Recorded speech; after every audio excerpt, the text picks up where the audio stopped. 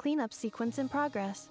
Based on data from past incidents, please avoid dropping small items such as mora, screws, gears, minerals, toys, gummies, snacks, hairbands, socks, and slippers.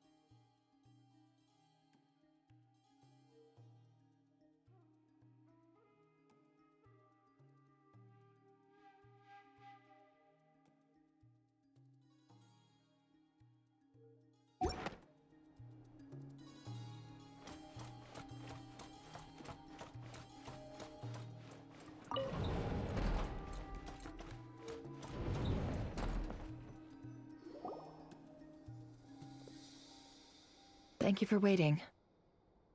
It's okay. We actually used the time to help Dainsleif get a room at the hotel. That's very considerate of you.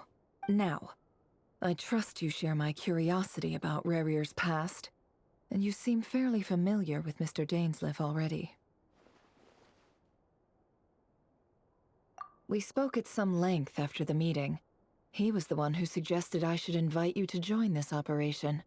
He feels confident that these secrets will be safe with you.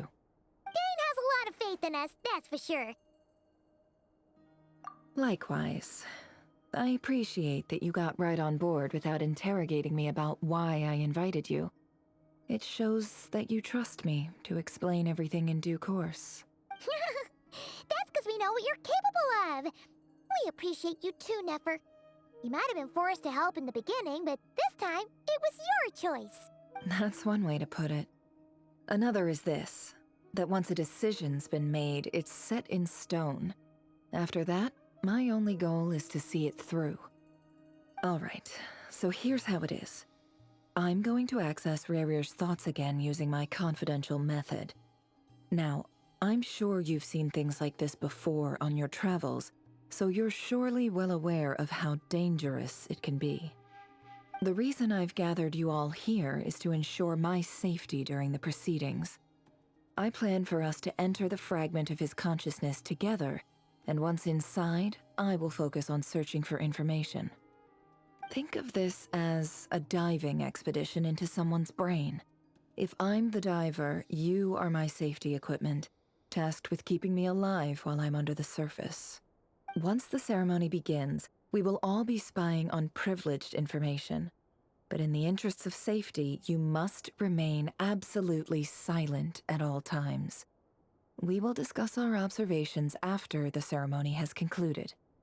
Lastly, any individuals of a weaker constitution are advised not to partake in the ceremony.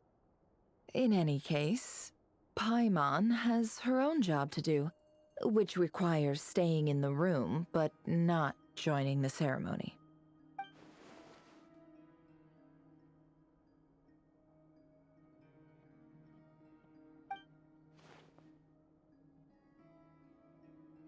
Well, good Good luck, everyone! Sounds like all Paimon can do is cross her fingers and root for you guys. There's a little more to it than that. I was being serious when I said you have a job to do.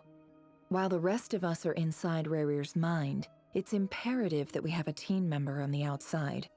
In the event that something goes wrong, you will be our first responder. I don't anticipate any issues, but the extra level of safety will be greatly appreciated. I second that. This is a dangerous operation here, and you're our whole rescue team. That's pretty much the most important job in the crew. So, Paimon's like the lifeguard? Yeah, that makes sense. All right, got it. Good. Please, take a seat. We'll get started momentarily.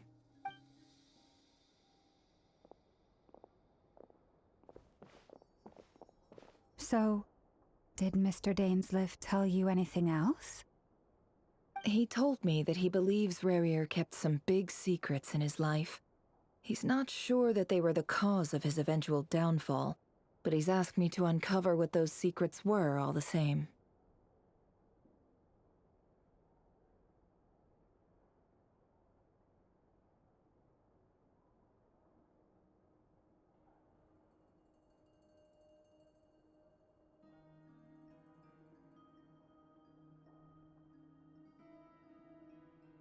But surely you're not planning to go through with this, no matter the cost.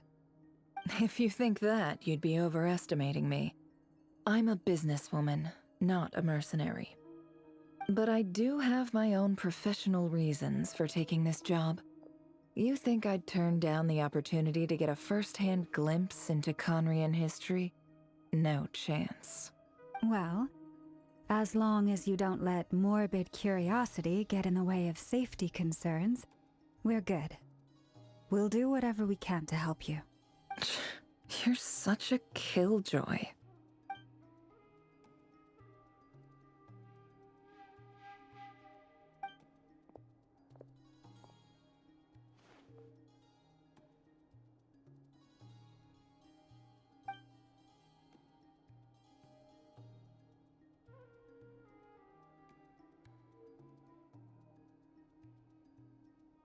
All right, I'm good to go. All set over here, too. Promise, Paimon, you'll be extra careful. All right. Let your whole body relax. We're about to begin.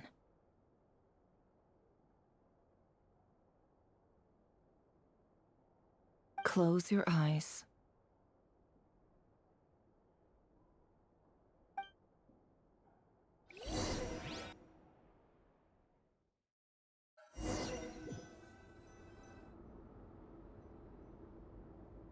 Phew.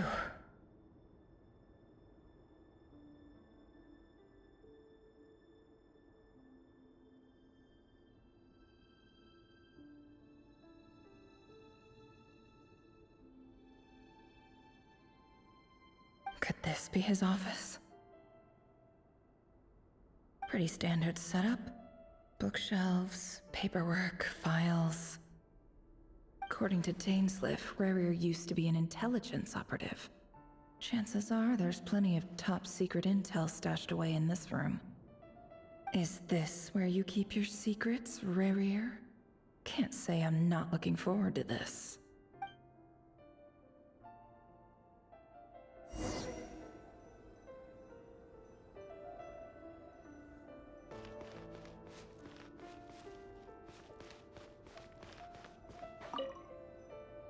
A file tucked inside a folder.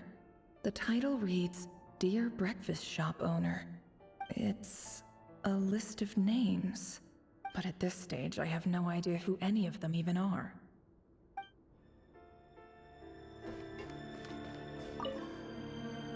Wonder what kind of encryption technique this is. Seems like it has to be inserted into that camouflage device nearby. Aha! It's an audio recording. Please, hear me out. I can't shake this feeling that someone's been spying on our house. No, I'm not being paranoid. It's true. I saw someone dressed in all black. It was a couple of days back, but that was on another street, not near my house. I swear, I know what I saw! There's a note in the margin. Surveillance of the Runfarther residence has concluded. We apprehended the target and filed the mission report last night. Could the voice in the recording belong to one of Rarir's targets?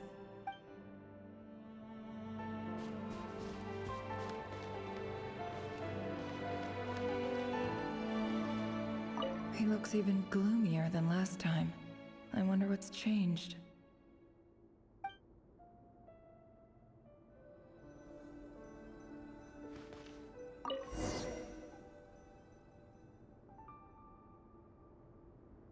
Today's files are in.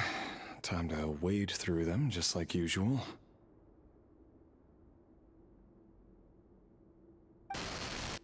Male, 51.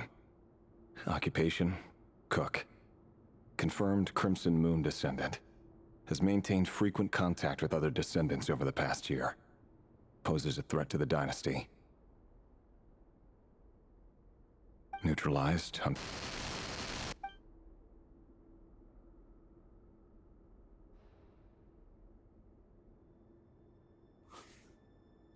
This one should be archived under purged targets.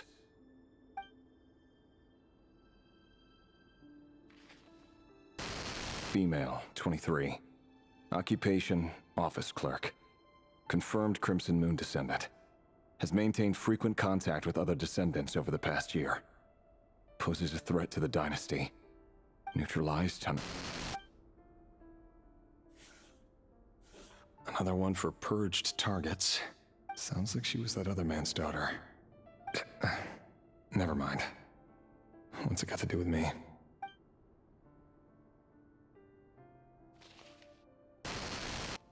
Male, 40. Occupation, teacher. Confirmed Crimson Moon descendant. Has been observed making contact with other descendants during the past year. Poses a threat to the dynasty. Neutralized on... Just another nobody for the archive. Come to think of it, I remember surveilling this man. A case like his never would have been considered a priority in the past. Huh. He barely even interacted with other Crimson Moon descendants.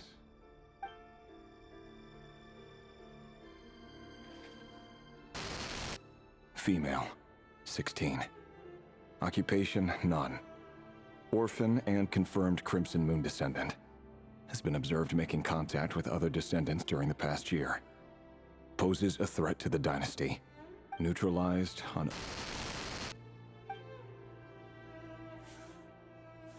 Filed. I have no recollection of this girl. None whatsoever. She doesn't seem to be anyone important, but then again, how many of them really are?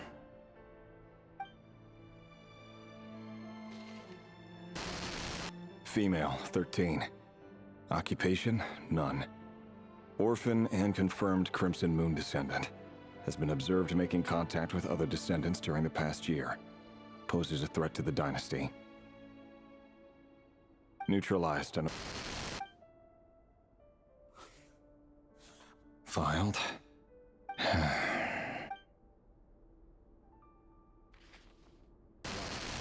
Male, 11. Occupation, none. Orphan and confirmed neutralized and...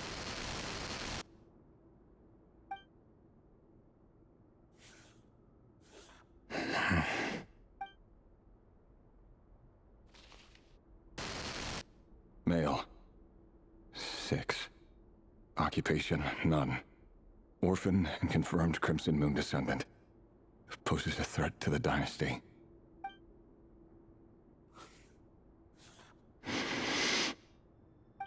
It's funny, isn't it? Your job is becoming both harder and easier at the same time, depending on how you look at it. Sooner or later, the Crimson Moon descendants will be completely wiped out. But as their numbers dwindle, they become harder and harder to track down. That's not how it is. Fortunately, however, Most of the able-bodied adults have already been taken care of. The remaining weaklings will be increasingly easy to deal with. No! No. My job is to ensure the survival of the Eclipse Dynasty. And the only way to do that is by eliminating any and all potential threats. It's a perfectly legitimate line of work. Every single one of my colleagues can attest to my fairness. And if my friends were aware of the facts, I know they'd back me up too. Assuming, of course, that they were aware of all the facts.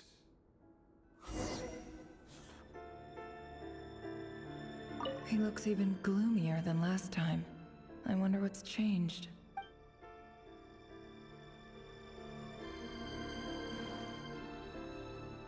He looks even gloomier than...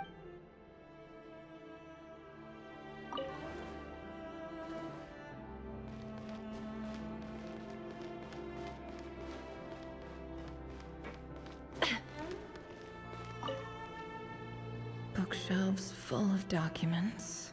Looks like these are all files, packed with the personal details of individual Conrians. The Crimson Moon Dynasty preceded the Eclipse.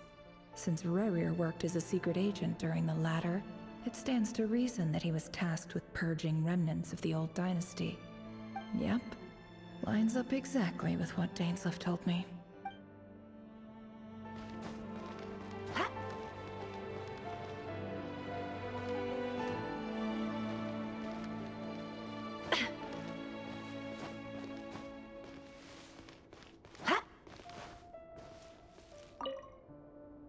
Wonder what kind of encryption technique... Aha!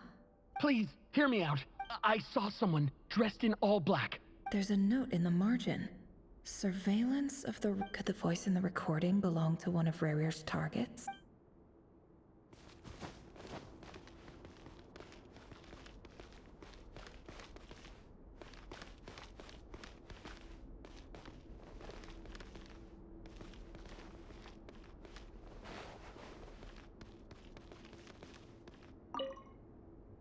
A file tucked inside a folder. The title reads, Dear Breakfast Shop Owner. It's a list of names, but at this stage I have no idea who any of them even are.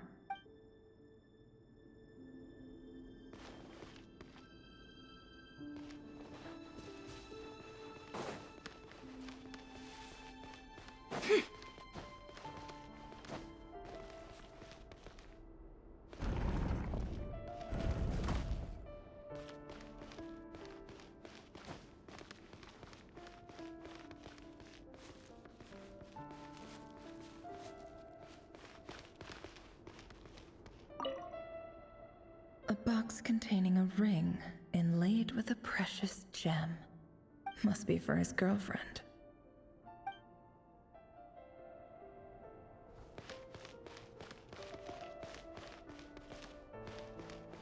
Hup!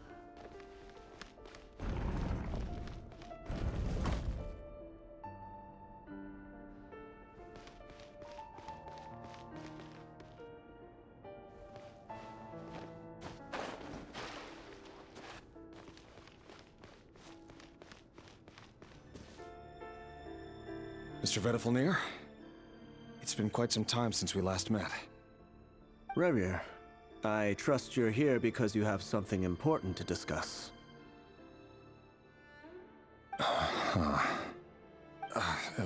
Forgive me. I wasn't tuning out, it's just, I noticed you didn't even phrase that as a question. As if you knew I was coming. Tell me, does someone in your position ever feel the need to ask questions at all? It is indeed within my power to foresee certain things. Things like your arrival. I was just thinking. It won't be long before I'll be inviting both you and Dane to my wedding.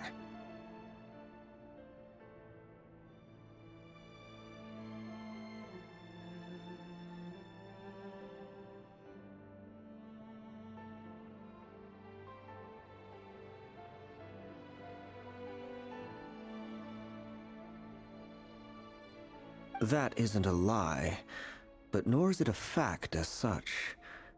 It's a wish, isn't it? No fooling a prophet, is there? Ever since that day we met for drinks, I knew it was only a matter of time before you came looking for me. Does it feel good? Knowing how the future will unfold. I'm afraid the notions of good and bad fail to capture the complexity of what such a power entails. Once you've seen what will come to pass, it can be all too easy to succumb to fear and melancholy. Unless, of course, you learn to abandon these feelings. You fear my silence, and long to hear the words I left unspoken that day. That's right. You must have noticed my reluctance to broach the subject, and the reason is simple. Because the truth could never have lived up to your hopes. For both our sakes, such words are better left unsaid.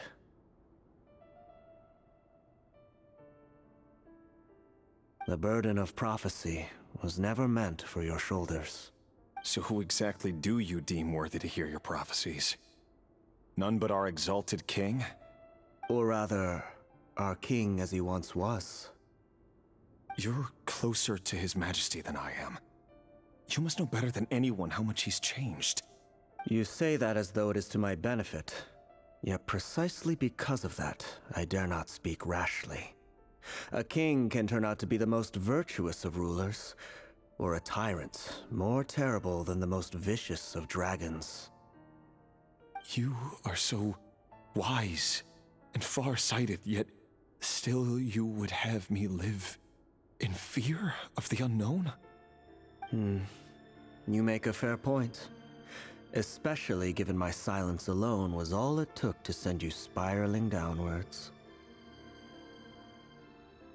Very well then. Let me offer you some advice.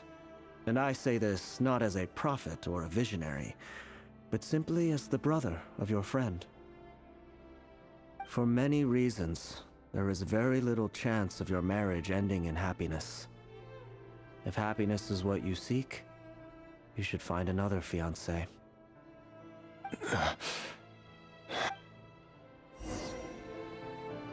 Hold on. There's that same black fog again. Could this memory belong to Thelindis? Guess I'd better tread carefully. No more lies.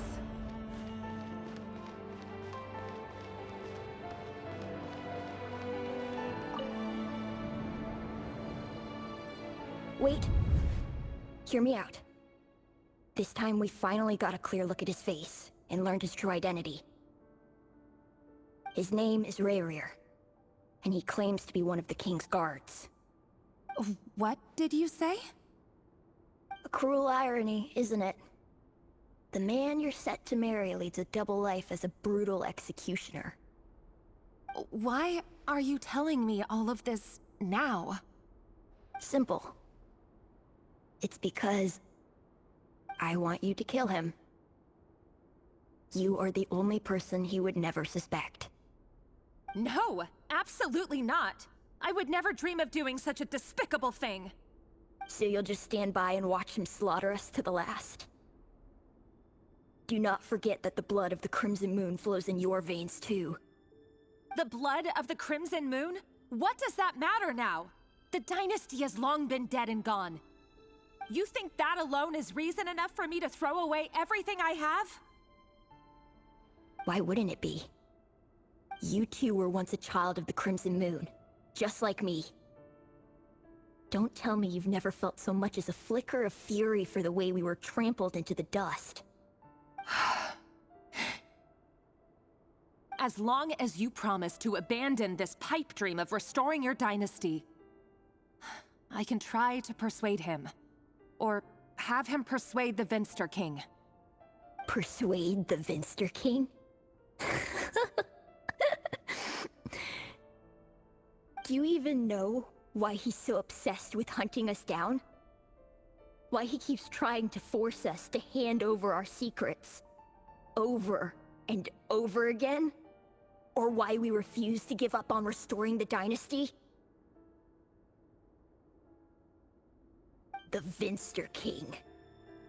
A blind fool. His eyes clouded by powers from beyond this world. A petty little man with a miser's heart. And he dares to sit upon the throne? Mark my words. Sooner or later, Conria will fall. And it will be his doing. If you can't bring yourself to do it, so be it. Just you watch. It won't be long before calamity descends upon us all. The Rehir of Solnari. That really is quite a secret you've been keeping from me, Rerir. But who am I to talk? Am I really any better? I've kept my own past a secret this whole time too. Love should be built on honesty.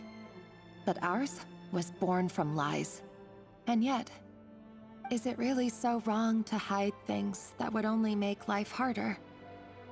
If we don't cover up the parts that no one else should see, how can we go on pretending to be normal? Vedifulnir must have known all this. And that's why he made his prophecy. In the end, nothing stays hidden forever. But I won't just sit by and watch this disaster unfold. I'll do everything in my power to protect what I cannot afford to lose, no matter who I have to face.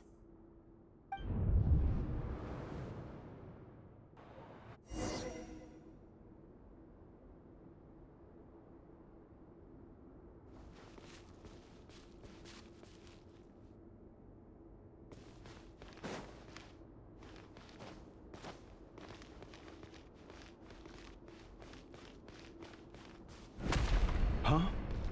Was that Rerir who just walked past the window? Doesn't it give you the chills that he still takes the same road to work every day? As if nothing ever happened. Those people at the deli. Enough already. They're clearly pretty taken by their own disguises, so just smile and play along. Pull the rug from under beasts like that, and you'll risk having your throat torn out. Deli? Oh. They're talking about those people from the opposition. Right. I'd almost forgotten they used to run a deli. People of no consequence always vanish so easily. And no one even remembers them.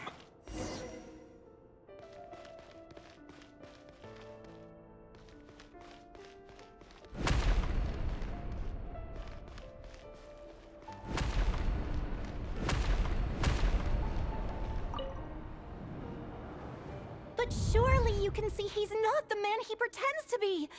So many have died already, and they say that the king's madness grows with each passing day.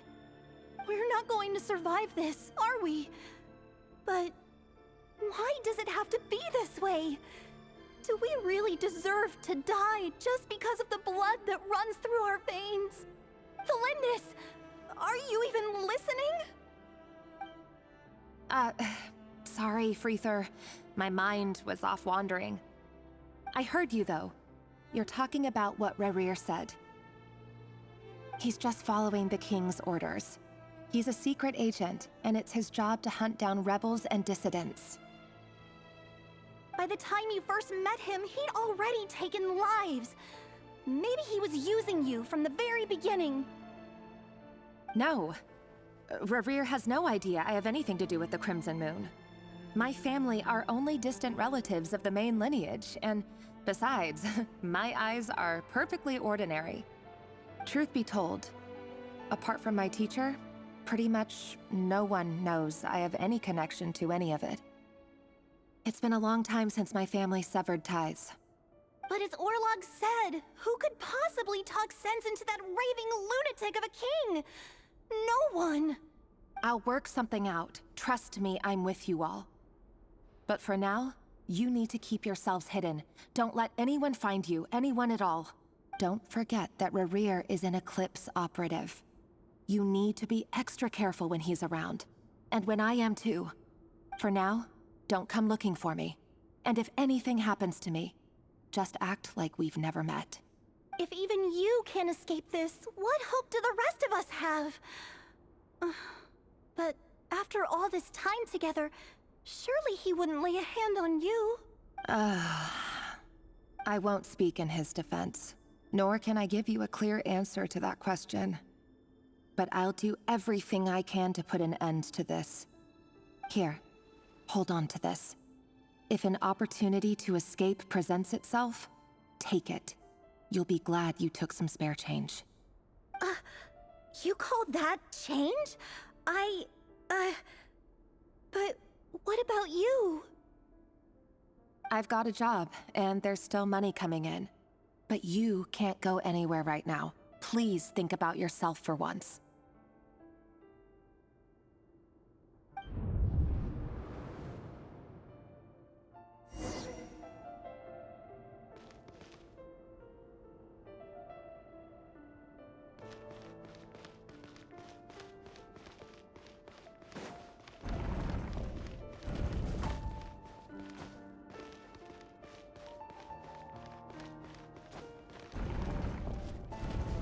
Another day, another round of assassination training. The training ground is just beyond this hidden passageway.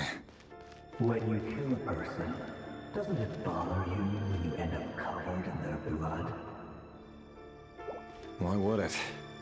Aren't we all just walking blood bags? But not everyone is accustomed to hunting down others like prey. You've been a hunter for so long now, you seem to have forgotten that most people don't just go around killing one another. Leave me alone.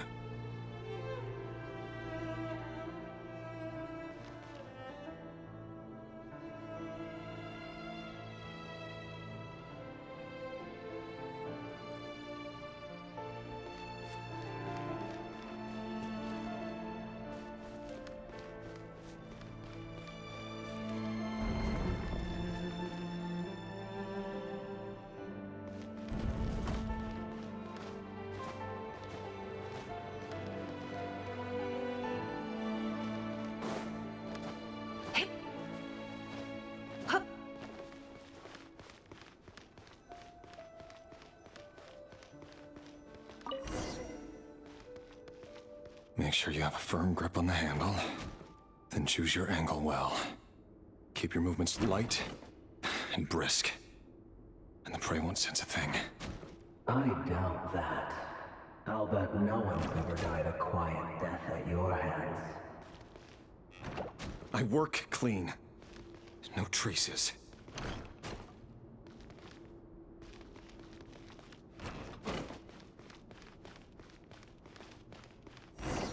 That doesn't make it open and above board, though. The king just happens to need you right now. What if someday he doesn't? That won't happen. He's changed. Ever since he fell under the spell of that power. In the beginning, he only had you take out a handful of the guilty. But now... The ones I've dealt with have always been guilty. And I've carried out my work flawlessly.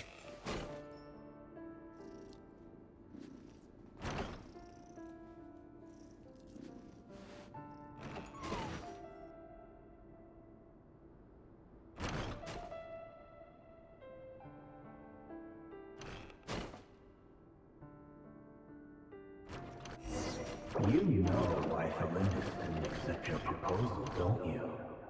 Was it because she didn't trust you? Or something else? Enough!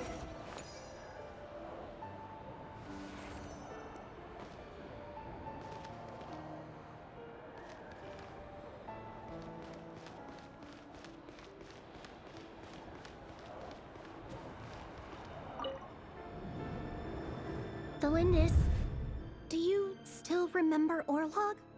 Orlog. The boy who was pretending to sell flowers. You spoke for quite a while, didn't you? Yes, we did. What about him? He was arrested 2 days ago. Chances are he's already dead. He... I just don't get it! After everything he's done, why do you still stand by him? Or does it mean nothing to you that people keep dying? No, that's not... Just hear me out. I need to go now, Thelindis. They're looking for us. You take care too. If you ever need a place to hide, come find us.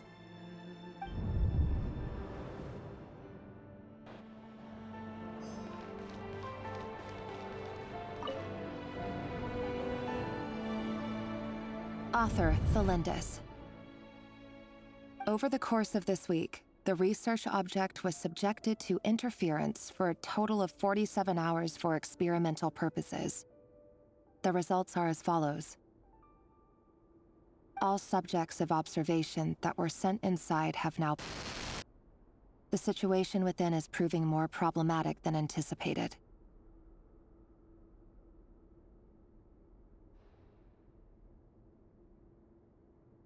No progress whatsoever. What now? Won't you give me even a glimmer of hope?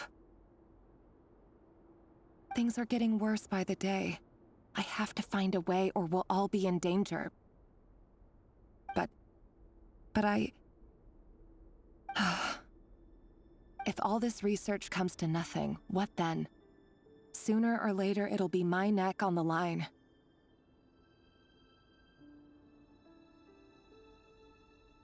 But could he really bring himself to kill me? No. Surely he wouldn't have the heart.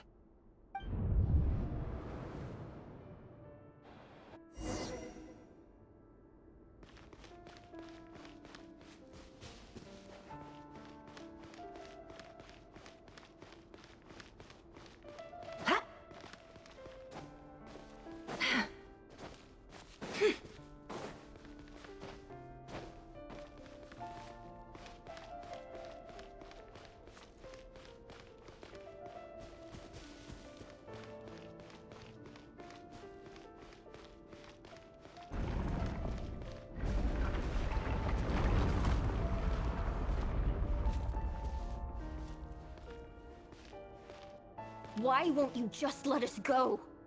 We don't even know each other. All we want is to live ordinary, peaceful lives.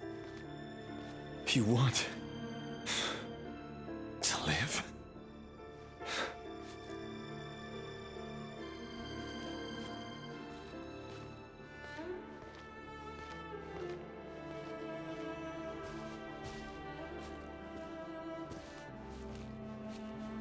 Yes. I just want to go on living. Is that really such an unforgivable crime?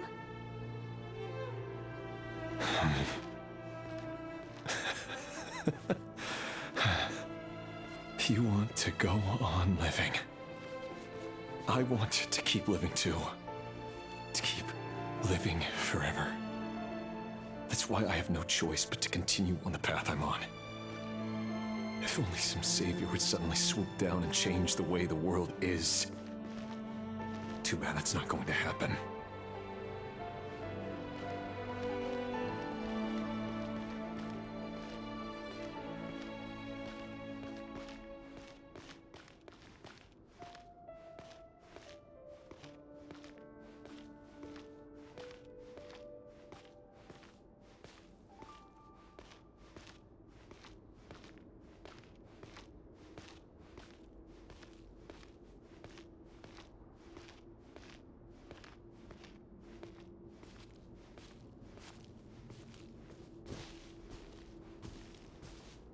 Imagine that. If there really were such a person, you and I wouldn't be standing here like this, would we?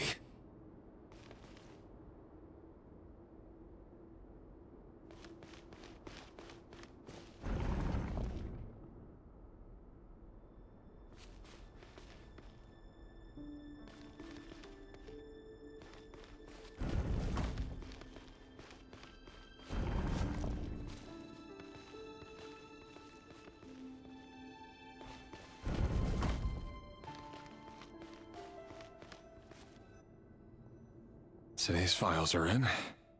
Time to wade through them just like usual. No, I don't get tired of it.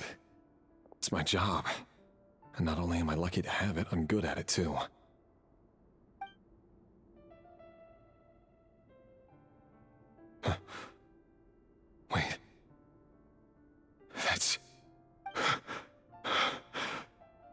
Thalindis? No. No! No! Why? But you bear no mark of the Crimson Moon. How could you possibly have anything to do with them? It cannot be! A diluted bloodline. Carefully concealed. I see it now. You've been living in the shadows just like me. What a fool I've been. Numbing myself with talk of justice. Even imagining my friends would back me up. But in the end, Irminsul. Finster King! How far are you going to take this? From the direct bloodline to secondary offshoots? And then what? Today it's the descendants of the Crimson Moon. Who will it be tomorrow? Will you not rest until everyone down here is dead? No. This cannot go on. This is where it ends.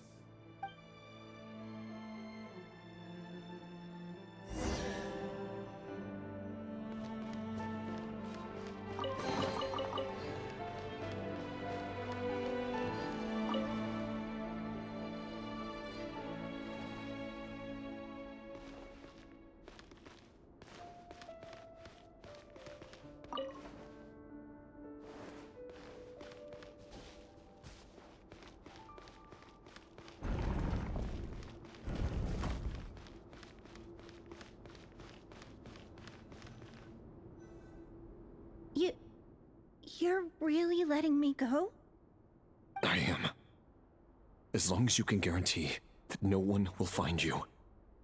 Don't worry, I'll be extra careful. No one will know I was here. But what about you? Me? If you let me go, you won't be able to complete your mission, will you? Good point. In that case, maybe you should stay. No, please!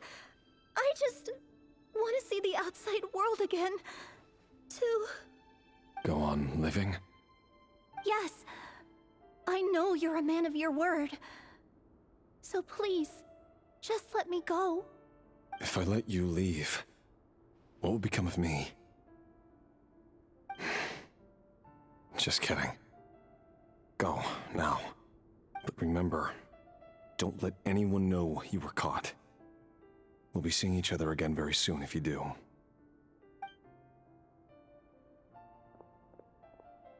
Even shadows in the dark must live by a code. But you can't save everyone. You've been whispering in my ear for days now, Vedifalnir. What are you trying to do? Break me down? I only say this because you long for an answer to your problems. Let her go, Rerir, or you risk losing everything. I will not abandon Thalindis. Then you'll need a little more vigilance and a lot more power. The world is changing, Rerir. Keep your eyes peeled for your moment of opportunity. That voice used to be so unclear. But now I know exactly whose it is. It's Vedifalnir. He won't tell me how to actually resolve any of this, but he keeps trying to manipulate me like a puppet. What's his game here? Tell me then. What will this moment of opportunity look like? And... no answer. He's like a ghost. Always disturbing me when I'm on edge, but never answering when I need him most. So, the Eclipse dynasty was purging, well, massacring the descendants of the Crimson Moon. And it seems like it was all connected to the Finster King's research. The King's obsession with abyssal power left the future of Conria hanging in the balance. No wonder every aspect of Rerir's life was so unstable. And it looks like this Thalindis, Rerir's would-be fiancée, herself belonged to a sub-branch of the Crimson Moon dynasty's descendants. It almost defies belief that a couple like them could hide the truth from each other for so long. If the Vinster King hadn't intervened in such a drastic way, they might have gone on deceiving each other for the rest of their lives. And why does Vedderfanir, Daneslif's older brother, keep talking in Rerir's head? This guy kept more secrets than I ever imagined. The human mind is like a vast desert of shifting sands. When you follow the flow of someone's memories, you only ever see the parts they're willing to let surface. Time for something a bit more creative. We've been inside Rerir's mind this whole time, building up a picture of his psyche. There's already enough clues on the board to start reading between the lines and mapping out the rest. Now, we can finally begin to put the pieces together. Sure, it'll only be a reconstruction, part simulation, part reasoning, but it's usually pretty accurate. Once we've built up a cognitive profile, we just need to cross-check the logic behind his actions. And then we'll be able to take a sneak peek at whatever it is that Rerir has really been hiding.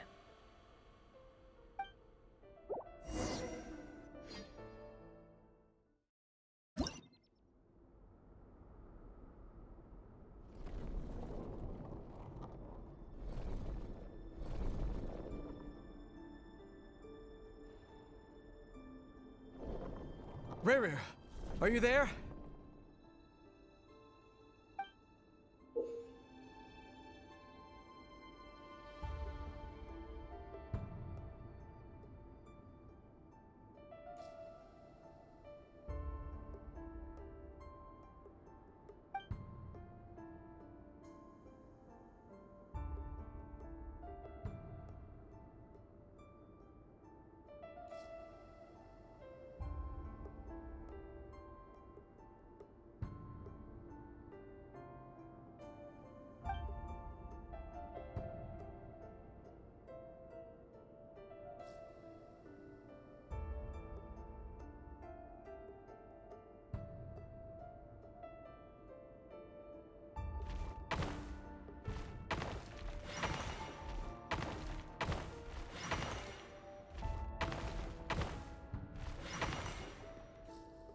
Hey, Rerir! Come out, it's urgent! Dane? What's wrong? Quick, come with me. I'll explain everything once we've met up with the others. Okay. I'll come. But the Lindis is still over at the Universitas. I'll need to leave her a note. All right then, but make it quick. I've never seen Dane so worked up before. Whatever this is, it must be big trouble.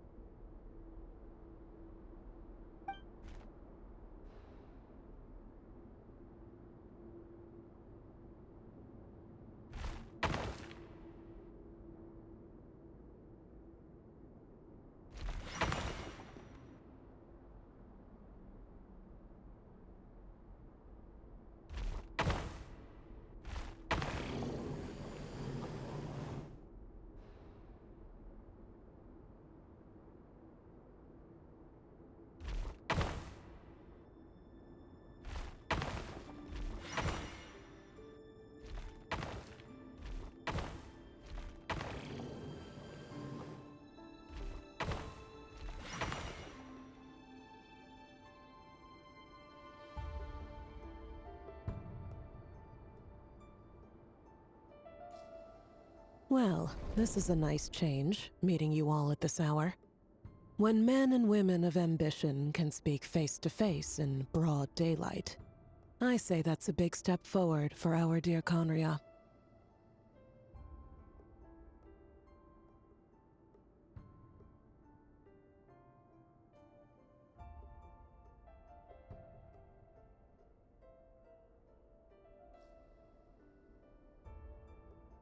Don't be ridiculous. We do not fear the day. Why would we seek refuge in the night? You might ask your blade that same question. I'm told it prefers the cover of darkness. The word on the street is that Sir Elegy only strikes when he has an unfair advantage. But that is patently false. I see you're missing an arm and a leg. Surely only a fair fight could explain that.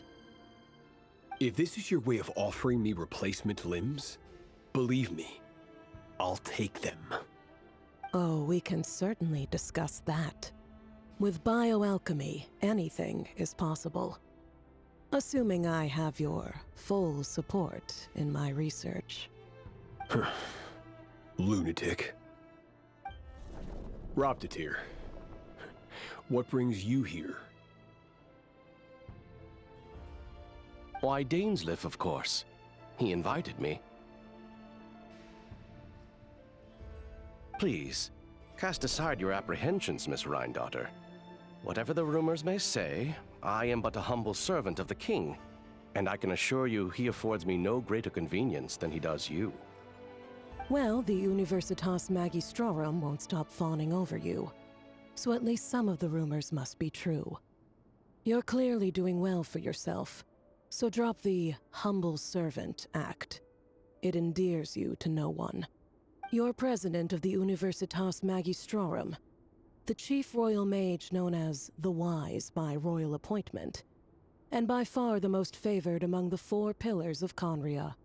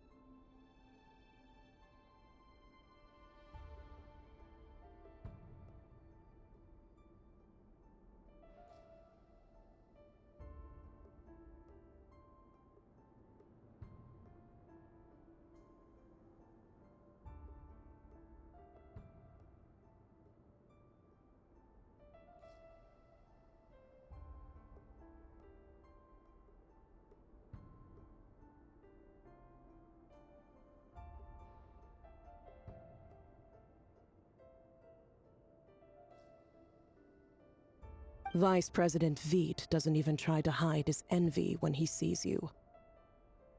My success is the product of hard work and good luck. It's as simple as that. Were the king not such an extremist, I hardly think I would have received a senior post at my age.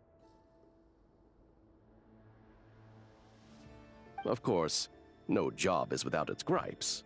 Serving a king like ours can be a challenging task, as I'm sure you can imagine. And as for Efterveit, in missing out on the presidency, he's dodged a mountain of stress. Like everything else in life, it comes with pros and cons. You're all here. I apologize for the short notice, but it was an emergency.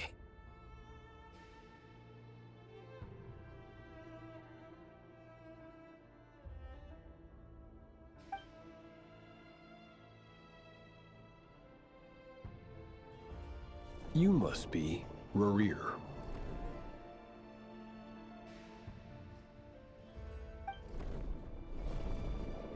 Mr. Sir Elegy. Yes, I handled your case file during your sentencing. Nothing personal, of course. I'm pleasantly surprised that you remember me.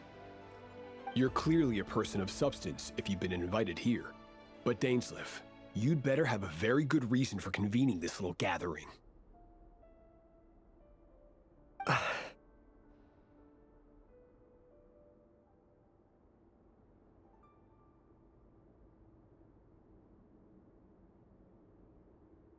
It's my brother, Vedafenir. After he spoke at the court this morning, the king was so infuriated by his words that he had him blinded in both eyes and thrown in prison. Vedafenir in prison? Strange. I thought the king trusted him and Heroptatir more than anyone else in the world.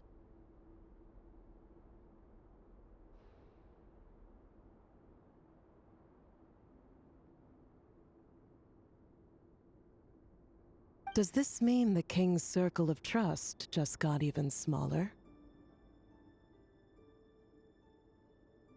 It has nothing to do with trust. It's about what the king wants, which is as clear as day to anyone paying attention. I simply appease him, because it's in the best interests of the Universitas Magistrorum. And also because you're slimy. Vedafenir, perhaps less so. But still, a visionless visionary? It rather inclines me to think that qualifications are not what get you ahead in Conria. Do you honestly think this is an important discussion to be having right now?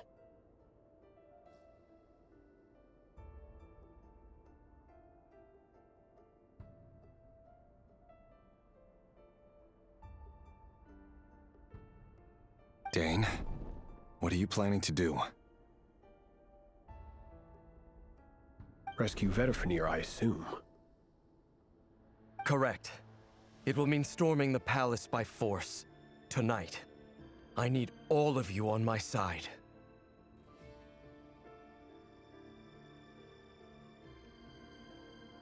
That's far too dangerous. And don't forget, Dainsleif, you're captain of the Royal Guard. You swore an oath to the throne. You've been planning this for a while, haven't you? I have no desire to commit treason. But whatever critique the king may have of Vedafenir, disfiguring your most loyal subject for putting the best interests of his court and nation first, this is not the conduct of a wise ruler.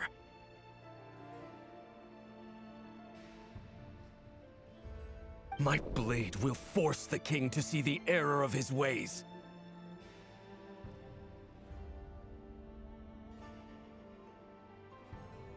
So, Vedafenir's prophecy enraged the king. I'm sure it wasn't what he wanted to hear, but if he won't take counsel even from the visionary, that is deeply troubling news. The extent of His Majesty's madness is now all too clear. The question is, how does a man like me get out of this situation unscathed? You have noble ambitions, Dane, but I'm afraid they don't do much for a guy like me. I'm not interested in saving the world. All I want is a letter of pardon. A letter of pardon? For whom? Thelindis? The chances of the Vinster King issuing a pardon for anyone connected to the Crimson Moon seem vanishingly slim.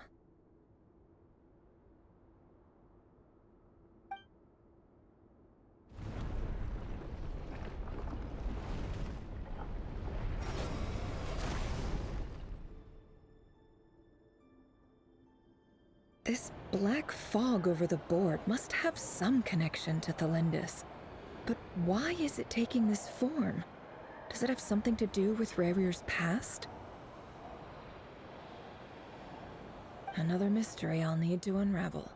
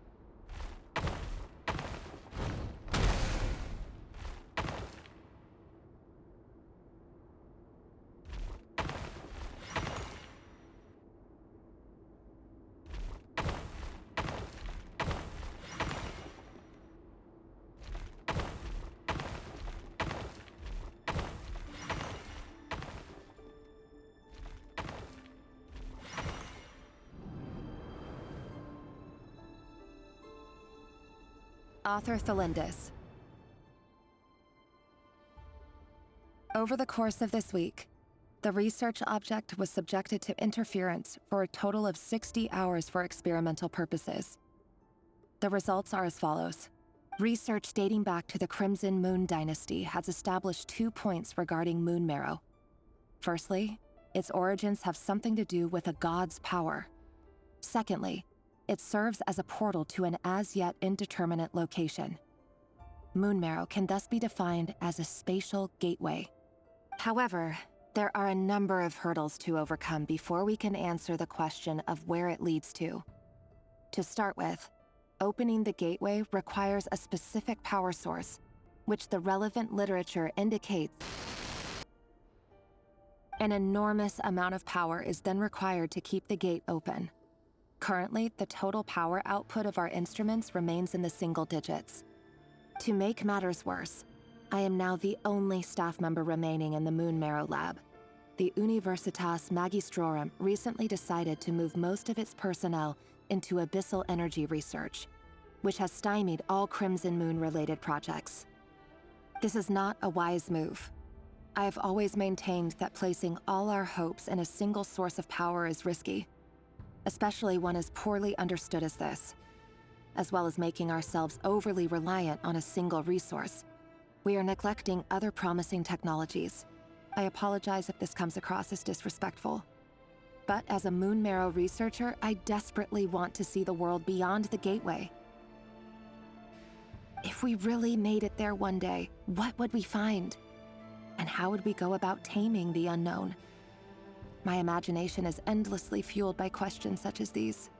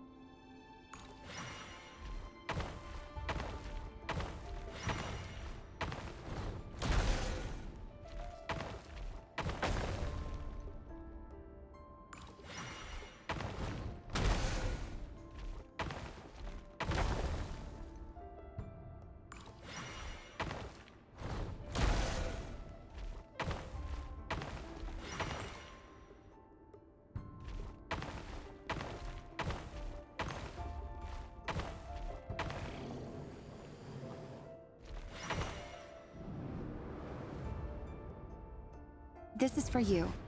I heard you're gonna leave the city with your parents. Thelindis, did you hear about what happened?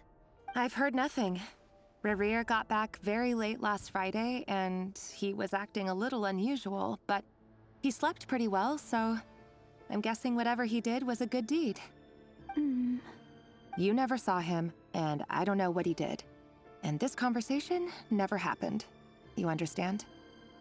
What if he finds out that you pried into his secrets? Don't be silly. I don't know what secrets he does or doesn't have. All I know is he's just a normal guy who happens to run some errands for the king. Are you scared of him? I don't know.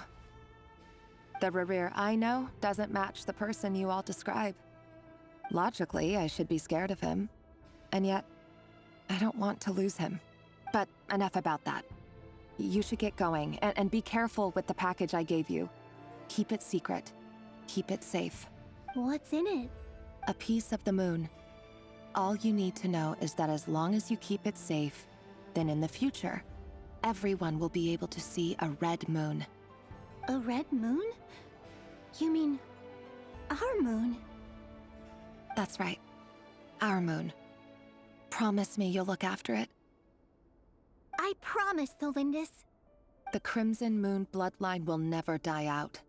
Its light, the color of blood, will become like a fire that flows in our veins. No matter how long it takes.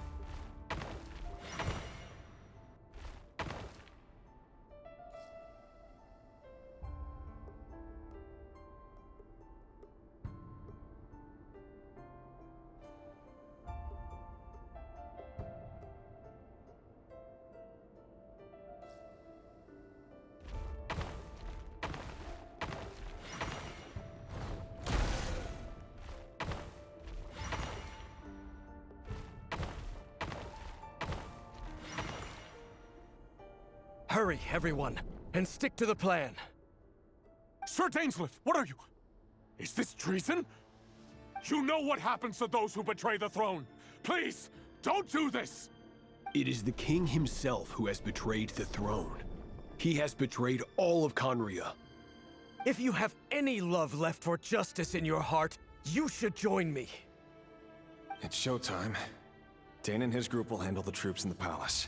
Then Hraptatir and Rheindotter will disarm the security measures. My job is to enter the prison and rescue Vedifalnir. Stay safe. Wish me luck. Look after my brother. Draw your blade. It is time for justice to prevail.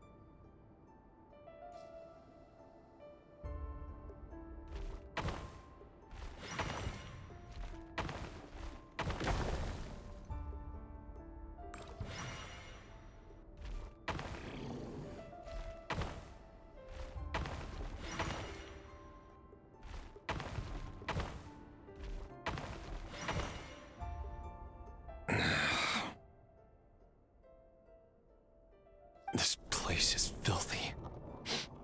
And the smell is abominable. Clearly, the king doesn't allow his prisoners a single shred of dignity. This is dire. Found you. Hello, Mr. Vedafilnir. Ah, it's you. Surprised? Oh, wait. I guess surprise isn't an emotion that prophets feel very often. I certainly felt some surprise in the moment when I was blinded. Surprise at the king's sheer ignorance. Surprise at just how unfairly this world responds to words of earnest remonstration. I'm curious. What did you prophesize this time? It wasn't a prophecy. It was a word of warning. Someone had to say it. The king has forsaken all reason in pursuit of his obsessions. I simply told him that if he continues on this path, Khaenri'ah will surely fall. But he didn't listen. Worse still, he stabbed you in both eyes and locked you away. Dane asked for my help. The court is in complete chaos now, but I'm sure you predicted that. Everything is transpiring as I foresaw, yet I am powerless to change it. Fate is an immutable force. I can but lament as the inevitable unfolds. I do wonder whether giving a man the power to see the future does nothing more for him than slowly crush his spirit.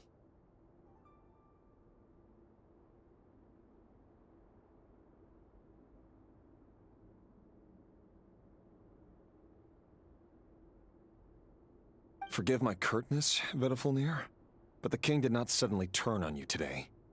His suspicions have been brewing for a long time. You can't have wisdom beyond the reach of your fellow man without attracting his fear and suspicion. There are things the king does not want to see. So, he doesn't want you having visions of them either. He blinded you because he thought this would make the visions stop. He wasn't entirely wrong. I did indeed lose my power to see the future. Right up until... Until what? Just now. I believe I saw something new. Well, tonight could go a lot of different ways. 5 of us banded together to storm the palace, also we could rescue you. This will go down as the most tumultuous day in Khaenri'ah history. I sense hatred in you, but also hope. A desperate hope that with the tyrant deposed, that will be the end of the story. But this is not the end. It is the beginning of a new chapter, in a whole new story. There are many men of honor and courage in this world, Rerir. But you are not one of them. You're not here for justice, are you? You're here for yourself. Is that a dagger? Interesting. Why not the polearm? It was always your weapon of choice. With your abilities, I don't doubt that you were able to recover some of your sight. But I also doubt that you want to make an enemy of me right now. Of course not. We're on the same side, aren't we? We could be. But I need you to be honest with me, Vedafilnir. At this point, you're my only hope for the future.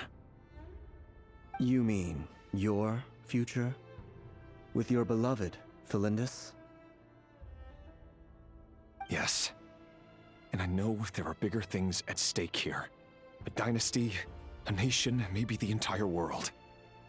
But forgive me, I care first and foremost about myself. I can't abandon the one I love to save myself. I just can't do it. But you see a broader picture of the future than I. You see the solutions to the biggest problems of our age. So tell me, what is my solution? What's the answer? In matters of fate, answers are either right or wrong. What will be and what will not. Maybe you are willing to pay a certain price in the pursuit of happiness, but unfortunately, fate does not negotiate. That is the cruelest thing about fate. It is unmoved by your sacrifices. That can't be true. I know it's your voice that I keep hearing in my head, urging me to see how the world is changing, to seek more power, so I can protect the things I love. You show me disaster, but you won't show me how to avoid it? Why? Why are you doing all this? My voice. In your head.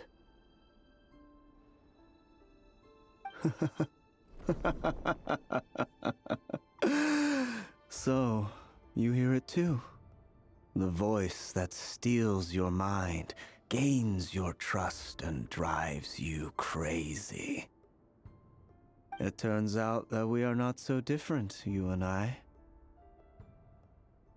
Vedifalnir just broke into the strangest smile I've ever seen in my life, as if he'd discovered some monumental secret.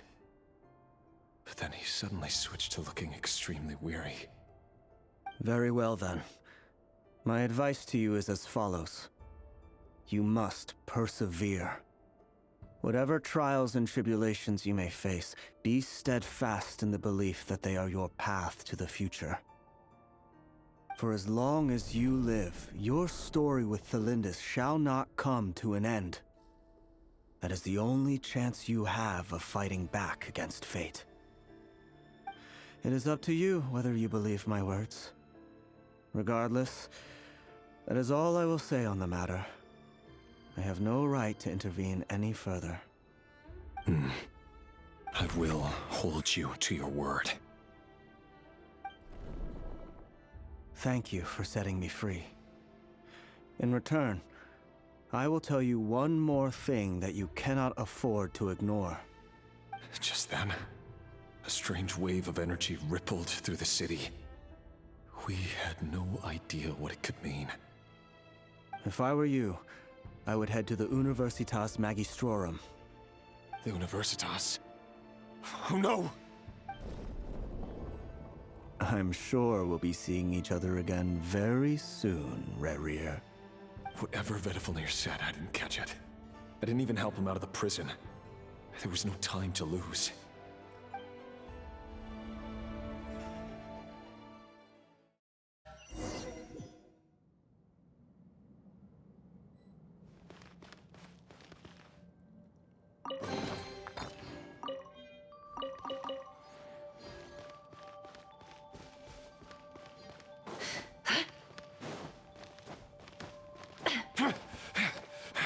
Monsters?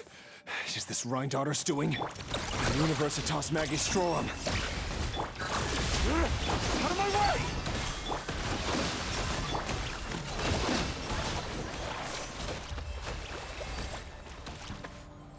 Oh, the Universitas. That reminds me of a rumor I once heard. Allegedly, the king installed secret mechanisms in the palace and around the city. No one knows where they are or what kind of power they hold.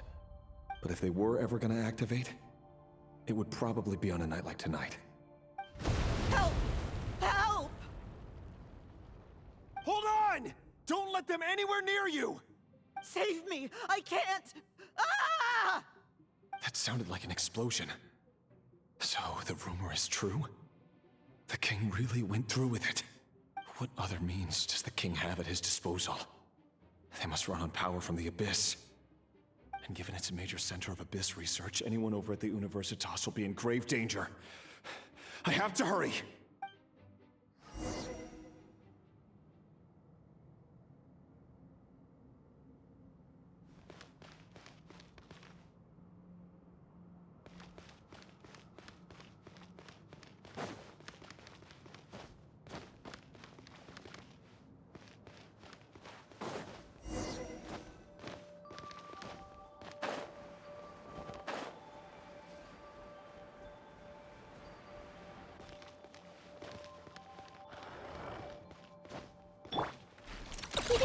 Go claw!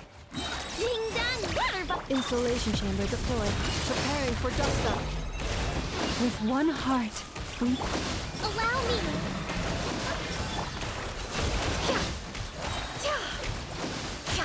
Seek within.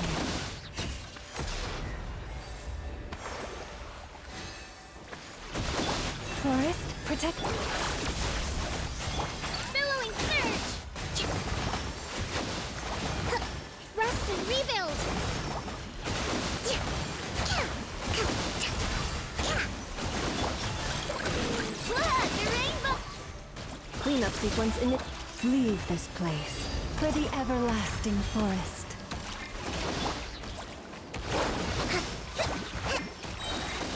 Torrent, bring refuge!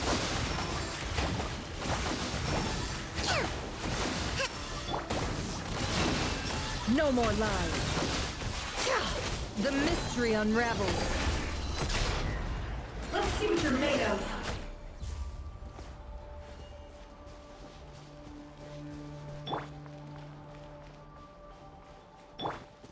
Hold the line!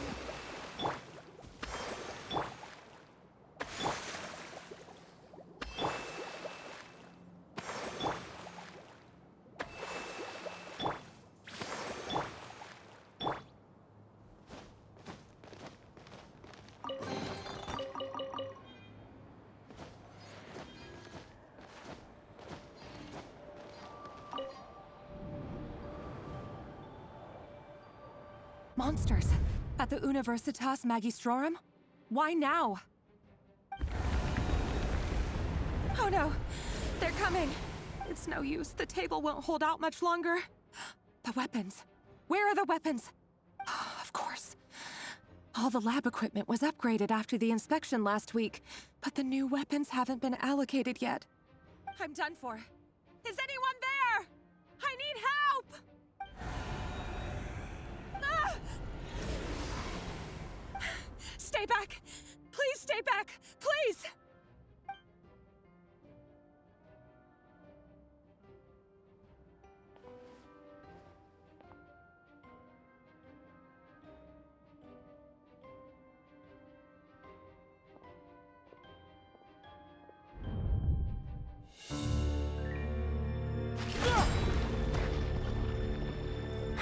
What's that? Reverie! So the rumors about your work are true. What? No! Listen, something happened at the palace tonight. We have to leave! You don't need to lie to me anymore. What do you mean? I know why you're worried, and I will respect the decision you've made. But it's okay, because I found a solution. I know how to end all this. You can have it back. The normal life you so desire. But until then, I'm afraid our wedding will have to wait. Cylindus? No, don't do it! Cylindus! Cylindus!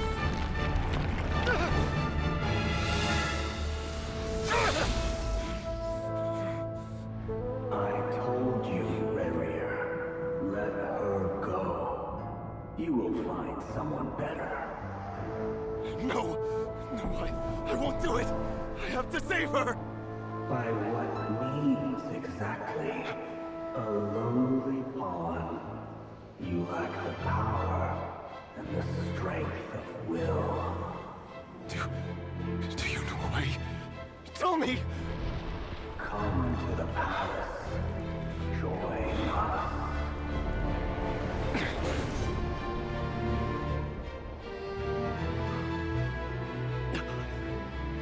Reverie, thank goodness we... Step forth and take your share. You made it. Not you too.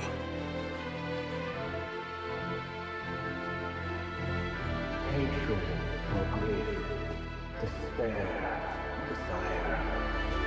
We all have our own.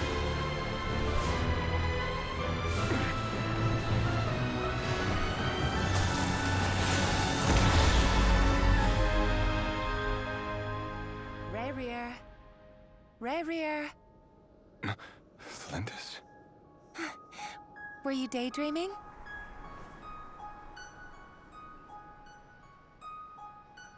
You still remember, Reverie? That question you asked me a couple of weeks ago? Oh. You mean the proposal? Yeah. I'm wondering, where do you think would be a good place to discuss it? Maybe in the garden? Or were you thinking a fancy restaurant? It's your choice.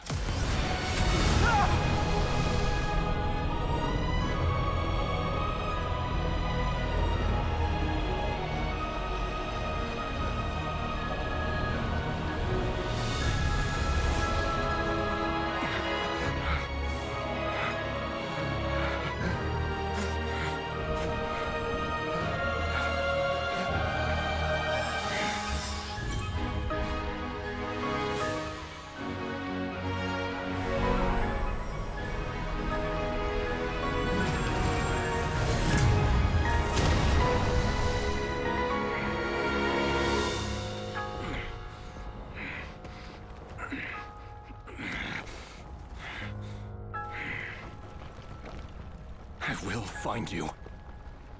And then, you can give me your answer.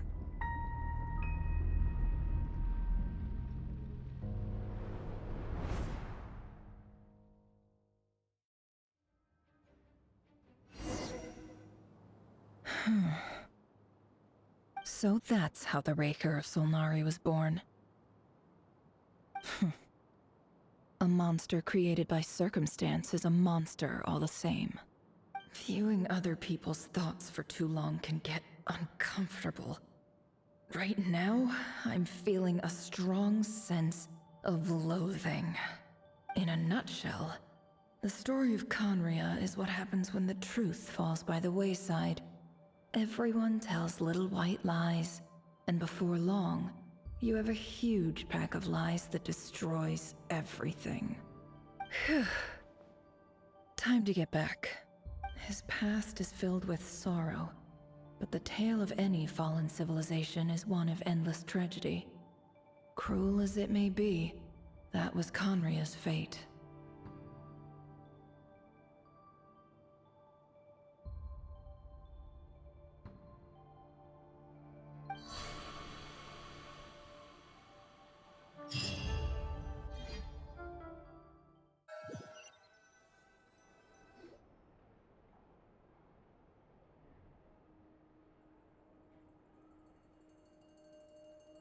Everyone, I'm back.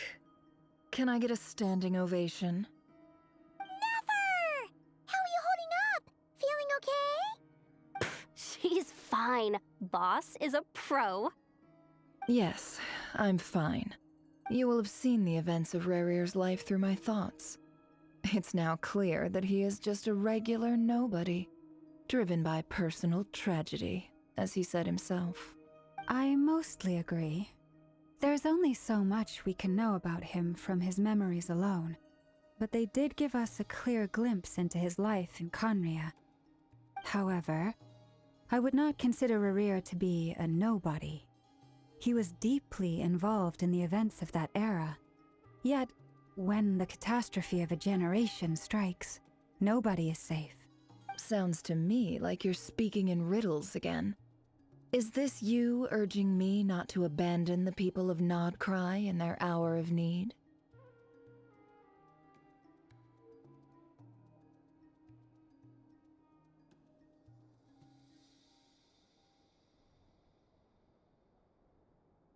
That's not what I meant. Although I do hope you choose to remain a part of the plan.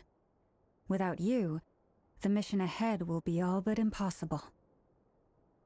Then try to remember that I respond better to the carrot than the stick. And I don't appreciate being bossed around.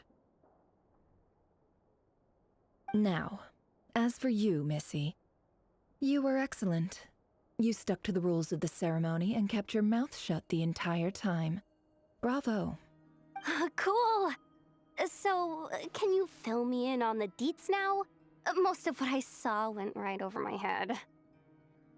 Patience. You'll hear the whole story, don't you worry. But let's meet up with the others first. It will save me narrating it twice. Yehoda? Yes, boss. Let me get that door for ya. That's more like it. For a moment there, I was worried you'd forgotten about the first clause of your employment contract. Forgive my curiosity, but what does the first clause say? It says I gotta do the annoying stuff that boss is too lazy to do for herself. Like opening the door, pouring the tea, yada yada. Is that right? If something is in the contract, it's because she willingly agreed to it. Rest assured that the Curatorium abides by the very strictest of labor policies. You don't seriously think I'm cruel enough to treat her like my slave? In any case, I've hardly shied away from my share of the work today. Hope I don't catch Flintz and Varka lounging about in their chairs, enjoying a leisurely cup of tea. There's nothing I dislike more than other people enjoying themselves while I'm hard at work.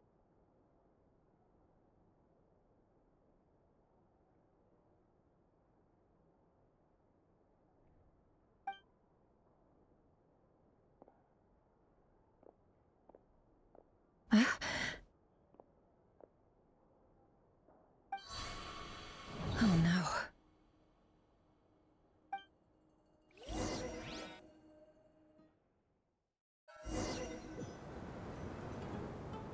Sorry to disturb you, but we seem to have run into some trouble. Evidently so.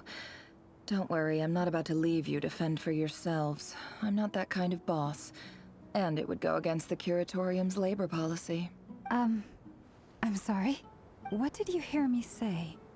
I wasn't talking about labor policy. Wait. How long have I been standing here? Not long. You just appeared by the door a moment ago.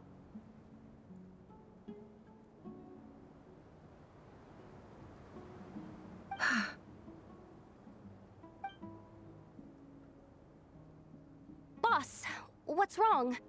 You look like you've seen a ghost. We've been tricked. We never left at all. Somehow I hallucinated that whole scene back inside the office. Hallucinated? But how? How indeed. This place should heed my will alone. All thoughts and actions that occur in here are just a result of pawns moving across the chessboard in a carefully calculated manner. And nobody has access to this chess set but me. So you control everything in here? More or less. But yes, it's a special technique of mine. Has anything like this ever happened before? Only once. It was the first time I used the chess set. Is there any similarity between what happened then and what's happening now?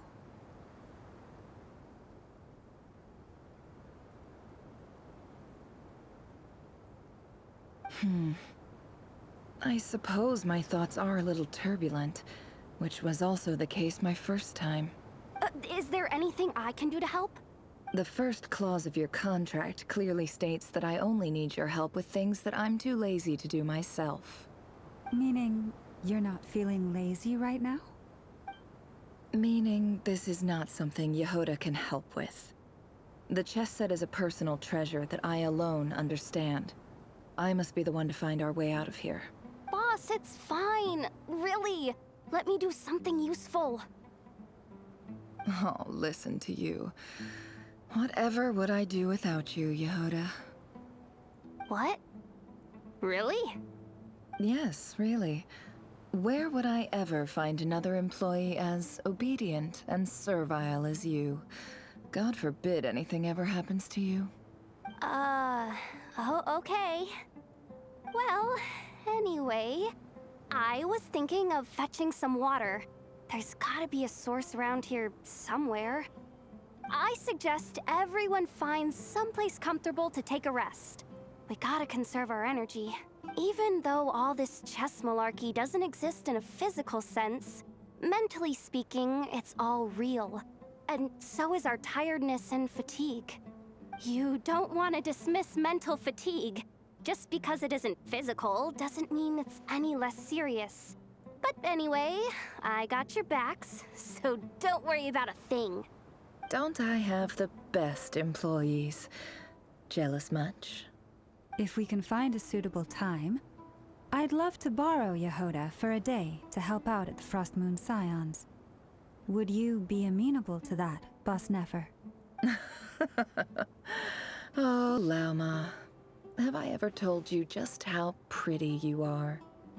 Beauty runs from the tips of your antlers to the depths of your imagination. Time to rally, everyone. Follow me. As we continue our journey, the same rules will apply. That means stay focused and no talking no matter what we encounter. And don't disturb the chess pieces. You have my word that I will get us all out of here.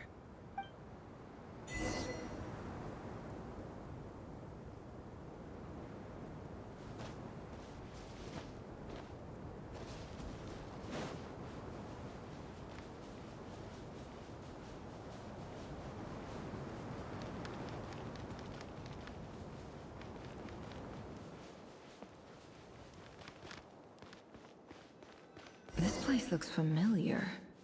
That's not a good sign. There's someone up ahead. Time for a little chat.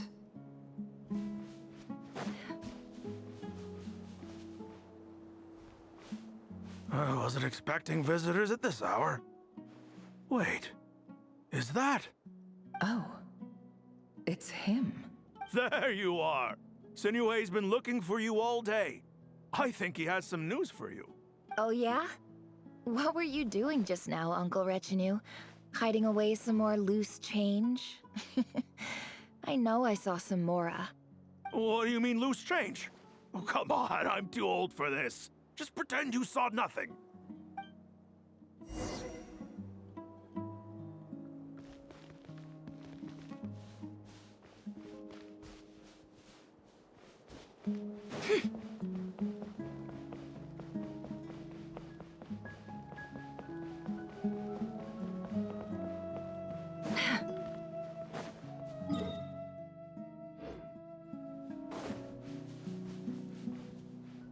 Hey, kid. Mind telling me what Sinuhe's been up to recently? I'm trying to get in his good books and I need a way in. Get in his good books? Why?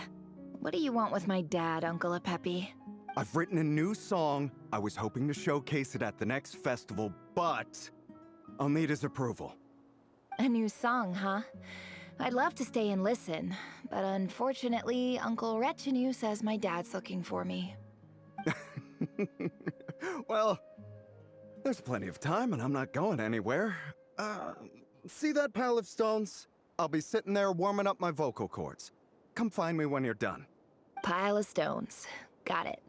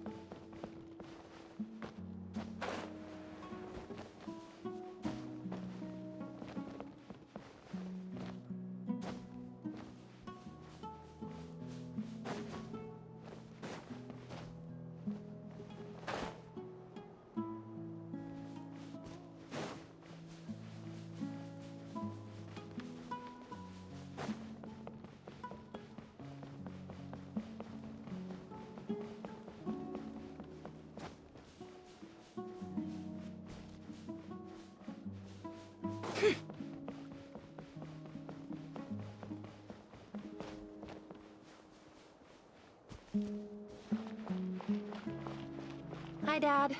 Uncle Retinue said you were looking for me. Ah, there's my little princess. If you'd gotten back just a little sooner, you could have shared the spoils of war with me. Spoils of war? Who were you fighting against, Dad? It was just a figure of speech. The aftermath of a sandstorm is no time to be waging war. I was talking about our war against thirst. I went out to fix our water supply problem, and now I'm back. Which means... We have a well again! That's right. I found a new one and brought back as much water as I could carry.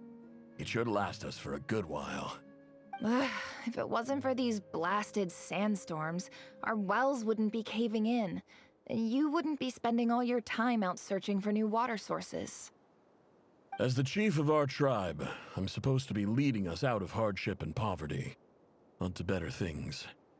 You know how prosperous our ancestors were. I've told you all the stories. And look at us now, squeezed into these hovels. No one would choose this, if it wasn't for the endless wars over the years. But things are looking up. I started working with some folks from the academia a few months back. They gave me some contacts in return for my assistance in the desert. So you're the academia's helper now? Special ambassador, they call it. Think of it as a partnership. It's nothing bad, okay? We've been isolated here in the desert for too long. Seeking opportunities elsewhere is the best thing for us, and the fastest way to progress. So, do you get anything good out of being a special ambassador? Of course. My luck's improving all the time.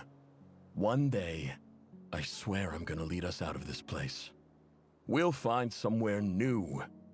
Somewhere better.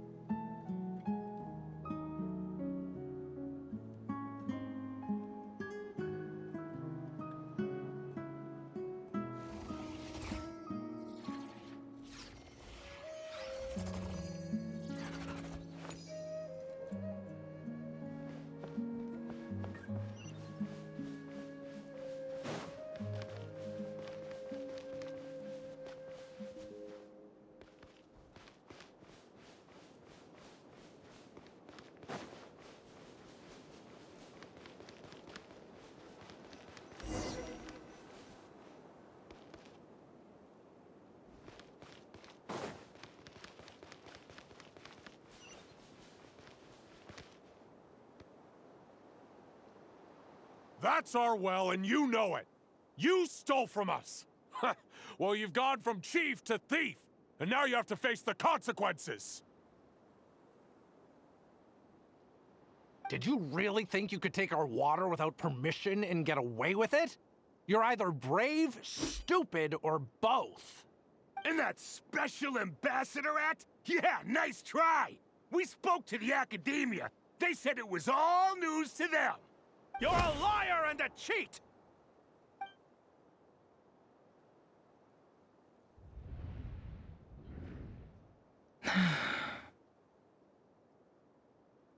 I heard Yehuda gasp, but I don't blame her. Most people are terrified by the sight of blood. Corpses strewn across the ground. The wounds are clearly from scimitars and daggers. The desert dwellers' weapons of choice. There's a handwritten note on the ground. Let's see what it says. Halil, this is Sinuhe, chief of the Shimti tribe. Surely you remember me. I was the one who helped you and your colleagues avoid the quicksand in the desert. This is my second time writing to you. I assume my last letter must have gotten lost in the mail, as I didn't receive a reply. I hope this one makes it to you safely. I'm writing to you because I need some help. That sandstorm the other day completely blocked up our well, forcing me to look for another water source in Iab and Unut territory. It was a matter of survival. Praise the gods. The well of the Iab tribe was intact. It was my last resort. I drew what water I could and left, but not without being spotted. I fear they will retaliate. You told me to write to you if I ever needed help, You said you'd be my ally in the academia. I urgently need you to formally recognize my title of Special Ambassador and send some of your people to assist me for a few days. It's the only way I can convince them that this was the academia's decision and prevent them from retaliating. This is an emergency. Please send help as soon as possible. Looks like this letter never got sent. The writer died a grisly death, and the letter was trampled into the ground. It's badly defaced. Some parts are barely legible. What a ridiculous lie the surviving Shimti tell. Their whole village was butchered over a sip of water.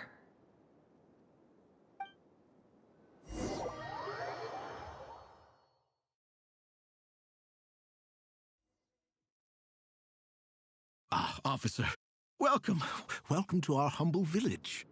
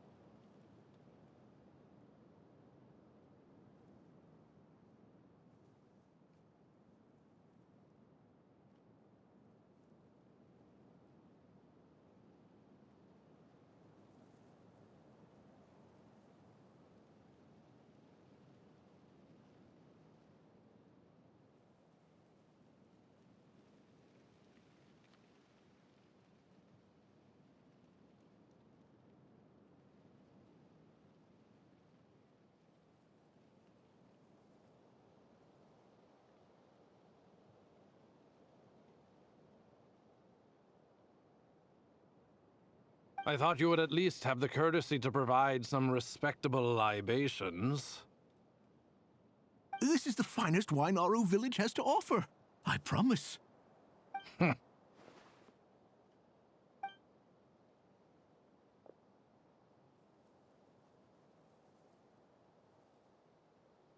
Academia has agreed to reserve a single space for a candidate from your village. But I remain skeptical of this entire endeavor. I highly doubt anyone in this desert possesses serious academic potential. Please, have faith. If not in us, then in our god. The child we found shows great promise. I beg you, take her away from this place. Give her a chance. Don't let her talent go to waste. I don't recognize her. New arrival?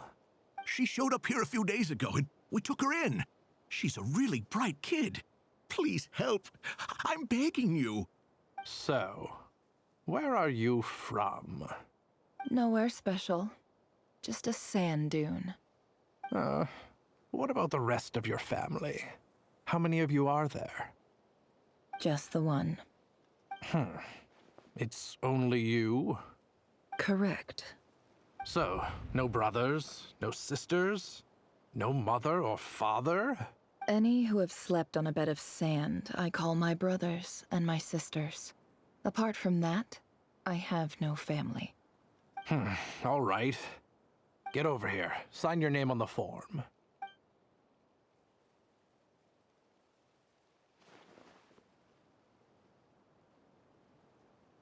Never? You're rather fair-skinned for a desert dweller.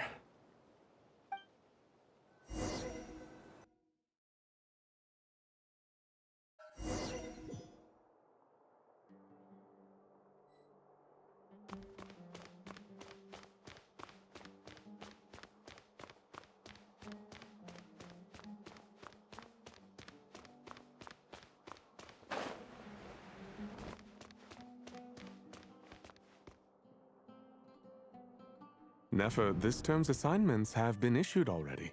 Please read through the materials thoroughly, conduct your own additional research, and then write an essay on the topic. Yes, Professor, I'm aware. I just had a couple more questions I wanted to get your perspective on. Oh? Please, ask away.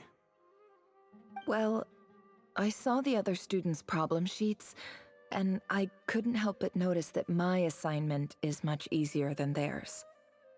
Do you really think I'm a weak student? A weak student? Goodness, no. Quite the opposite. You have a sharp mind, almost too sharp. I think what you're saying is, a weak student wouldn't have noticed the discrepancy. And if they did, they certainly wouldn't complain about the lighter workload. You see, sharp as they come. You see things the way they are, and I'm sure you know why they're like that. Because of where I come from. Because I'm different. I'm sorry, Nefer. I don't like it any more than you do. It's just... Anyway, you said you had a couple of questions. What's the other one? I wanted to check. If someone sent me a letter to the academia, where do I go to collect it? Ah, your family wrote to you. Well, as long as they put your name on the envelope, someone should hand it right to you. Not exactly. It's not even a recent letter. I was just curious where the mail would end up if no one collects it. The House of Dana, I expect. I know there's a box for unclaimed mail somewhere in there, probably sitting on a shelf. Whatever you're looking for, that'd be the place to start. Okay, got it. Thank you, Professor. Oh, don't mention it. Honestly, I feel like I failed you. I'm supposed to be your teacher, but I haven't taught you anything. Hey, don't say that. You're a great teacher, and you do your best for all your students. But the rules are the rules. You're not allowed to teach students like me. It's not just the academia either. The whole world bends over backwards for the successful, and leaves the losers to suffer and die. Oh, my dear child. Don't tell me you've given up on life already. I haven't. I just think that if you want to make it in this world, you have to find a way to become successful.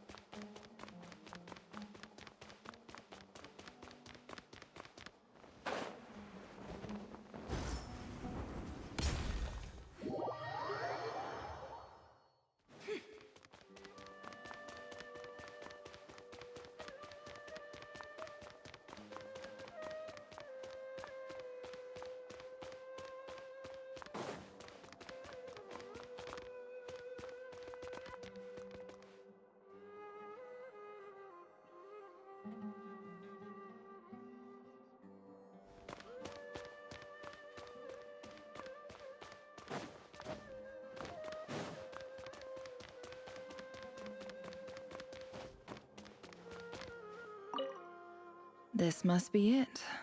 A big cardboard box full of unclaimed mail. And probably some letters that ended up here by mistake, too. Let's take a look.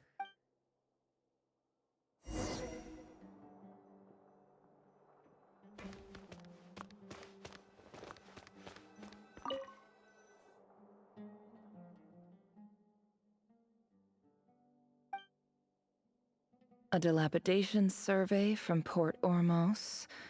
Looks like it's from a Core of 30 representative. What a strange thought. A bunch of mercs losing sleep over rundown buildings. This one was never even opened. I guess the recipient didn't care what the Core of 30 had to say about anything. Who was it addressed to?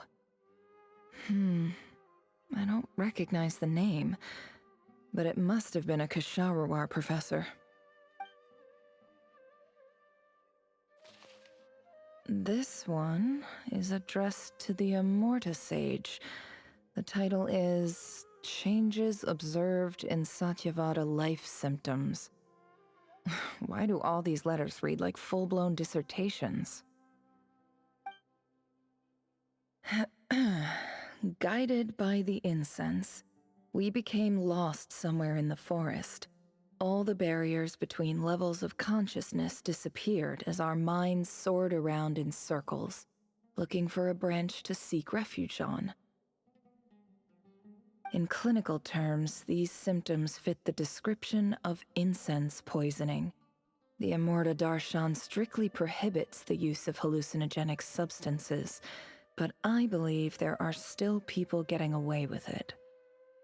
For example, my neighbor who always breaks out into song and dance after using incense.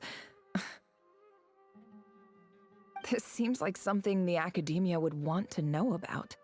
Why wasn't it collected? Wait, what's this written on the back? It's so small. The note says, "The sender authored this letter while under the influence of mushrooms. I would send it back, but no return address was provided. Stamped by the Grand Conservator of the House of Dana."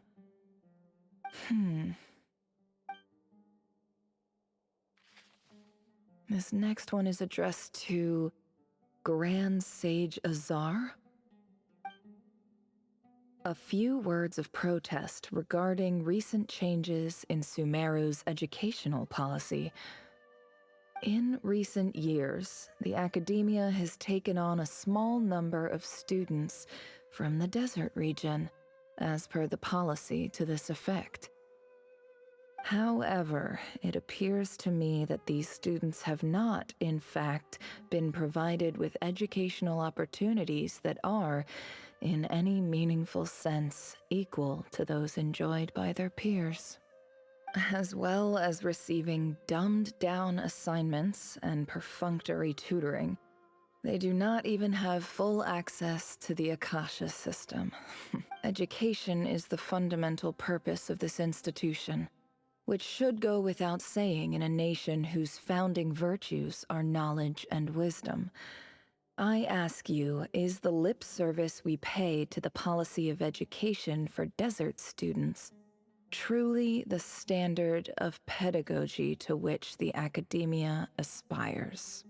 As Grand Sage, policy decisions are your prerogative, but do not forget your roots. You and I were once students too, as was everyone else in this institution. I do hope you will give some serious attention to this matter. I encourage you to discuss issues like this with myself and others, and listen to some alternative opinions. Great letter. Shame it didn't get to where it needed to go. And the sender is... Huh? Sage Cyrus of Spontamod. I didn't realize anyone else even knew how bad students like me have it in this place. So this is where letters from the Sage of Spontamod end up? Nice one, Grand Sage. Really enlightened leadership. Whatever. This isn't what I came here for. Moving on. I'm not exactly holding out hope that a letter sent from the desert would even make it here. But if it did, where else would it end up if not in this box? I can't believe how much discarded mail there is. Must have been years since someone last went through it all. And this is just one box. The whole House of Dana is boxes on shelves. I don't believe for 1 second that any human being has sat down and read through all the documents in this place. Who has that much free time on their hands? Wait, could this be it?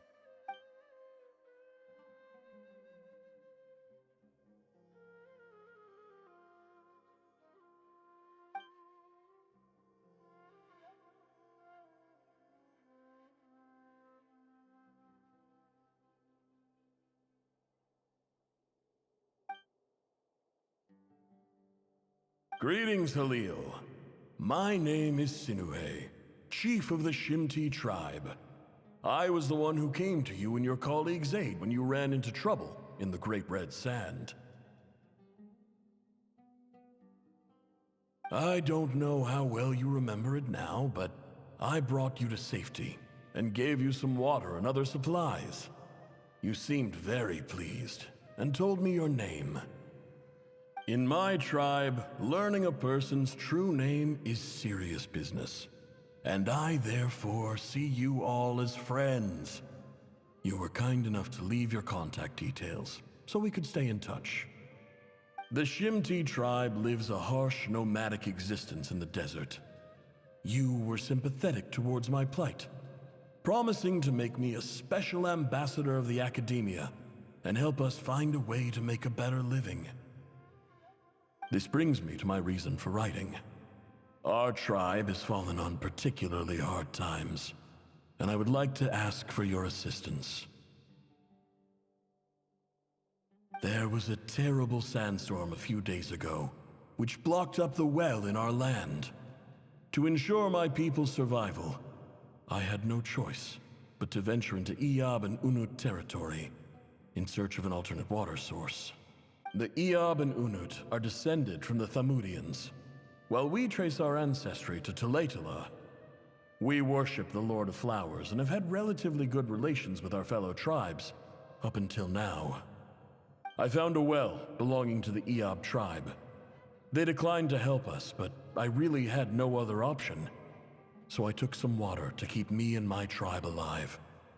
My actions are certain to incur their wrath. When we met, you assured me that you would be my ally in the Academia. I would like to take you up on that offer, because I really need your help. I wonder if you could send an Academia representative to meet with me.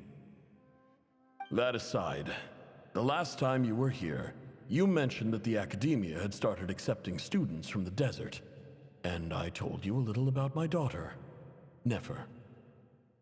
We have next to no resources here in the desert, and my power and influence are limited. Would you consider enrolling my daughter at the Academia? She is a smart girl. I know she won't disappoint you.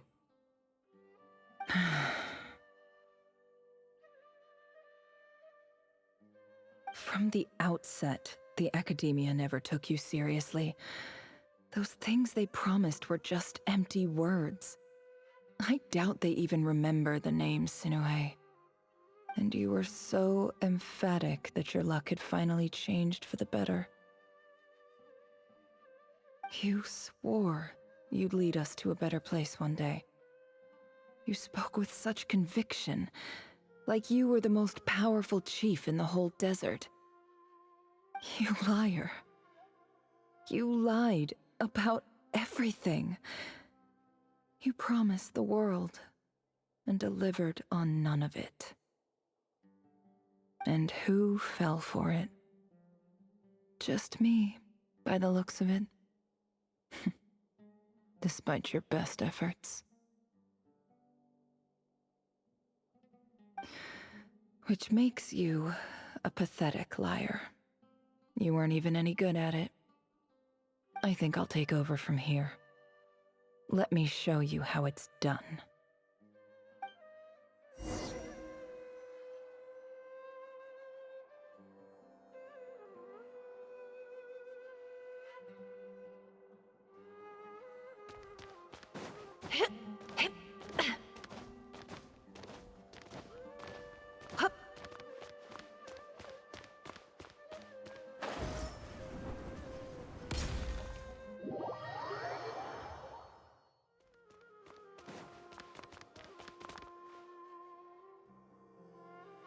I just came to say goodbye. Thanks for everything you've done for me in my time here. Nefer? You packed your bags. Where are you going? I'm quitting. Something's come up in my hometown. Gonna head back and deal with it. Huh?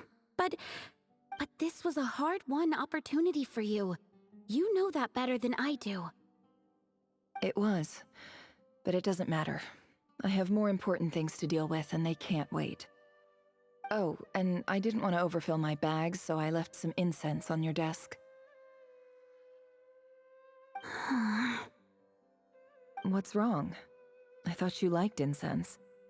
Although, I did read somewhere in the House of Dana that it has hallucinogenic effects. Don't use it all at once, all right? Isn't this the stuff you brought from your hometown? You're just letting me have it? But you said it's a rare and valuable commodity. Yeah, about that. I lied. It's not rare at all. There's this bunch of ruins near my hometown that are practically overgrown with this plant. It's not worth much. Keep it, it's fine. But never... All right, that's all from me. You take care.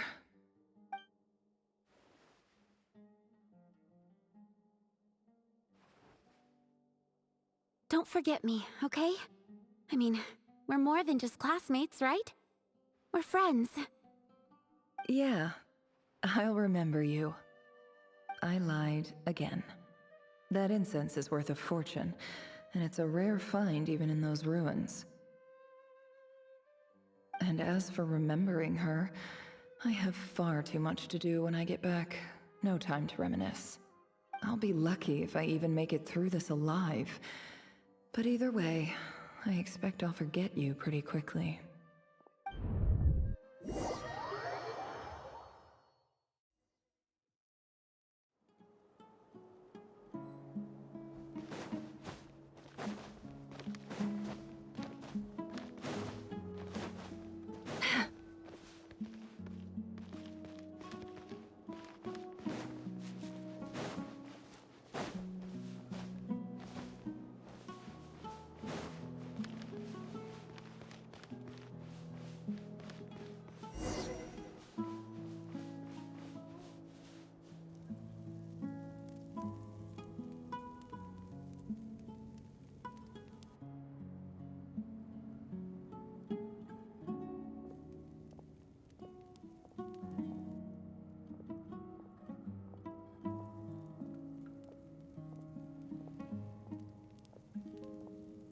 It's a pleasure to meet you, Mr. Arif.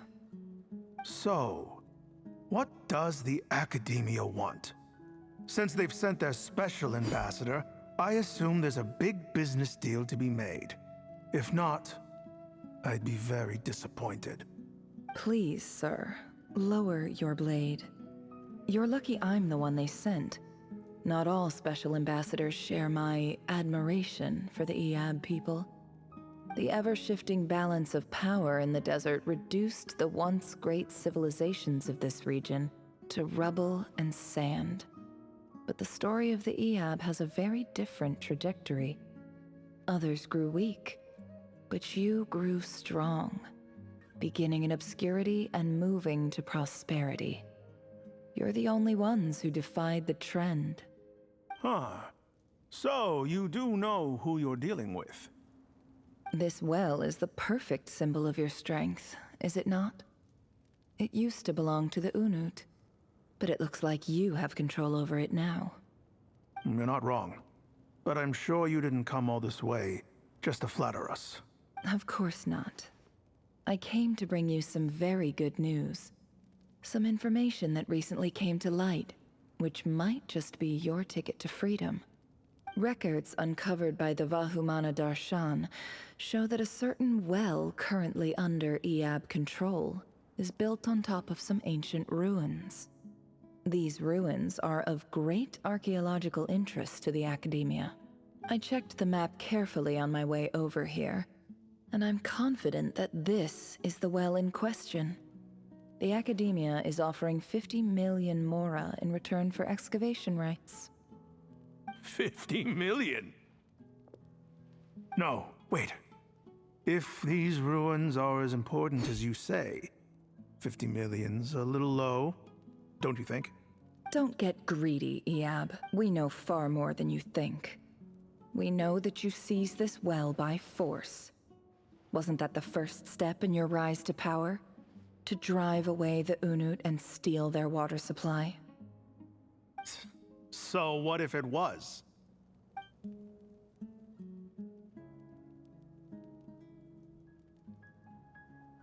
Don't worry. As unscrupulous as it was, it's something we're willing to overlook.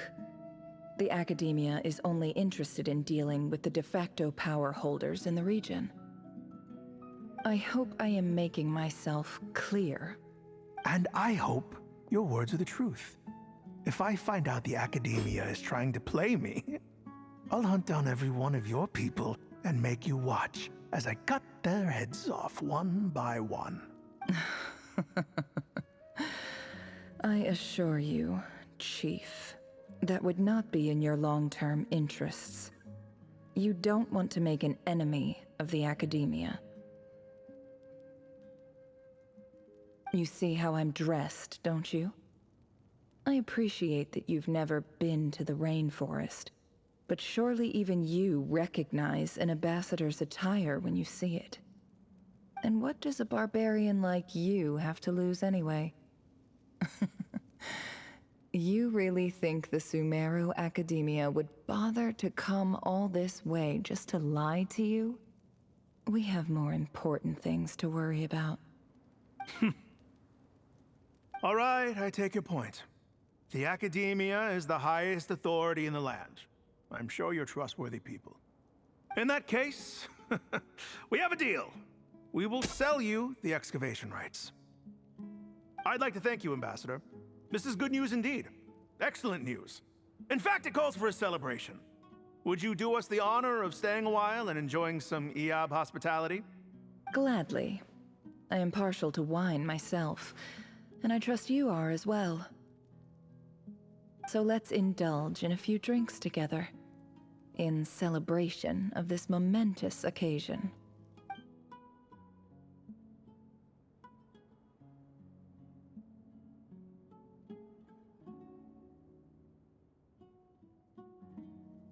Chief! Chief, it's an emergency! It's the Unut. They've taken the well. What? Well, don't just stand there. Take it back. Yes, Chief. I have every confidence in the Eab's military superiority, and yet... Well, what is it? The Unut's response was alarmingly fast. The day after we reach a deal, they seize the well. This can't be a coincidence. Perhaps there is a traitor in your midst. I don't think so. I am obliged to remind you, Chief, that the Academia will only deal with the de facto power holders. If you cannot regain control over the well, I'm afraid you won't see a single mora of that 50 million. No! Please, Ambassador, just give me some time. I swear the Unut will not get away with this. That well is ours, and so is the Mora. Glad to hear it. I will wait here for an update. If there is a traitor, I will find them. In the meantime, make yourself at home. I'll report back as soon as I have an update. Much obliged.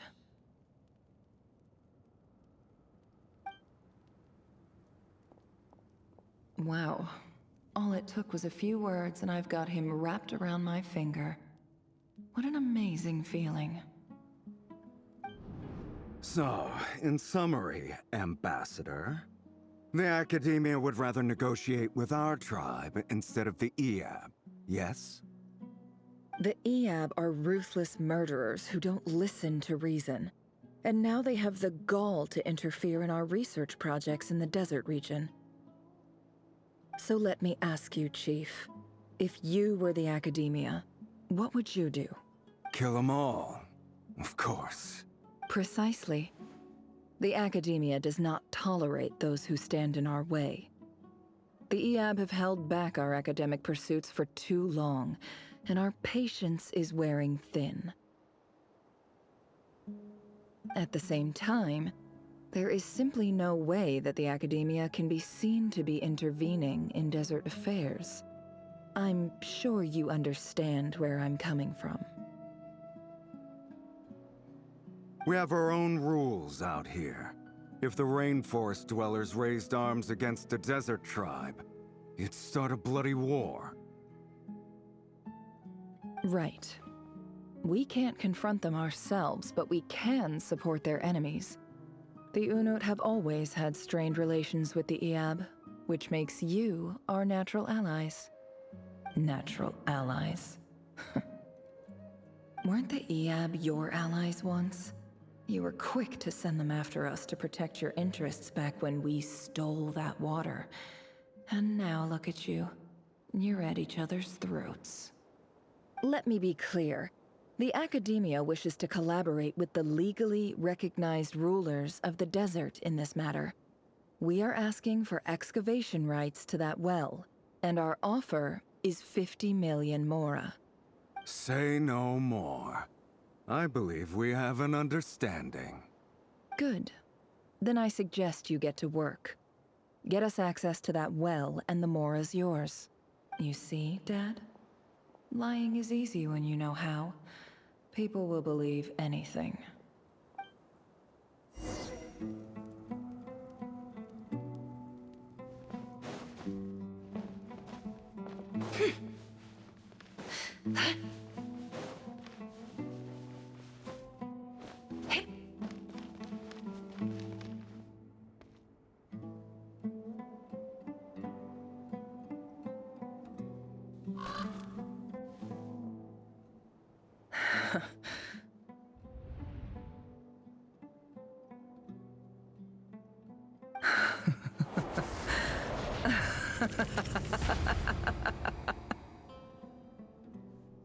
Look at yourselves.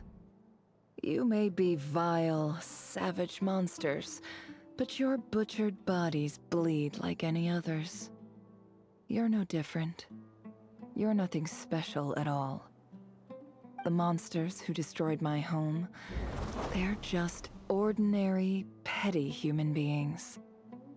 What a joke. I think we're even now. Maybe I've even done the desert a favor. It's a better place without all these people around. Oh, Sinuhe, my gullible fool of a father. Perhaps if you'd been as ruthless as I was today, our tribespeople would still be alive. In this dog-eat-dog world, a chief needs to be tough to survive. But you couldn't do what had to be done. So I did it for you. Nefer, it's okay. All of this is in the past now. I believe I remember you promising to remain silent. Yeah, but even so... Yehoda, is there anything you can do to ease the tension?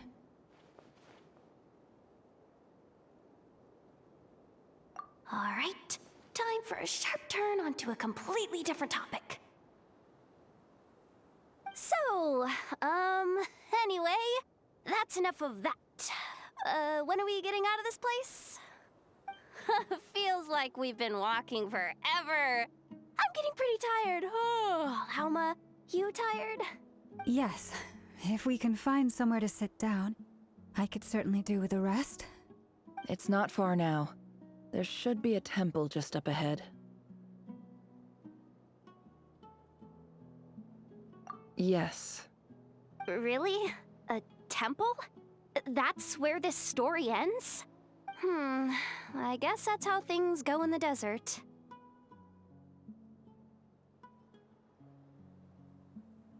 Desert dwellers can never escape their destiny. Or so everyone says. I never wanted to believe it, but looking back now, I'm as desert as they come. You mentioned a temple. What's waiting for us there? My biggest trade secret of all. Ah. Then I'm guessing it's where you got your power from. The power to peer into other people's minds. I didn't know you were clued up on any other religions. I'm no expert in the history of Sumeru, but since you come from the desert, I would imagine it has something to do with King Deshret.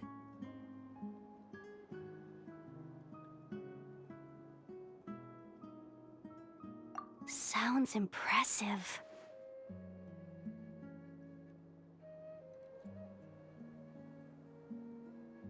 Ah, I know who you mean. General Mahamatra Sino. The spirit of Hermanubis dwells within him. That's Boss Neff for ya. She knows everything. Sino's hardly a figure of obscurity, but I know about Sethos too. What about him? Is he a big deal or something? Well, he's not a small deal, let's put it that way. Please, this is the bare-bone basics. Save the flattery. Thanks for your patience, everyone. I'm sure it's been a lot to take in. With any luck, that's our exit just up ahead.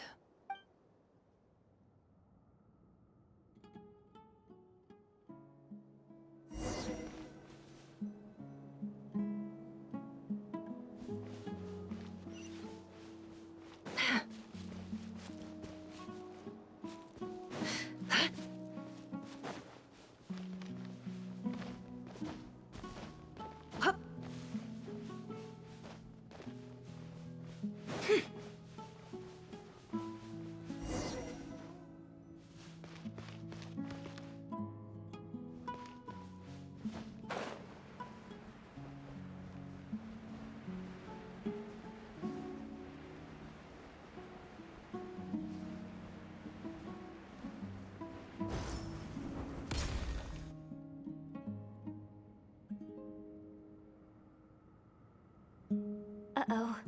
Uh-oh. I'm totally out of my depth here. I don't have anything to add about any of this stuff. Like, look at that statue, for instance. I want to do the whole name-dropping, this girl knows her stuff thing too, but I've never seen anything like it before. A statue with the head of a bird. That's Thoth, the Ibis King, one of the 7 pillars of King Deshret. The legends say that he, the Crocodile King, and the Goat King were the 3 retainers of King Deshret. Let's take a look.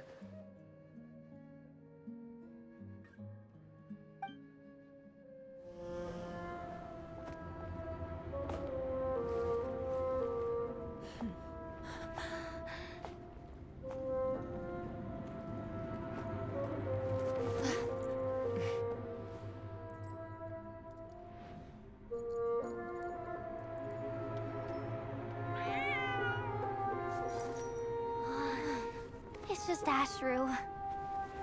So, all is well?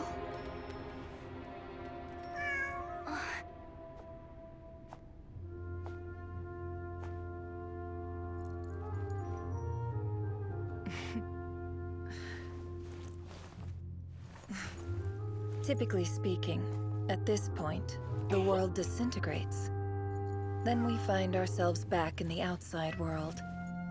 Besides, these are my memories. There's nothing to fear. You're sure? Of course. It's almost over.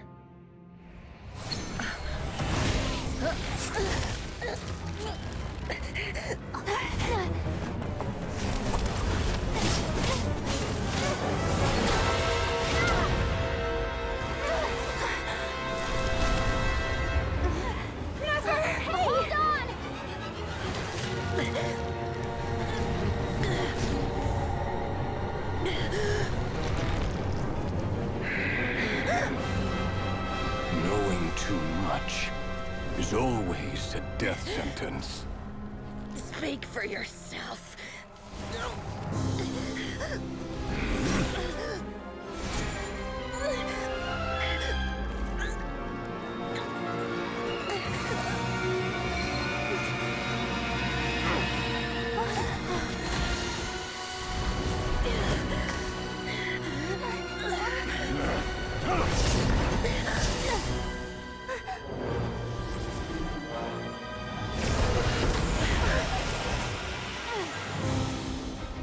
How repulsive.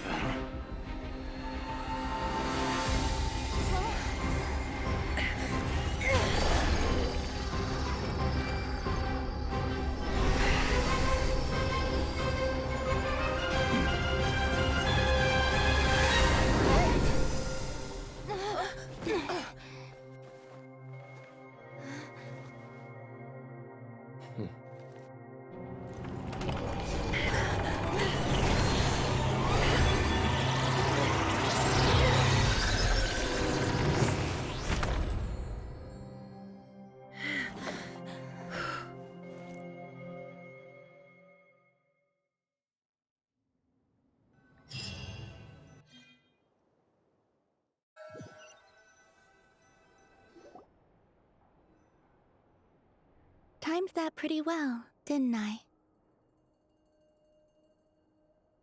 It's okay. I'm just glad no one was hurt. Paimon noticed you doing something too, Dainsleif. Were you helping get them out? Of course. When I asked Nefer to conduct this investigation, I was not naive to the dangers involved. I had a duty to ensure your safety. Good to know your sense of justice is still intact after all these years. I take that to mean that you saw the truth. That comes as a great relief. I certainly did. And thanks to your help, I also managed to trap Rerir inside the chess set.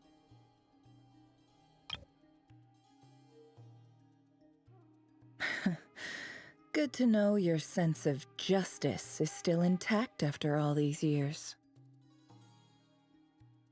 I take that to mean that you saw the truth. That comes as a great relief. I certainly did. And thanks to your help, I also managed to trap Rerir inside the chess set. Whoa, really? How'd you manage that? Well, to be honest, I sensed that something was wrong long before we made it to the temple. By using this fragment to probe into Rerir's past, well, the monster formerly known as Rerir, it seems I alerted him. I was tracking him, then he caught on and started tracking me too. Can't say I'm surprised. But how did he track you through your thoughts alone? That shouldn't be possible. Rerir was a secret agent who reported directly to the Vinster King. He is an expert at finding a trail and hunting down his pursuers.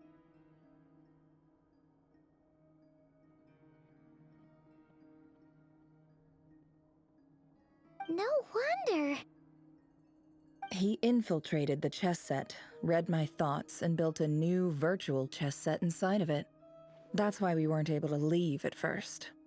Speaking of your chess set, it's quite a remarkable item. Would I be right in thinking you have some connection to King Deshret? You overestimate me. I only have a connection with one of his underlings, the Ibis King. You all saw how this came to be. A long time ago, the Eab massacred my tribe, the Shimti, in our home village. A few years later, I enrolled in the academia, where some new information came to light. The Unut and the Eab fought a bitter battle over the rights to a well, all for the sake of a non-existent 50 million Mora. The Eab ultimately won that confrontation, but their victory came at the cost of almost every warrior in the tribe. The final blow to the Eab came at the victory feast, when an Unut assassin beheaded their chief right before my eyes. The remaining Eab fled and have been scattered to the winds ever since.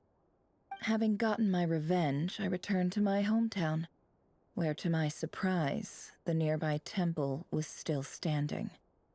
There it was, seemingly immune to the relentless hostility of the desert, while my tribal home lay in ruins.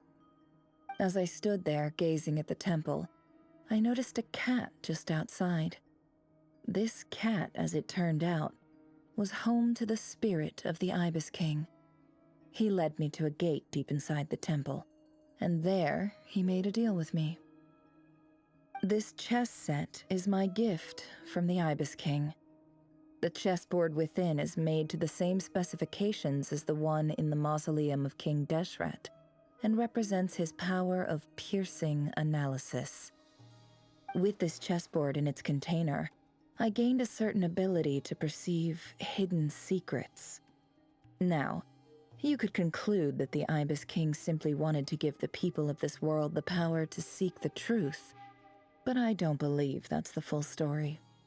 Every god plays favorites. Their hearts are as fickle as any human's, full of secrets, perversions, egotistical tendencies. But precious few gods are willing to admit this. It is the same with all powerful forces, including fate itself.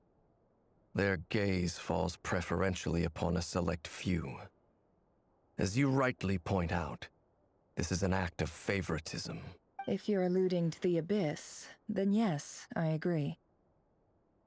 Gather the others. It's time to share everything I've learned.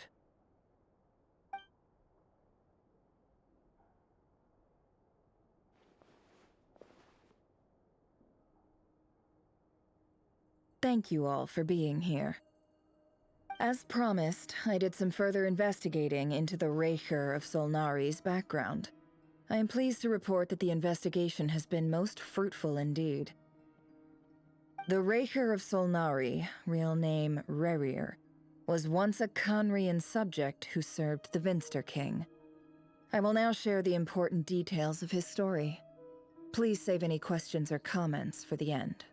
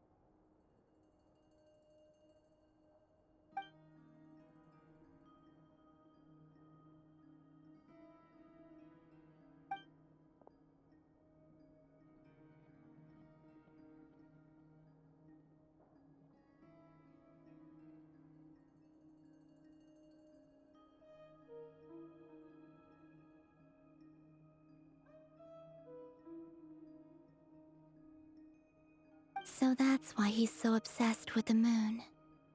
A tragic tale, to be sure. But it does not excuse his many transgressions. No matter how much Rerir suffered in the past, the fact remains that he is what we know today as the Wild Hunt, wreaking havoc upon innocent lives in Nodcry. He becomes more dangerous with each passing day.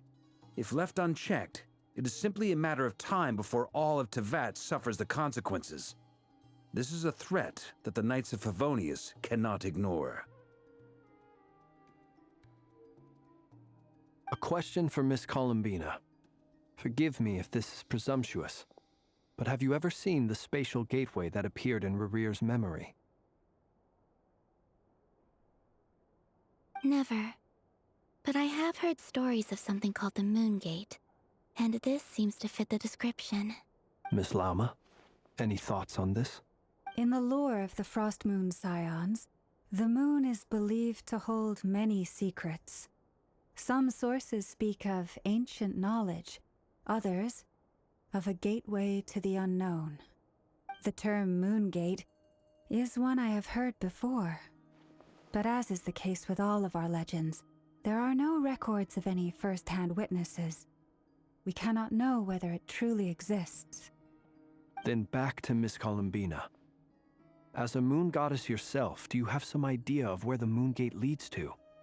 Not at this stage, sorry. I do hold the power of the Frost Moon, and my strength is recovering well.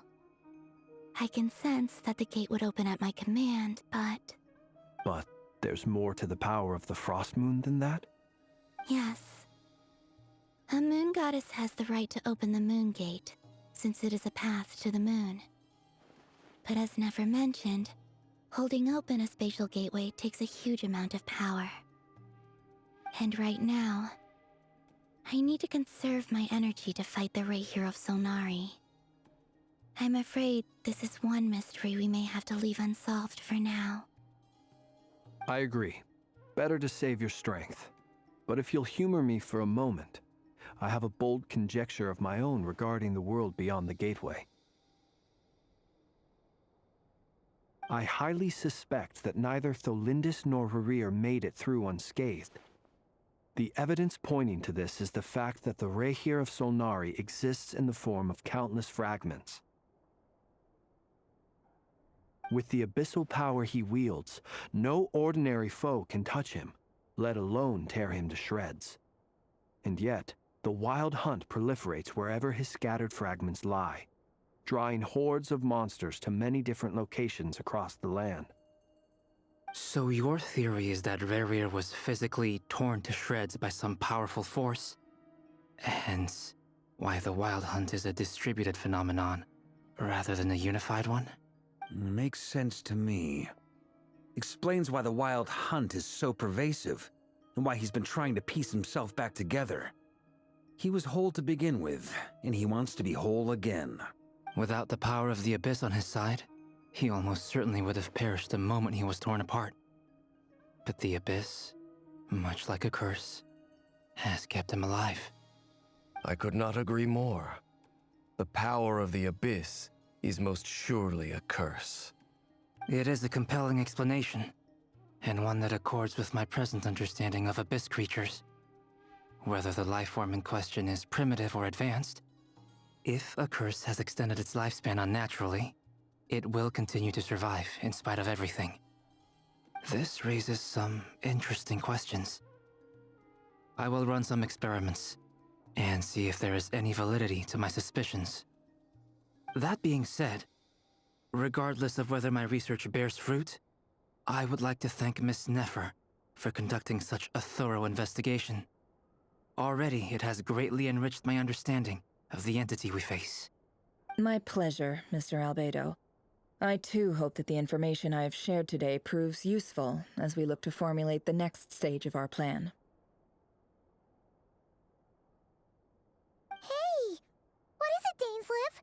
You look really upset! It's just... when I think of the man I once knew as Rerir, I struggle to understand why things had to turn out like this. The two of you used to be friends, didn't you? I don't know if these words will bring any comfort, but my heart goes out to you. Mine too. We can never know all the hows and whys of the way things are. The moon and stars are full of untold secrets and lies, and the skies are host to many more mysteries than these alone. Yet, none of that can begin to compare with the complexity of human life. Those are the first comforting words I've heard in a long time. Thank you, both. Well, I think this is a good place to end today's meeting. I'm sure Nefer needs some time to recover. She's been through an awful lot today. That's very thoughtful of you, Lama. Of course. Sounds good to me. Take some time to rest and digest before we reconvene to nail down a plan.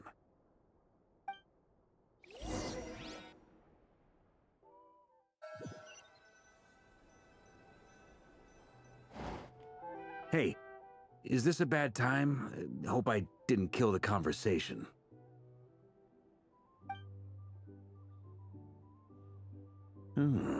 Nice room. Oh, I'm not coming in, though. Why not? It's just a hotel room. If it's all the same, I'll just stay out here. I might not look the part, but I'm technically a knight. Barging into people's private quarters isn't the kind of thing we do.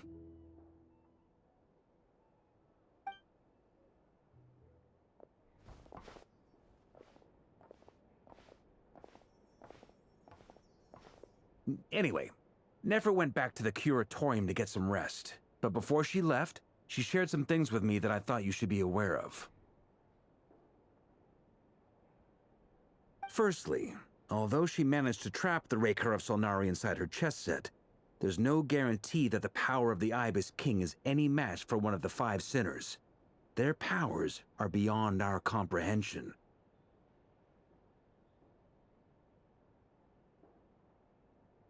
It's only a matter of time before he finds a way to break out. We have to come up with a plan and take care of him before that happens. Honestly, my mom figured that might be the case. So, how long have we got? Well, I asked her that same question. She talked for a long time, but for the most part, it seemed like she was trying to convince me how precious her chess set is, and what a long and storied history it has. It felt like some kind of sales pitch, you know? The kind where you end up handing over Mora against your will? Anyway, after all that, she finally answered the question. 2 days, at most. 2 days? Holy moly! Can we even recruit enough help in that time? That remains to be seen. Which brings me to the second issue. Dainsleif is obviously conflicted about this whole thing. But given how little time we have, there's no way we can pull this off without his help. You have some history with him, right? Do you think maybe you could talk to him for us?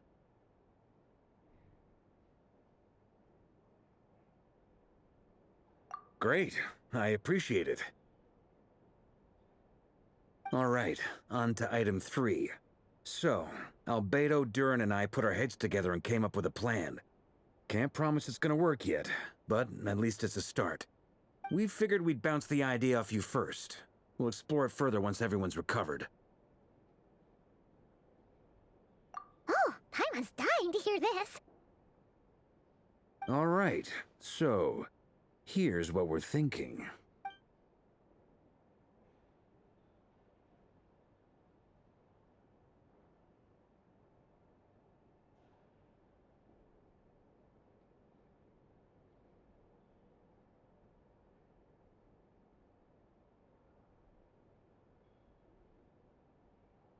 We felt a little uneasy about roping you into this. I mean, firstly, you're not locals, and secondly, none of us are your boss. You're well within your rights to refuse if you so choose. Roping us in? Why would you even say that? We know the stakes here. It's all of us against the Rayher of Solnari, or none of us stand a chance. I choose my words very intentionally, I'll have you know. I like to think there's an art to striking a down-to-earth tone even when the stakes are through the roof. Sir Varka, I have a few thoughts about this plan. I'm all ears. I think we can be more flexible with how the roles are allocated. In my view, the most sensible lineup would be like this.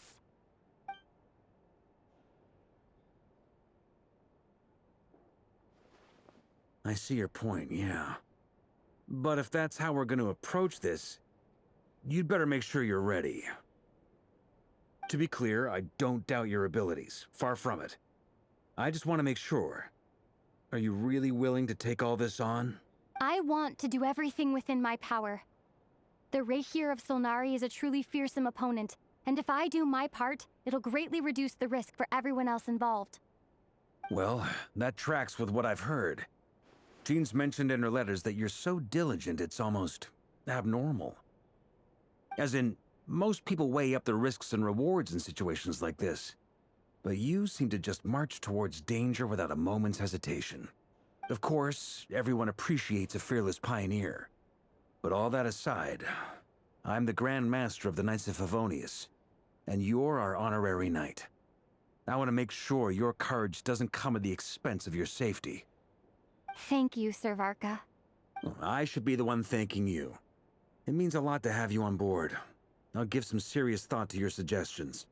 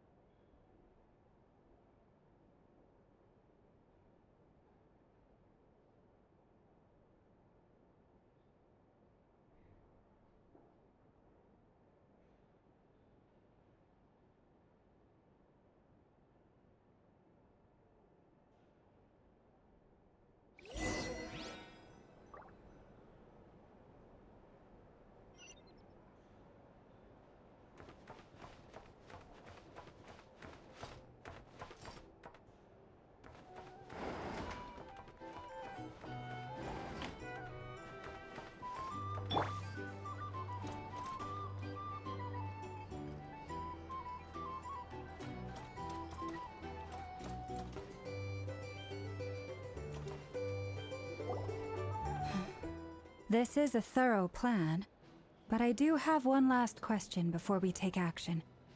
How can we be sure that our enemy won't leave the designated area? Great question. Albedo's been hard at work analyzing Rerir and the Wild Hunt's behavioral patterns. His conclusions are as follows. Firstly, from the earliest known confrontation until now, Rerir has never displayed any ability to manipulate the dimension of space. So it's Secondly, he seems to have a particularly strong vendetta against our group. If we put him in a fight-or-flight situation, he'll choose to fight every time. Firstly, from the earliest known confrontation until now, Rerir has never displayed any ability to manipulate the dimension of space. So it's unlikely he has any power in that domain.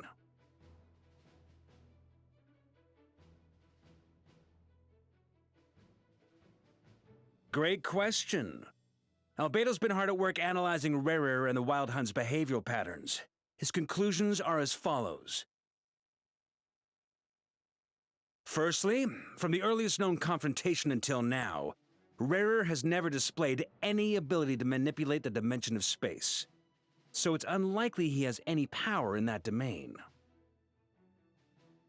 Secondly, he seems to have a particularly strong vendetta against our group. If we put him in a fight-or-flight situation, he'll choose to fight every time.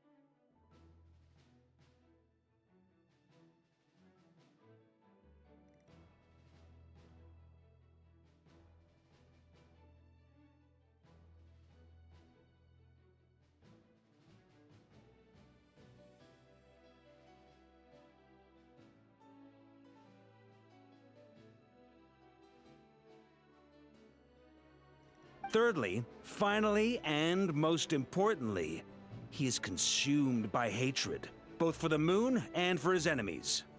Turns out, we tick both of those boxes.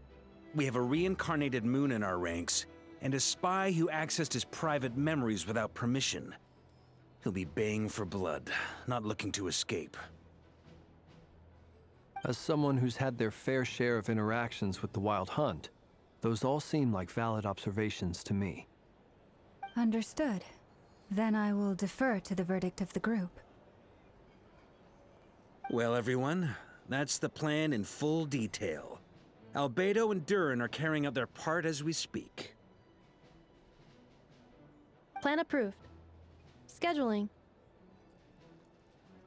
Okay, any firepower you need, I got you covered. Let's light this baby up. The Frost Moon Scions are behind you as well.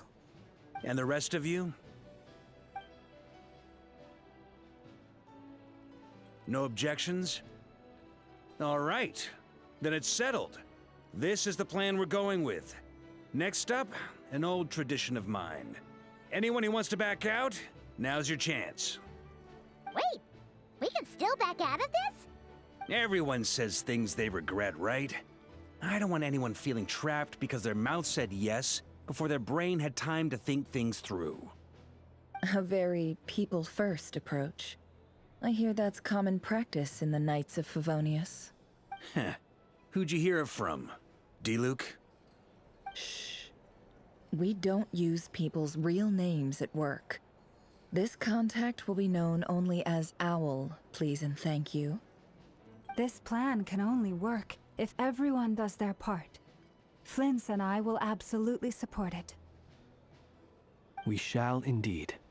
You'll be glad you accepted our help. Also, you are the last person I expected to see here, Miss Dory. It's not often I get called Dory in a work context. My peers usually call me Lord Sangama Bay. So, the longer your name, the higher your net worth. Is that the idea here?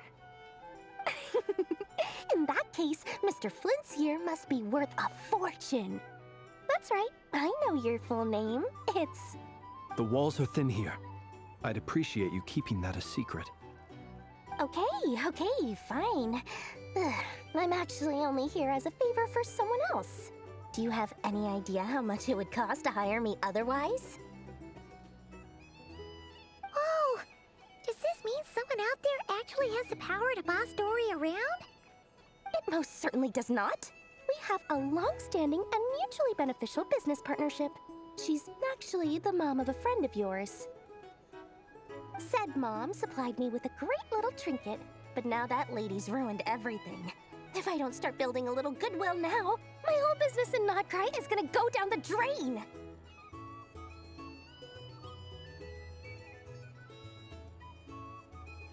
Okay. So what exactly is so special about this pendant? It's a lucky charm that a great mage made for me.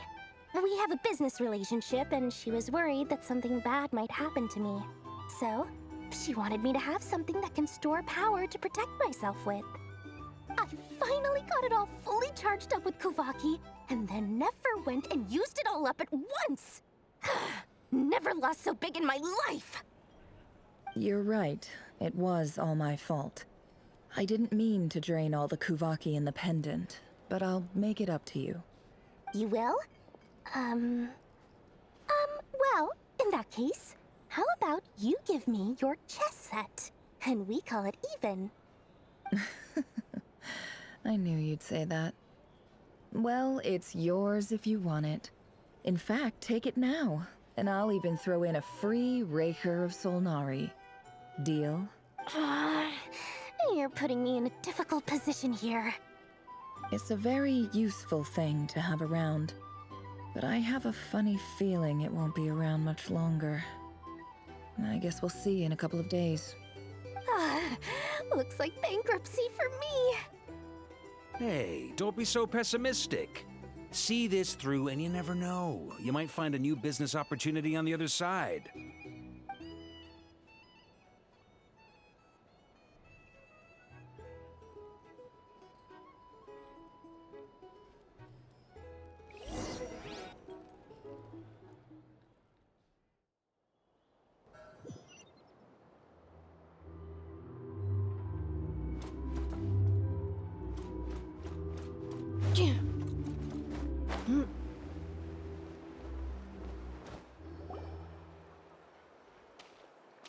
Dory, how are things going? Feeling ready? Oh, I was born ready. We only have 2 days. You think Lord Sangama Bay would let an opportunity like this slip by? Don't forget, when something's in high demand, the people with the goods on hand get to charge the highest price of all. Even higher than the sellers taking advance orders.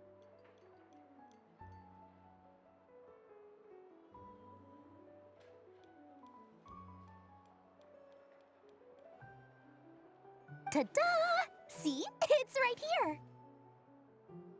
Oh, it's so pretty. Did you make it?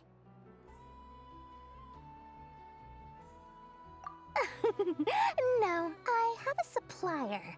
We go way back, so he made me a very attractive offer. Aha! No wonder you were talking about Lucky Charms at the meeting. You've been getting Kaveh to make them for you. That's not the full story. It actually started a while back as a project between me and the Dendro Archon. Mage Alice once warned me that this world won't stay safe forever. There may come a day when everyone faces a great crisis. I passed this on to the Dendro Archon, and she secretly brought together a research team made up of Sumeru's top scholars to invent a technology that could keep people safe. I won't go into the details because it's all very complicated, but if you want to know more, you can ask the Dendro Archon about it sometime. Anyway, point being, it was the Dendro Archon who asked Kaveh to build this little contraption. As one of the top Kashara War talents, he was the obvious choice. Took him long enough. He stressed over it for ages. Must have gone through at least a dozen designs before producing a final product. But that's Kaveh for you. Marak delivered it to me a couple of days ago, along with a letter from Kaveh. Could I ask why I'm sending this technology to you? And what's your proposed use case? Has it been approved by the relevant authorities? So nosy. My fault for sending him the research permit to begin with. Surely Nahida must have told him you were involved in this project. He was probably just nervous because you're always so secretive about your business. Could be, could be. Anyway, I just replied, let's hope there never has to be a use case, because it would involve grave danger. Fair enough. But it sounds like he was just being cautious. He probably felt responsible as the one who made it. Or maybe he was asking as a favor for his housemate. He's done that before. Not sure why, though. His housemate doesn't seem to really care that much about this kind of stuff. Either way, all's well that ends well. I'm just glad to finally have my hands on the product. I wouldn't want to be without it, given the potential dangers that lie ahead. Huh? What does that look mean? Paimon's just super surprised. This must be the first time we've ever seen you actually get serious about something. Well, a long time ago, I made a promise to myself. I promised that I was gonna live every day of my life with a big beaming smile. Obviously, Mora plays a big part in that. But there are always gonna be times in life when you have to give something back. That could mean paying back a debt, returning a favor, or showing some kindness. Alice has been a huge help to me over the years. She was the first investor I ever had. And I want my investors to know that Lord Sangamabe is the best in the business. And more than that, no one knows what the future will bring. Whatever happens, I want to make sure the Dendro Archon and all of Sumeru is prepared to face whatever comes.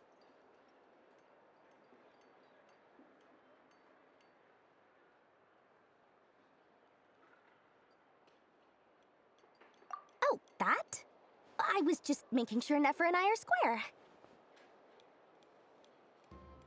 Don't be thinking it was some sort of benevolent act. I'm no saint, so don't treat me like something I'm not. My priority is doing the business that I want to do, so long as my conscience lets me, but it usually does. That's the Lord Sangamabe business model. All right, if you say so. I do say so, and that's the whole point. I'm a businesswoman. Don't go trying to figure out what kind of person I am. You'll exhaust yourself. Much easier for everyone involved if you just take my word for it. Oh, and could you two help me get this stuff where it needs to be? Thanks so much. You're my favorite assistants.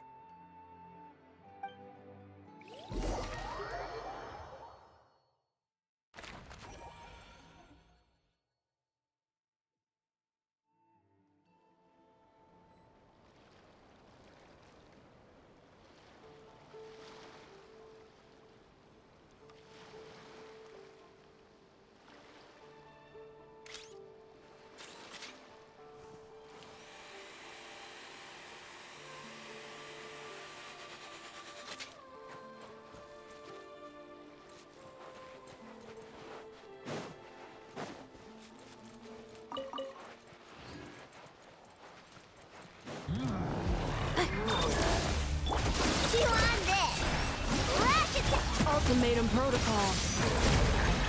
Allow me!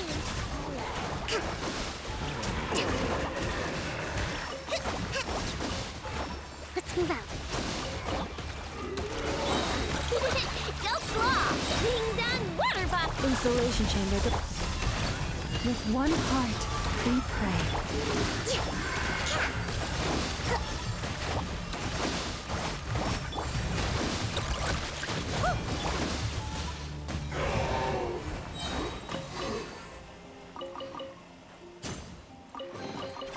Estimating value of acquired items.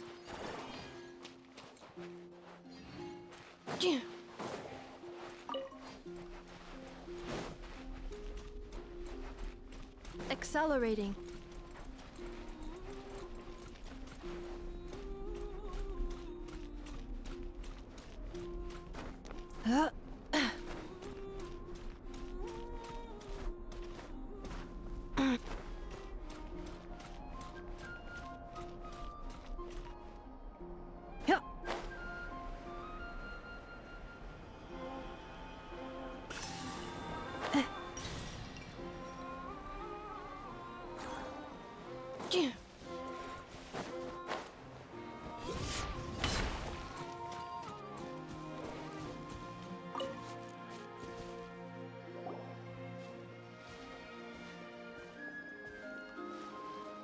Traveler, Paimon, it's good to see you. Everything going smoothly over here? Sort of. As you're probably aware, Varka, Durin, and I captured some abyssal creatures from the Wild Hunt. Per the plan, we dissected and analyzed some samples of these creatures. The process went very smoothly. The findings, however, come with some troubling implications. What? You can actually dissect the Wild Hunt? That depends on your definition of Wild Hunt and dissection. Harmless, lifeless. These words are accurate descriptions. The Wild Hunt is an interesting phenomenon. In and of itself, it doesn't seem to possess anything akin to a human personality. But taken as a collective, the medium through which the Wild Hunt is summoned does appear to have a soul. Master griped a lot about the wise Horoptetyr, and seemed somewhat fascinated with the Fausted Elegy. But she barely mentioned Rerir at all. I don't think that was because of his lower social standing, though. Anyway, it's a pity. I should like to hear her thoughts on the nature of the lifeform he has become today. It's a strange mix. The furious energy of an abyssal being channeled through a fractured physical existence. A consequence of being torn apart by an unknown power. Perhaps the only explanation for his survival in this state is that he sacrificed a degree of individuality in exchange for a continued existence. Oh, sorry. Once I get talking about interesting research, I have a tendency to go on indefinitely. Back to our research findings. Essentially, they confirm my hypothesis. Rerir's corpse is completely contaminated by the Abyss, and the effects are irreversible. You could think of this as Rerir in mutated form. But in my view, even that would be inaccurate. In reality, his whole being has been consumed by the Abyss. In other words, he is now nothing more than a manifestation of abyssal power. Unfortunately, at present, we have no means of completely eradicating abyssal power. Hence, we cannot fundamentally destroy the Reir of Solnari either. Oh, that's terrible news! So, that's it? We can't defeat him? Not even if we get the power of the Three Moons? Miss Columbina's situation is a difficult one. She can never achieve wholeness when the world does not accept her presence. It's as if her creator banished her to a place she can never be accepted. It means she spends most of her energy just on her own survival. Given the circumstances, it's only natural to despair. But we must see this plan through to the end. Time to kick off the backup plan. Oh, Paimon almost forgot! This is for you. Dory asked us to bring it. Ah, how wonderful. Well, thank you for making the trip. Durin and I will be heading off shortly. I'm sorry I won't be there to protect you in person this time. Please be careful. All right then. Stay safe.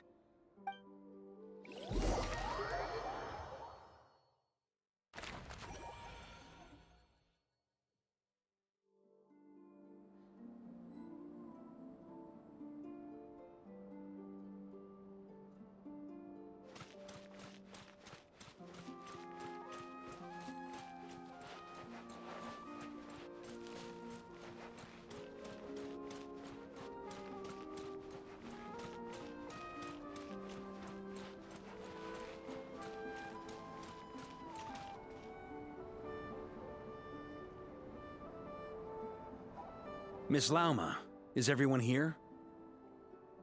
Yes. The fate of my flock is in your hands, Grand Master Varka. Please keep them safe.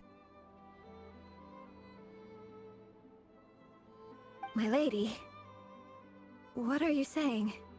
Within the next 24 hours, we will face the biggest crisis the world has ever seen. This is not a burden that we deserve to bear, but I believe that we reap what we sow in this life. So I intend to act. I must do what I think is right. For me, that means fighting for the future of Nodcry. This gentleman is the Grand Master of the Knights of Favonius, Varka, Knight of Boreas. In my absence, please follow his lead. Hey, everyone. Guess I should introduce myself. Well, to start with, I know my way around a battlefield. Biggest strengths are honesty and hard-workingness. Anyway, point is, I don't intend to let Lauma down. I'm gonna do everything in my power to keep every last one of you safe and sound.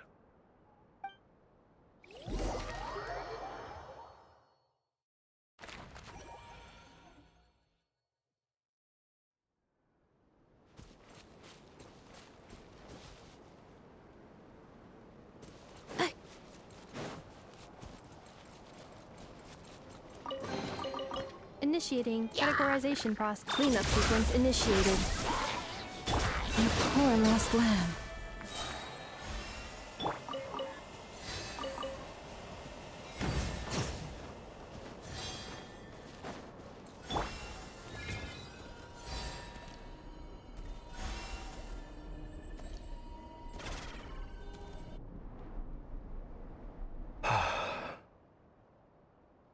Something on your mind?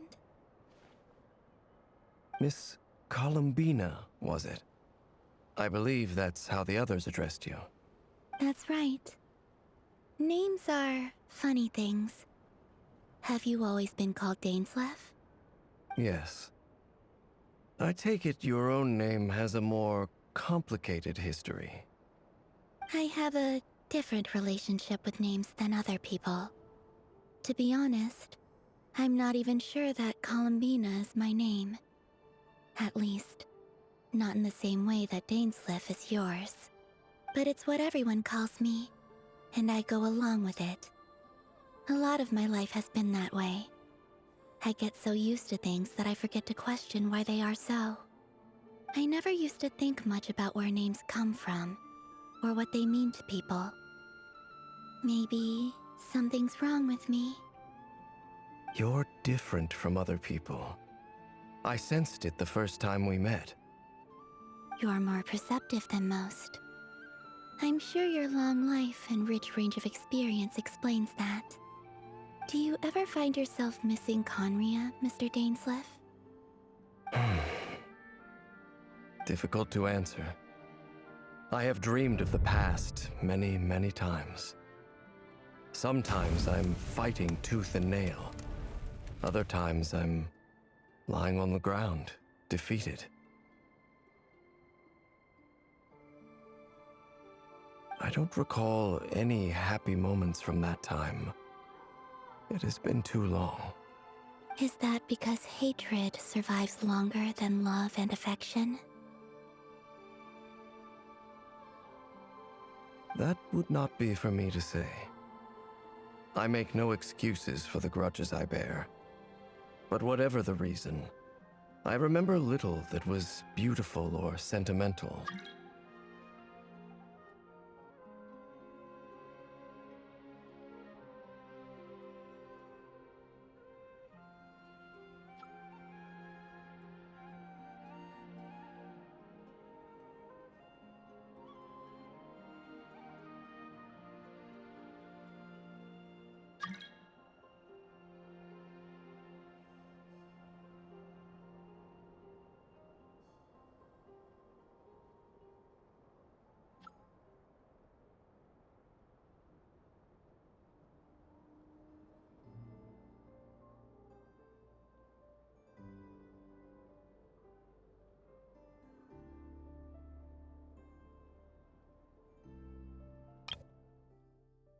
Is that because hatred survives longer than love and affection? That would not be for me to say. I make no excuses for the grudges I bear. But whatever the reason, I remember little that was beautiful or sentimental. Thank you for your help with the Rerir situation. Without your efforts, I never could have learned the hidden truth of his story. You're welcome. I know he's your friend. Friend? He betrayed me. And I never really understood what he was going through in life. Some friendship, that is. Okay. So, do you plan to fight him with us? You see, you're torn. Now you know what really happened. You see the things he's done in a new light. I need some time. Of course. I completely understand. Anyone else in your position would feel conflicted too. Actually, I went through something similar myself recently. Something happened that changed my perspective on a situation. A situation I took for granted at the time, but now I feel very grateful for it. You mean the Harbingers who still support you, even though you've left the Fatui? Yes. I always thought they were only helping me because Harbingers are forced to work together. But then I abandoned them. A warrant was even put out for my arrest. And even now, they still support me. Which means I was wrong about them all along. Clearly, they view you as a friend. I feel a little guilty now. I regret not seeing her help for what it was, and not treasuring it. I see the guilt that you're feeling now, because I feel it too. Hopefully, talking about it will do us both some good.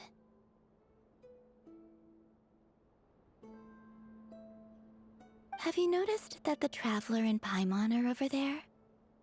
I think they've been listening. Huh. Shall we say hello? Sure. Hello. Ah! They caught us!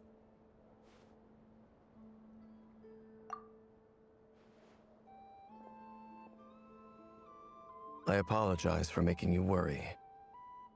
No doubt you wish to know where I stand on the plan to take down the Rerir of Solnari. I'm afraid I need a little time, but I will seriously consider joining you. You will? Oh, thank you so much! Everyone will be so grateful to hear that! They needn't be. This was something that I was going to have to face up to eventually. That doesn't matter to them. They're grateful to you regardless. You can't control their gratitude, so just accept it. And then, have a think about whether you're willing to join us.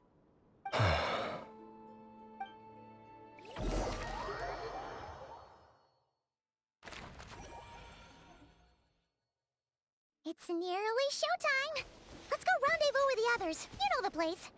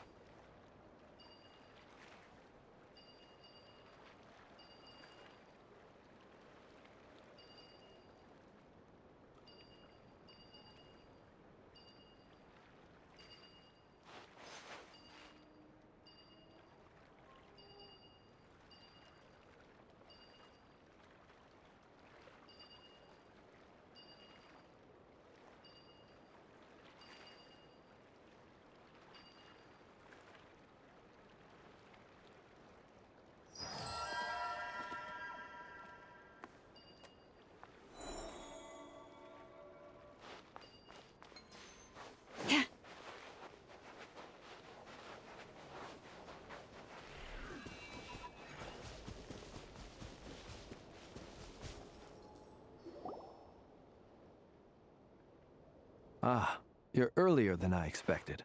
Hey, Flint's! Been waiting here long? Not too long.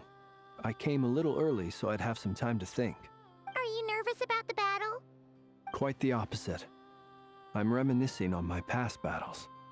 When I was awakened by the Ratniki, I had not touched a weapon in many years. I felt like the battlefield was not where I belonged. But after waging war against the Wild Hunt for so long, I came to realize something. A life of absolute peace is simply not a possibility for me. My restless flame indicates that somewhere inside of me, there is a deep yearning to root out the evil in this world. Oh, that doesn't sound like such a bad thing. Well, in the past, when I was a Fae whose primary concern was hibernation, it was hardly ideal. But it certainly serves me well here in the present. And I am delighted to be able to join forces with you in this endeavor. Looks like I'm not the first to arrive. Ah, Miss Lauma. Did you sleep okay last night? I struggled to settle down at first because of the nerves. But don't worry. I got enough sleep in the end. I'll be just fine. Please, I'm just doing my part. Never! Over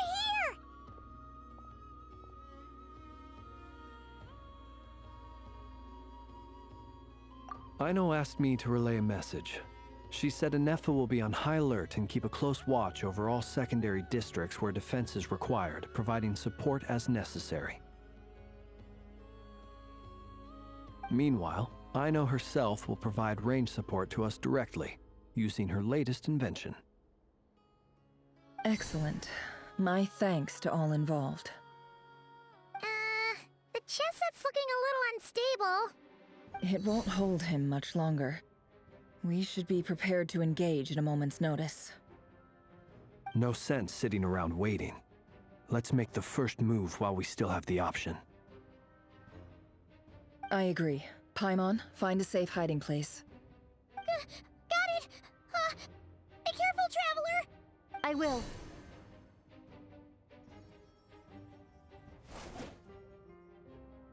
Everyone, take your positions as soon as the battle starts.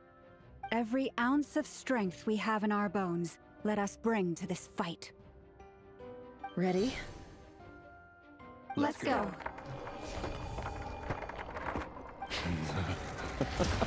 I've seen all your futile ploys before. You have become the authors of your own demise. I wouldn't be so sure about that. You are merely a moment of sport before I tear down the moon.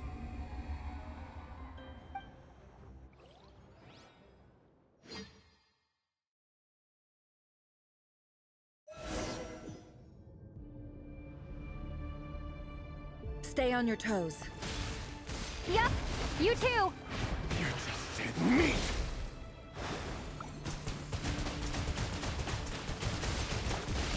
Go! Hunt them down! Let me help you guys. It's this!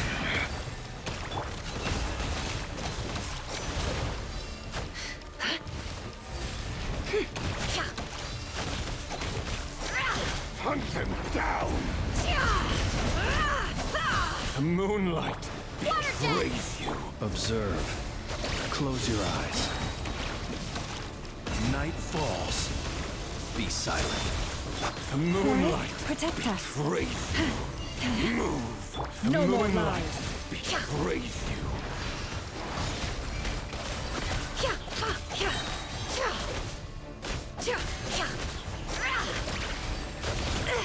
The deception ends here. Can't hide the truth.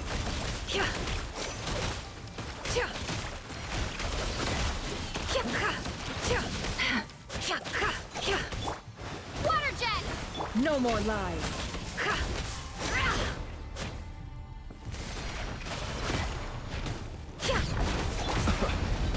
Close your eyes. Pathetic! Hunt them down!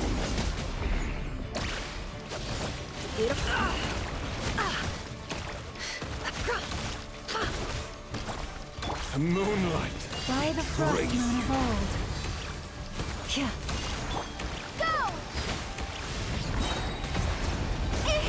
Wipe out! Can't hide the truth. It began with the moon, and so shall it end. The moon will protect you. Move.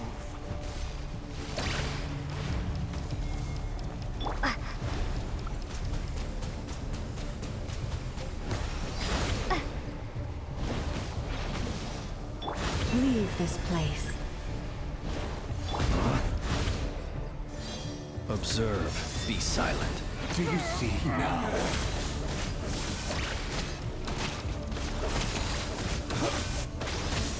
Faded, when will it be as you foretold? Raise you. Move. You poor lost lamb. Be silent. Observe.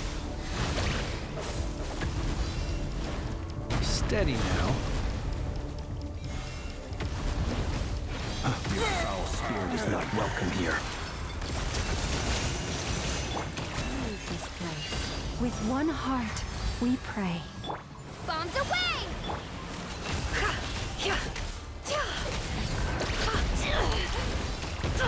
Absurd. Seek within. Futile.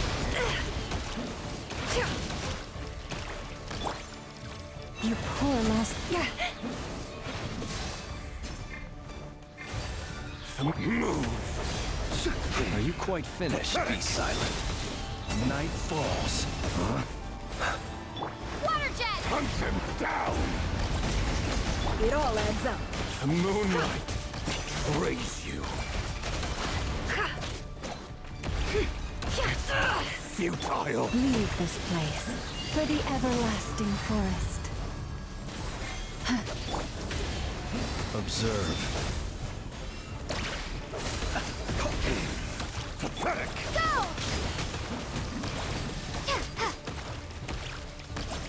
Can't hide the truth. Time to come clean. It's all futile. The deception ends here. No more lies. Forest, protect us. Hunt Close them down. steady now. Be silent. Move. To dust. Pathetic. Close your eyes. Leave. By the frost moon of old. It's all futile.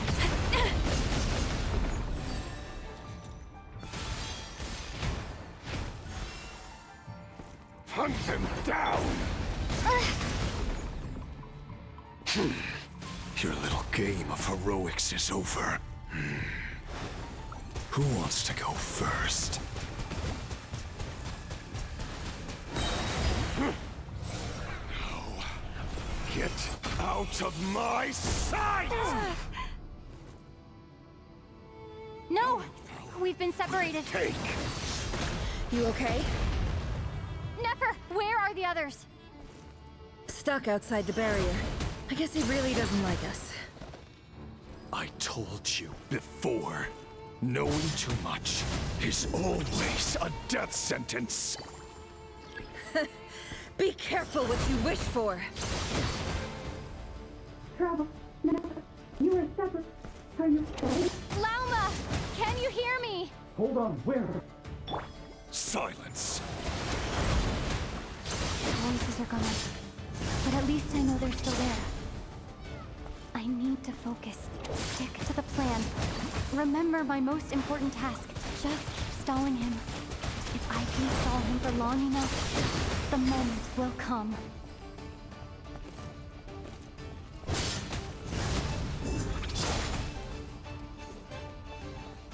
Your death is within my grasp.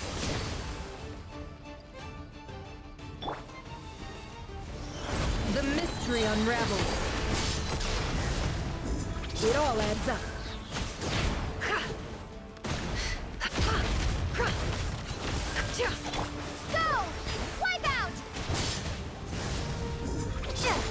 No more lies. Seek within.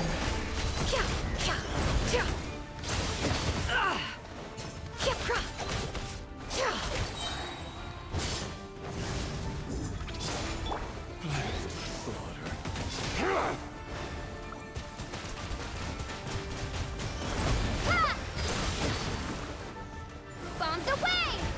The mystery unravels. It all adds up.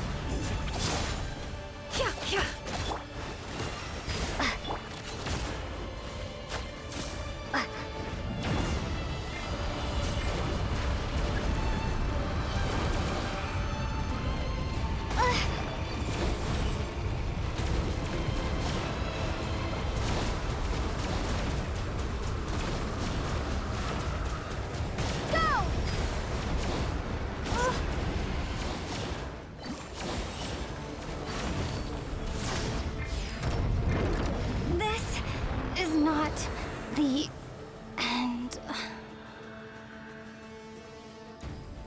Your death is within my grasp! Seek within.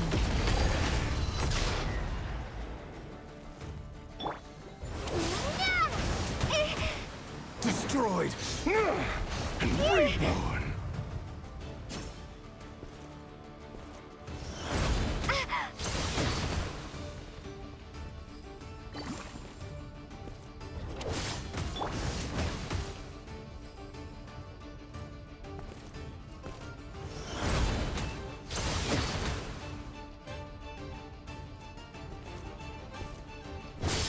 How unfortunate. How much power will it take? Nowhere to run, nowhere to hide.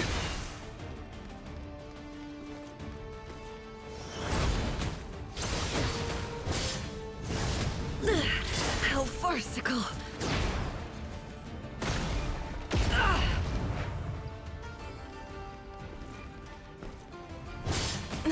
Shame. The riddle remains unsolved.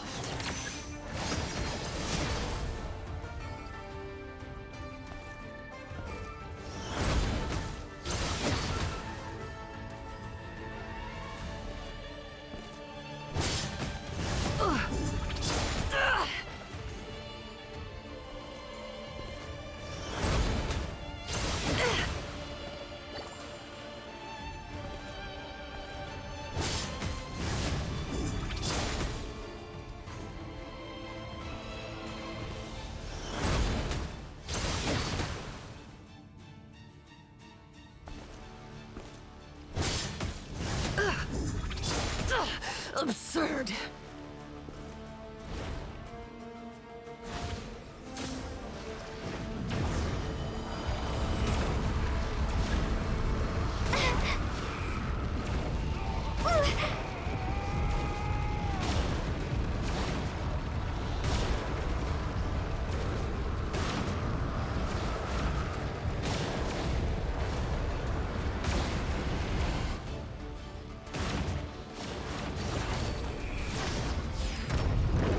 Maybe I wasn't meant for this world. How much power will it take?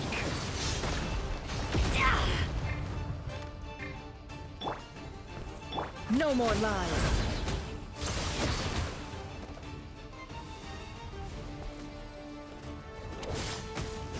How unfortunate.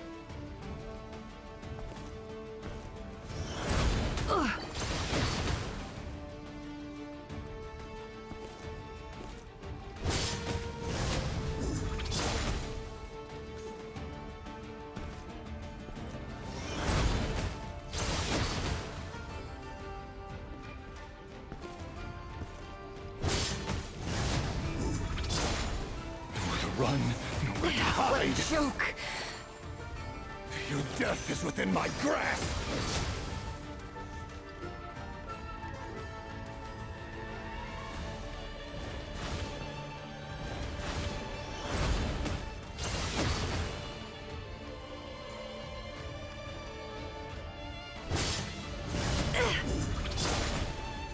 I saw this coming.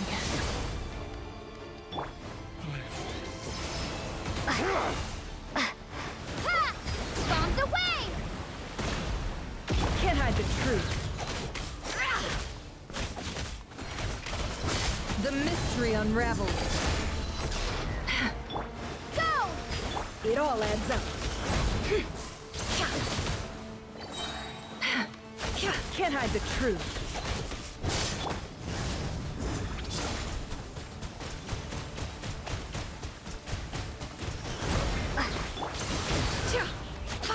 The deception ends here. Wipe out! No more lies.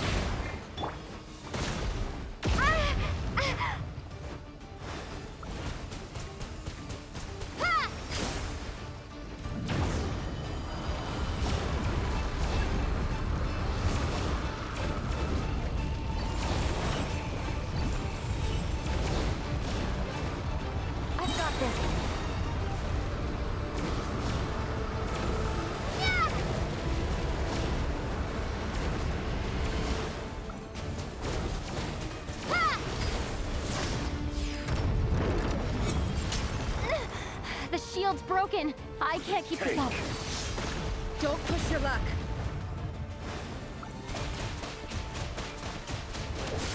Go!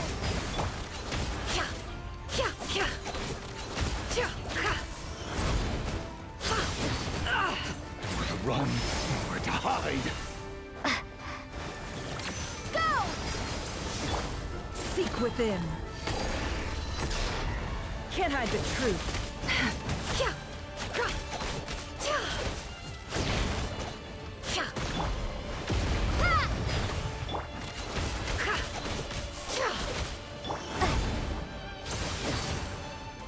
Bombs away!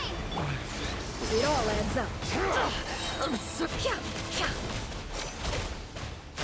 The deception ends here. Water jet! Destroyed. Reborn. Can't hide the truth. Where to run, where to hide. No more lies. The mystery unravels.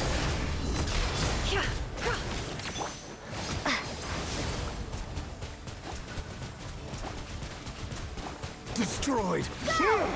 And Can't hide the truth.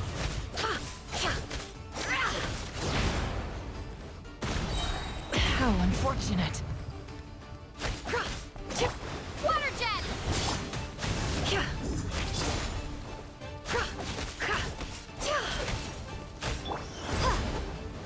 Wipe out! No more lies.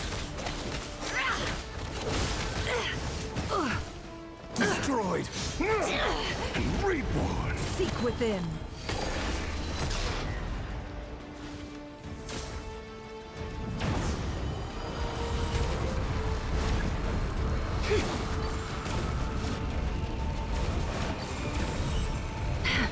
Curses. There's no other way. It all adds up.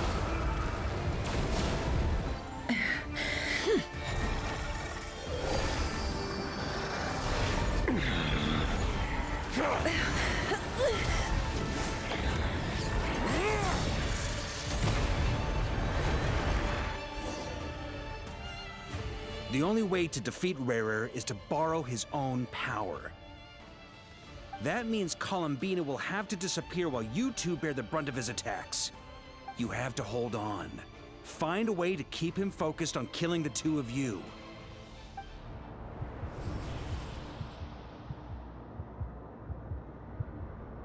Nefer! Your eyes are bleeding. Soon you will be powerless to resist. And then, I will reduce you to dust. But that dust will plague your memories. Come on.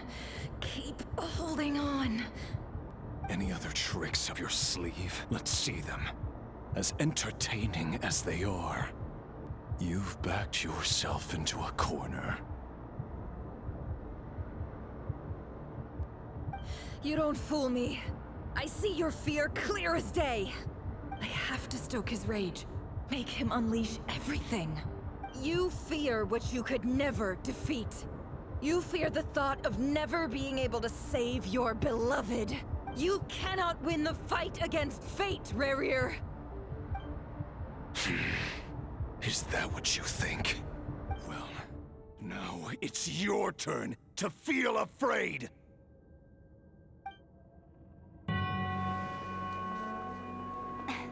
You fear the sound of your own name? Is it us you hate? Or is it what you've become? Let's see what becomes of you!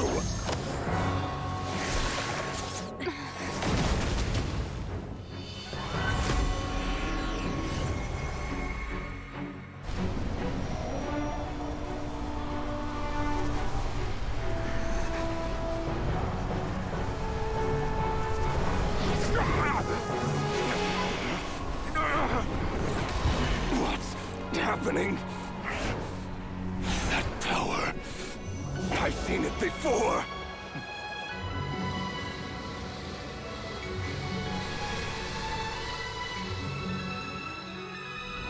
His power is on another level. We'll need to use an alchemical array to convert his power into a usable form. Then quickly channel it into Columbina, rendering her powerful enough to compete with him. I'll join you. I can help. If I release enough abyssal energy into a confined space, it'll create a potential difference, allowing us to extract a huge amount of elemental energy. Next, I'll synchronize with everyone's minds using Pyro, then give you temporary access to their abilities and fields of view. But it won't last long. Can you see? Well enough. So, we have a student of Gold Rheindotter in our midst. How about that?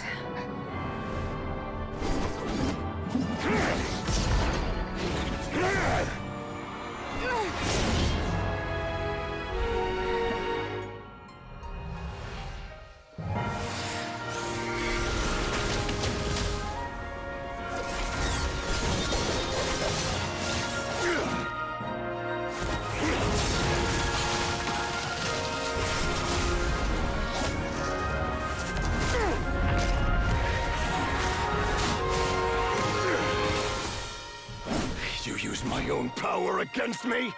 Just like how you stole Kuvaki. Look familiar?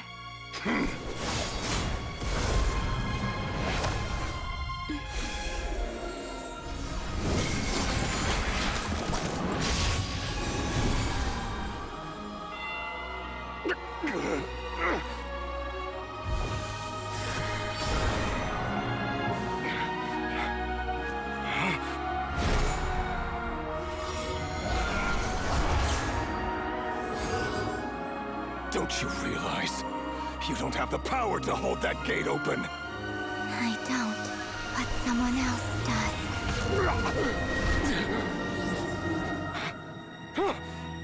Goodbye, Rerir.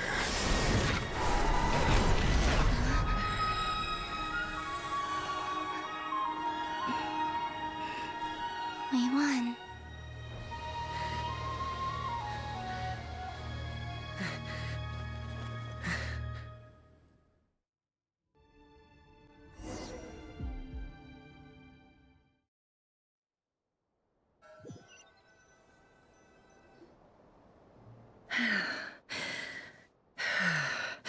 Nefer, how are your eyes? They're fine. Apart from the blindness, of course. It's not too late. Let me handle it.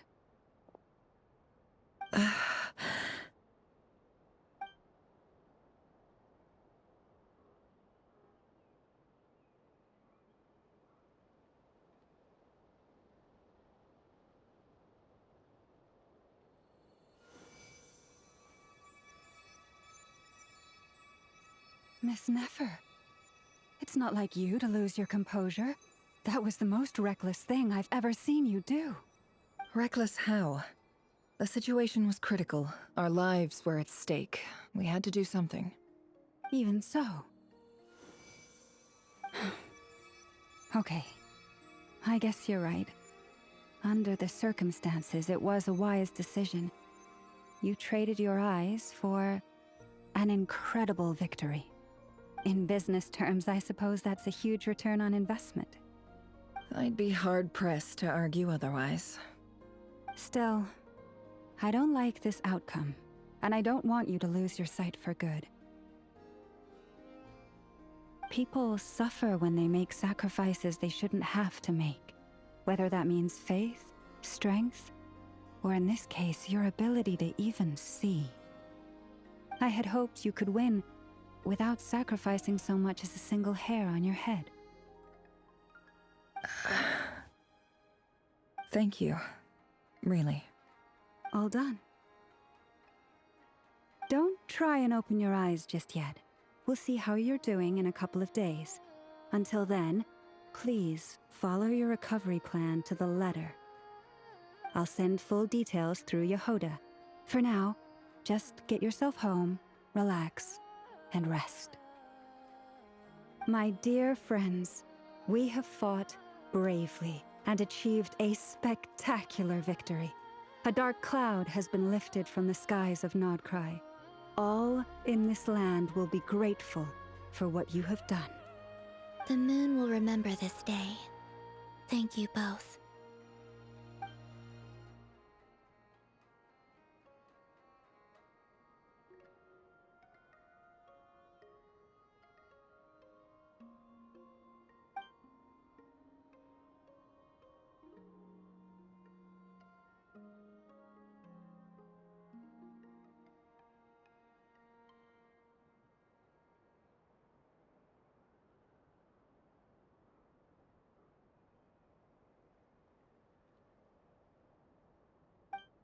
There's something I want to let you know.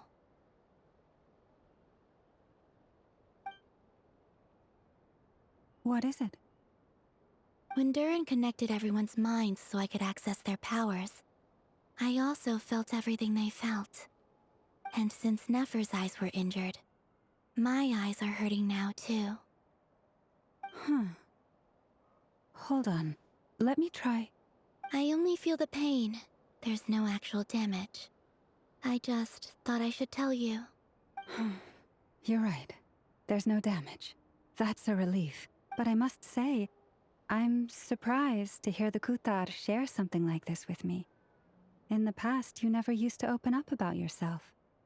Things are a little different now from how they were. I'm learning to share how I truly feel with my friends. Friends?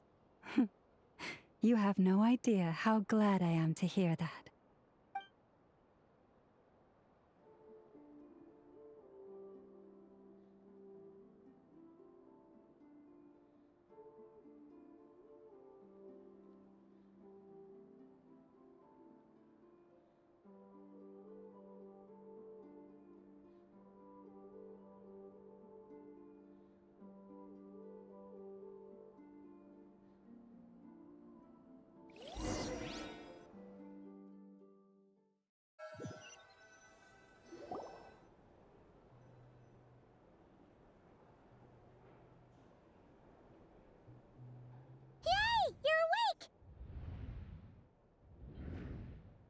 How are you feeling?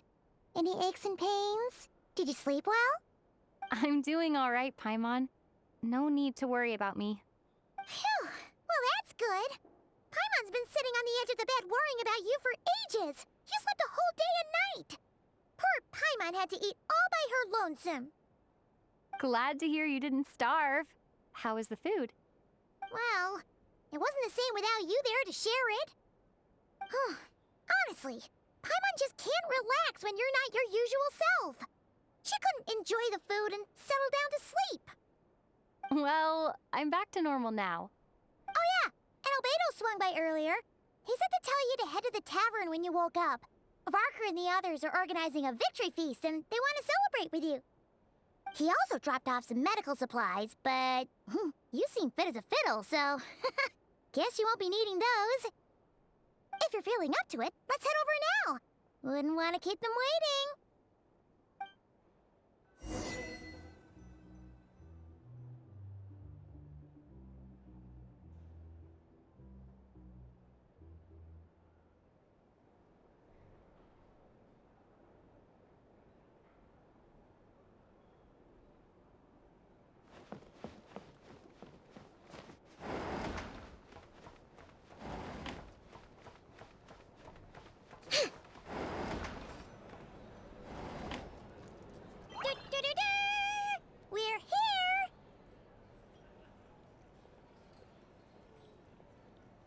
Traveler and Paimon! Perfect timing! We were literally just saying how there's no way we're holding this victory feast without you any longer, and we would have postponed it till tomorrow. How are you feeling today? Much better, thanks. Don't worry about me. Relieved to hear it. If that changes, just let me know. Happy to check you over at any time.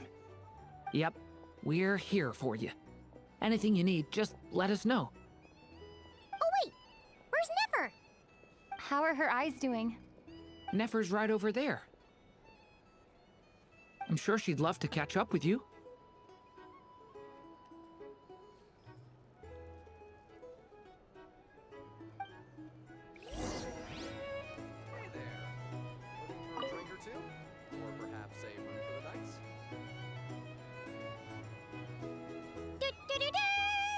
We're here! Oh, Traveler and Paimon! Perfect timing! We were literally just saying how there's no way we're holding this victory feast without you any longer, and we would have postponed it till tomorrow. How are you feeling today? Much better, thanks. Don't worry about me. Relieved to hear it. If that changes, just let me know. Happy to check you over at any time. Yep, we're here for you. Anything you need, just let us know. Oh wait, where's Nefer? How are her eyes doing? Nefer's right over there. I'm sure she'd love to catch up with you.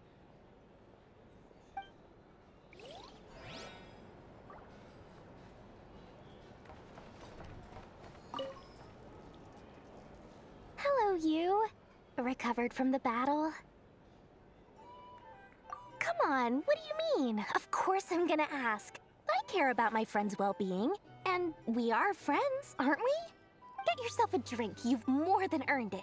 In fact, today, your drinks are on me. Lord Sangamabe's got you covered. Wow, really? What about Paimon? Has she earned it too? Has she? Please? Well, you haven't been through quite as much as the Traveler, but... what the heck, sure. Yay! Wow! Drinks on Dory! What a historic day. Hey, keep your voice down, or everyone else is gonna want in too. Have you heard anything I've been saying recently?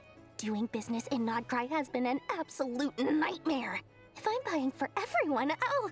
Okay. Paimon will speak more quietly. Jeez. That's more like it. Don't you forget, Lord Sangamabe doesn't just go around buying drinks for anyone and everyone.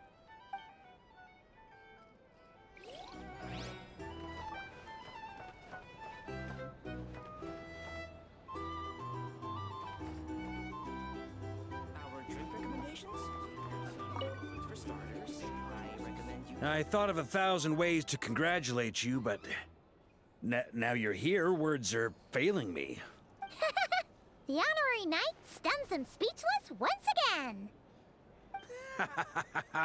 Well said. The honorary knight showed us all how it's done. The other knights tell me that Mondstadt was the first stop on your journey. All of us are truly delighted to count you as our friend. I'd like to thank you for supporting the Knights of Favonius, and also for helping us save Nodcry. Nonsense! Of course I'm gonna mention it. This is more than just business. It's a relationship. And there can be no relationship without showing gratitude where it's due.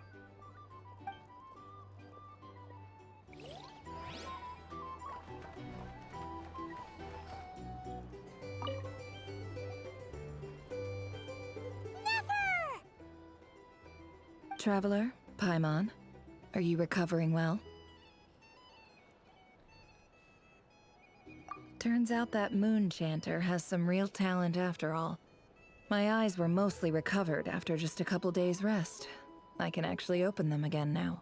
Yeah, but you gotta be careful. Lauma says not to strain your eyes while they're still healing. Yes, thank you. I'm well aware. Yehoda, could I borrow you for a moment? I could do with an extra pair of hands. Oh, sure. Coming. Did you hear that? I gotta go help Lauma for a second. You guys chat among yourselves. I'll grab us some drinks on the way back. Paimon, you still like 'em sweet? You bet! Make it extra sweet, cause Paimon's earned it! Sure thing!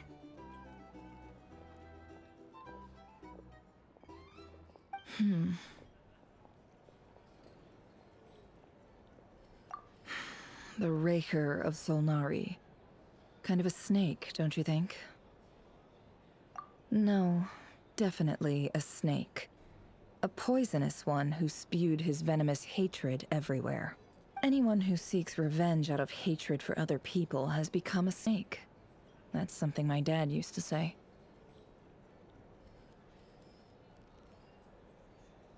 Perhaps. I'm sure it sounds like a very wise and open-hearted perspective to your ears. But me? I think hatred is a perfectly justifiable emotion. What else is left when everything you depended on in life gets stripped away? Something's gotta fuel that drive to keep on living.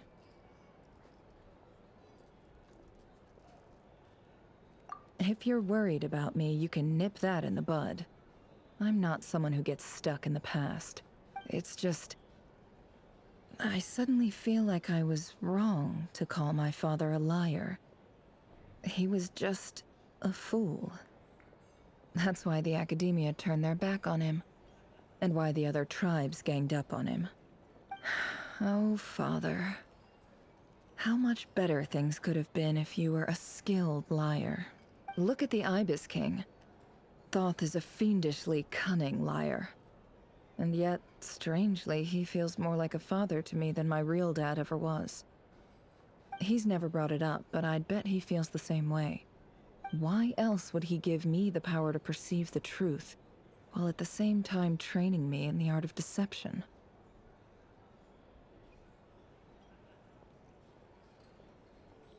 Well, King Deshret banished him to Aru, which is essentially a prison, and posed 3 questions to him.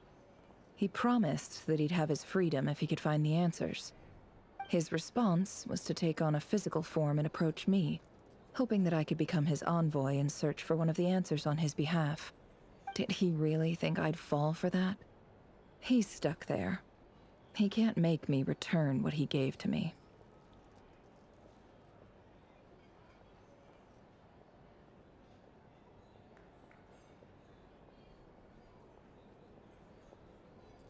So that's enough for you to decide he's nice, is it?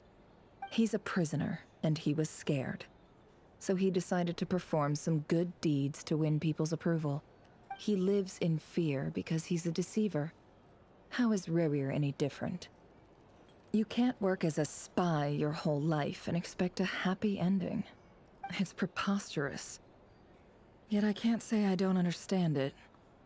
Liars live in the darkness of their own making. But it's still human nature to want to go on living. They say that a liar's soul is the most worthless thing in the world. What do you think?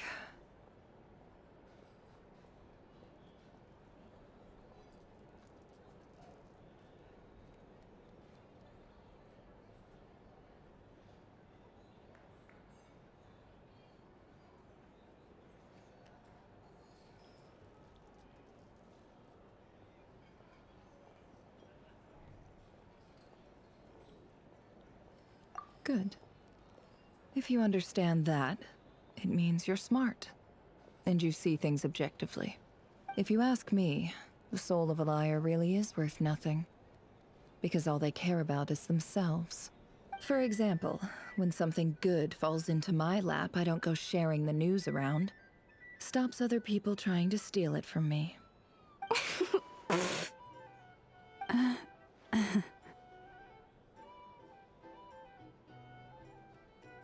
So be it. They have sharp ears. I can't keep anything from them. Oh, is that what it looks like?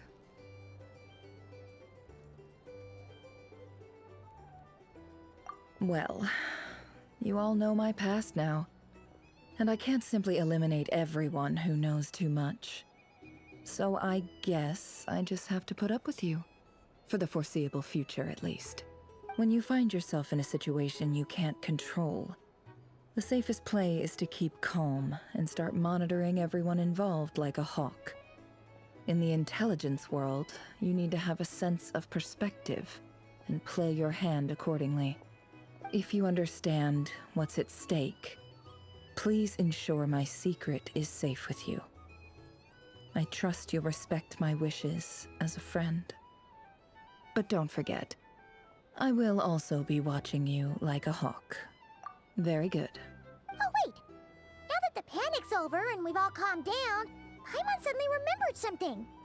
After all that build-up, our mystery ally never showed up even once!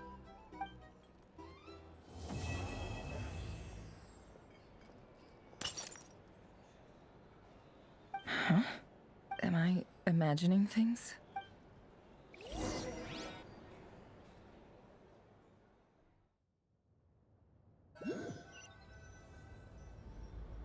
So, that close colleague who stayed behind with you? What's he been up to recently? Don't know, don't care. I get more normal human interaction from hanging out with Bosco too than him. Although, now you mention it, he hasn't bothered me in a while. I wonder if... If he's disappeared without a trace, it's the biggest gift he ever gave to the world. But I somehow doubt that's what's going on. He won't lie low forever. So we'd better stay on guard.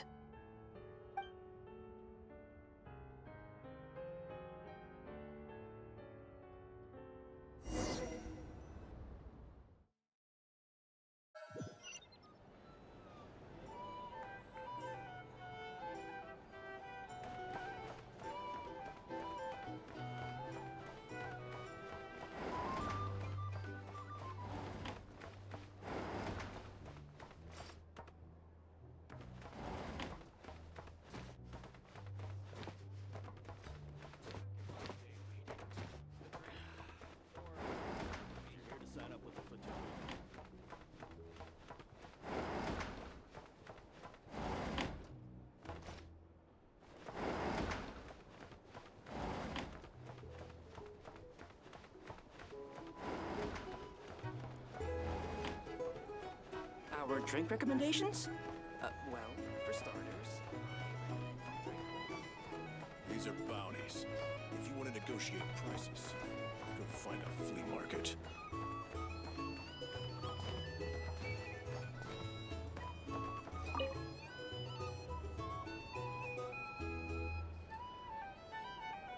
Ah, Lord Sangama Bay. How lovely to see you. I must thank you for the device you provided. It was an enormous help. Would I be right in thinking that it was developed by the Academia? Why come and ask me when you clearly know already? I mostly came to thank you. That's more like it. A little gratitude goes a long way with Lord Sangama Bay. Play your cards right, and you might even stand a chance of becoming my long-term supplier.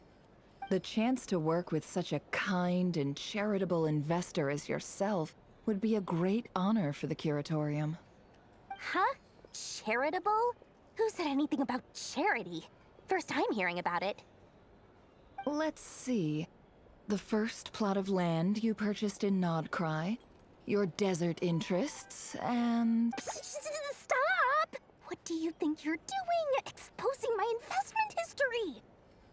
It's nothing to hide from. They're all perfectly legitimate investments. And some of the land you purchased was with the intent of building a sanctuary? Yes, I heard about that too. How did you... You're a curious case, Lord Sangama Bay. You don't like people finding out about your good deeds, do you? But I'm afraid no matter how hard you try to keep things under wraps, where there's a will, there's a way. You did it for Sumeru, didn't you?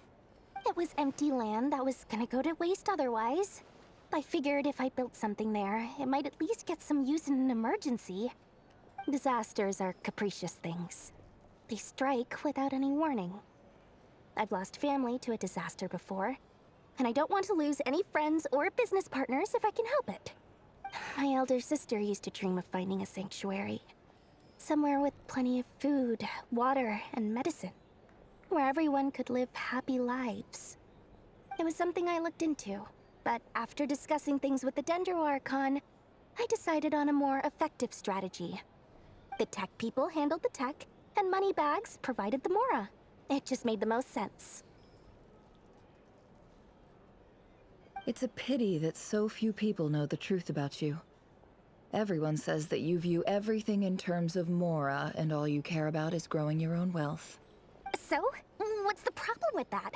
Everyone wants to be rich. It's human nature. So yes, I love Mora, and it's nothing to be ashamed of. But surely you have dreams of your own beyond just making Mora. You don't get it, do you? My dream is to invest in other people's dreams. And, you know, make a nice little slice for myself along the way. Just thinking about it makes me happy. That sweet, sweet sound of Mora. Thank you. For the device? And the pendant. Oh, that. I was just returning a favor. Don't worry about it. Seems like we've both been away from home for a very long time. Yeah. So long that I barely remember what my family even looked like. That would be your mother, father, and sister? Yeah, though it's been years since my sister passed away. It's not like I want to forget them, obviously, but memory can be even more ruthless than the most calculating business person. Beyond a certain point, if something isn't helping you, it just gets rid of it. My sister can't help me now. Slowly but surely, her face is fading from my mind's eye. It's become a vague impression. Not everything will fade. When loved ones pass away, the beautiful memories are the ones that last the longest. Yeah, that's true. If you ask me, that's the one silver lining in all of it. Well, that, plus, I'm sure that life is much better now than it was back then. Oh, absolutely. I have tons of Mora, a big beautiful house, business is booming, and I'm as happy as can be.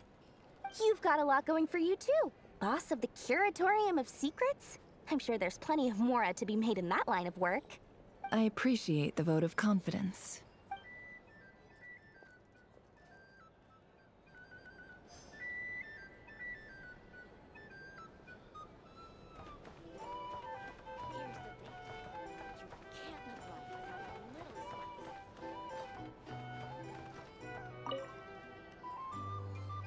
How have you been holding up?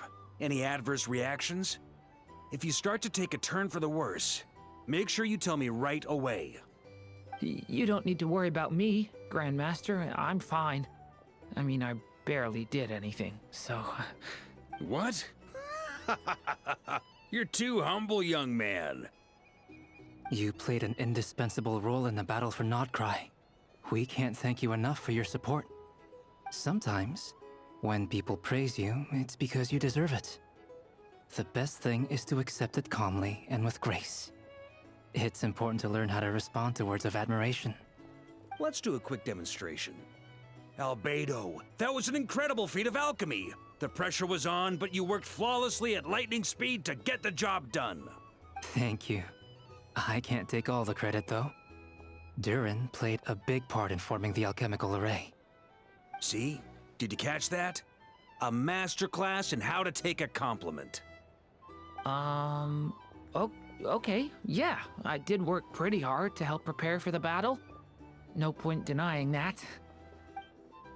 Hey, you guys!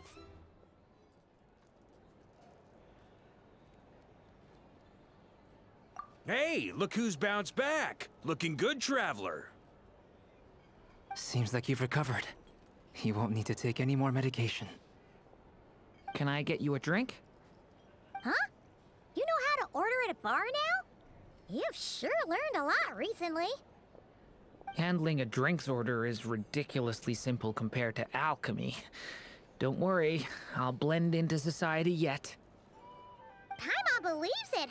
You're clearly a fast learner, just like your brother. To be totally honest though, Paimon didn't quite follow all the details when you first explained the plan to us. Don't worry, that's completely understandable. Unless you're a student of alchemy, it's hard to grasp the principle and how the process works. To put it in the simplest terms, we saw how our enemy stole the power of Kuvaki. And that gave us the idea of stealing his power to turn it against him. When facing an enemy you have no hope of defeating, it's best not to engage them in battle. So, instead of looking for a way to overpower him, we decided to help Columbina get strong enough to at least stand up to him in a fight. For this to work, we had to analyze his modes of attack, confirm who his main target was, and make sure that he wouldn't go beyond the range of the alchemical array. For added security, we prepared a total of 4 arrays. But to mitigate the impact of the battle, we identified one location in particular as the ideal spot, which is where the confrontation took place. The alchemical array absorbed his abyssal power. Then Durin processed it to render it usable by Columbina. That power enabled her to do what would otherwise have been nigh on impossible. What surprised me was that Dainsleif actually agreed to join us. Given his history with Rerir, he had every right to sit this one out. But we're extremely grateful for the decision he made. It must have been a painful choice to make. But I'm sure that making a decision was far better for him than staying in limbo. Absolutely. He was torn between 2 paths, but in the end, he made his choice and stuck to it resolutely. He doesn't strike me as the sort of person who'd stay trapped in limbo for long. Anyway, however you cut it, everyone gave a stellar performance. And now, it's time to kick back and celebrate.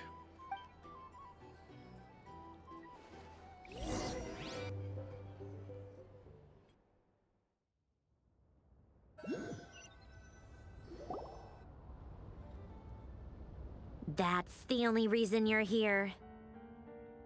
Yes. I've thought a lot about it. And I've realized that you, me, and Arlecchino should be friends. I think this is very important. So I felt I had to come and tell you. Well, this is a new one. I'm so moved. I can't even hold my teacup. If that's all, you can leave now. Do you not want to be friends with me? Or is it that you prefer being co-workers? What is this, Columbina? Are you deliberately testing my patience threshold? Right now, my politeness module is active. But if you say another word, I swear I'll shut it down. If your politeness module was active, wouldn't you say the word please at some point? Paulownia, please see Lady Columbina to the door. Will you still invite me to your next tea party? What? Yes, I think you will. Bye-bye, dear Sandrone.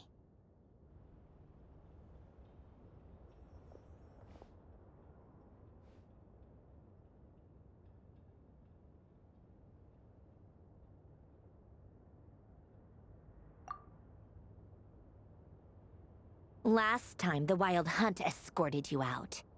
Would you rather I handled it myself this time?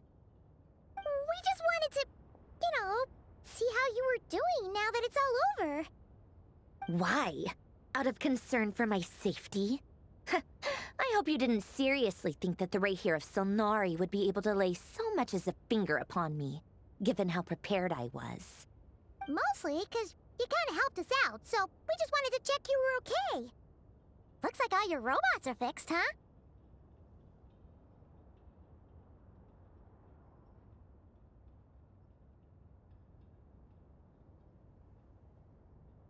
Oh, don't you worry about that. Tea time is already a write-off. The visitor before you managed to kill my appetite. If you're in the mood for tea, go ahead and help yourself. Otherwise, it's going to waste. My coasters are still missing in action, though. Use this notebook instead. Whoa! Pretty hefty notebook. Look at all those calculations. You can ignore those. They're just dumb scribblings. I doodle and write in my free time. Sometimes I remember the distant, dreamlike past. Sometimes I imagine the far-flung future. And other times, I grit my teeth and note down all the crazy nonsense going on in the present. Some people do the crosswords in the newspaper. This is my equivalent of that. Trying to predict the future is like daydreaming, and writing about the present just makes me furious. The past is my favorite. If nothing else, it's already set in stone, so I don't have to rack my brains trying to figure it all out. Huh.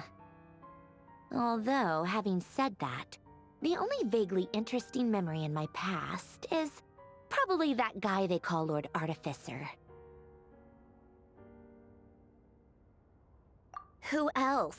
Pretty much all the mecha and Fontaine are his personal handiwork. Wait, are you saying you know him? Like, personally? As a friend? I mean, I guess we were friendly enough.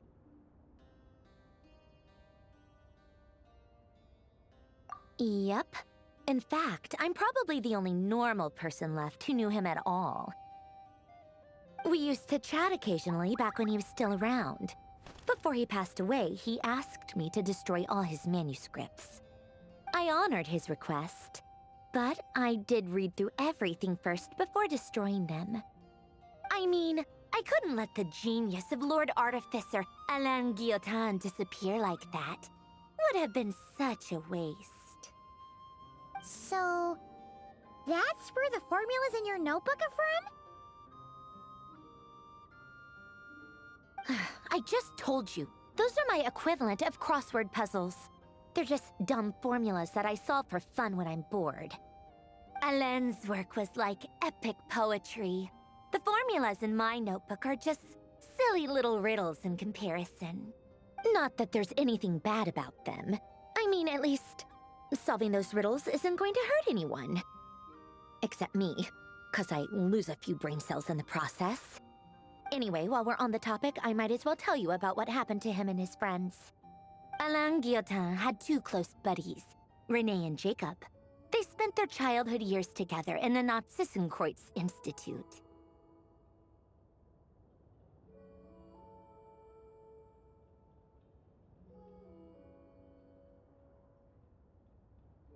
They were all quite competitive, so there was some rivalry between them, but it was a friendly rivalry. But beneath the friendship and the rivalry ran something deeper, a sense of nostalgia for the past.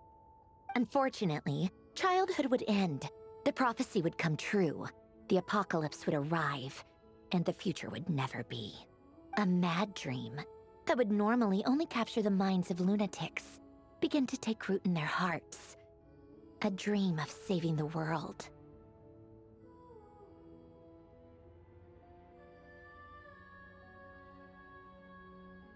And if Renee and Alain had been people of lesser wits, that dream would probably have ended up as something for them to joke about in their older years. But alas, they were some of the sharpest minds around. They nurtured that dream with the full power of their intellect, and it grew into something that ate away at their souls. The first of them to fall under its spell was Renee.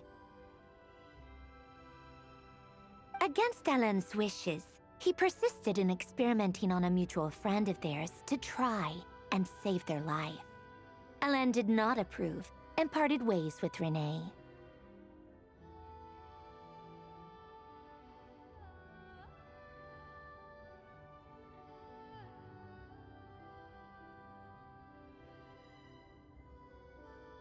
It's complicated.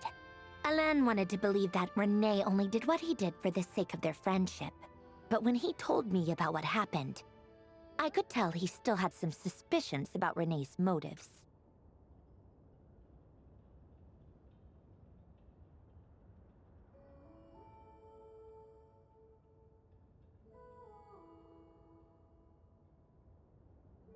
Perhaps the seed that would grow into a nightmare had already sprouted in Renee's mind. Even then. The next time they met, Renee's soul had been completely engulfed by the dream of salvation. His futile attempt to change the tide of fate only resulted in a wave that swallowed up the world, even before the apocalypse came. And although that wave died down eventually, I hear that it just recently came back with a vengeance. As I understand, Renee wanted to live out his dream of salvation once more. But I'm told that the attempted resurgence finally died out for good. At long last, Renee awoke from his deluded dream. Though of course by then it was far too late. What do you think of Renee? Do you admire his transcendent genius? His view that any price was worth paying to achieve the lofty goal of saving the world? Or do you despise him? Dismiss him as an evil madman who wrought havoc on the lives of everyone around him as he pursued his delusional dream? Same difference, really. Just a matter of perspective.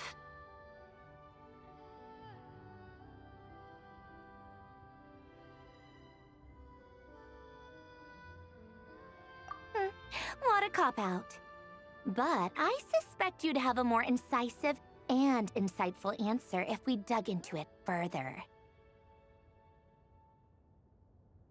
I don't like fanatics who give up their whole lives for their ideology. Nor do I like fools who let their delusions take control. Maybe I could understand if Renee had just been an ordinary person. But he had a sage-like intellect. And still managed to get himself lost in the labyrinth of his own desires. Anyway, that's enough about Renee. Now, moving on to Alain Guillotin, the Lord Artificer. He managed to put a stop to the first storm whipped up by Renee. But after that, Alain lost his friends and family. To his credit, I suppose, the loss of his family and friends was purely a tragic accident. It's not like Alain sacrificed them for his cause or anything. After that, the only thing supporting his work was the same dream that had dragged his closest friend down to the abyss. But although the desire to save Fontaine drove him to found the Fontaine Research Institute, Alain continued to reject any form of transcendental knowledge or power. He was suspicious and fearful of it, having seen the way it had affected his closest friend. I think that formulas and machines derived solely from human intellect were the only thing that gave him a sense of spiritual comfort. Yet Alain's intellect was simply too great. It barely left him space to breathe in his lifetime.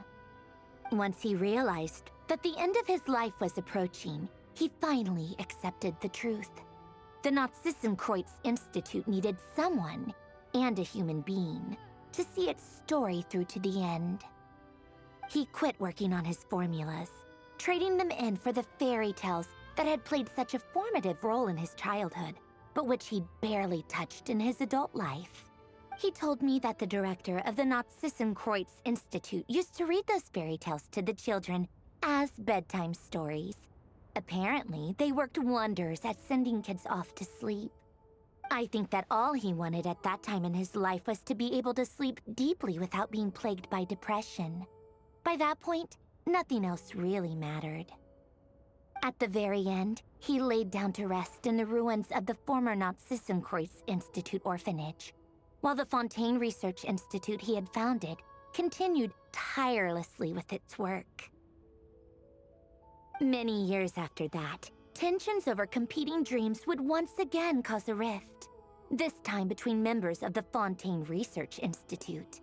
But the actions of those fools had nothing at all to do with Alain.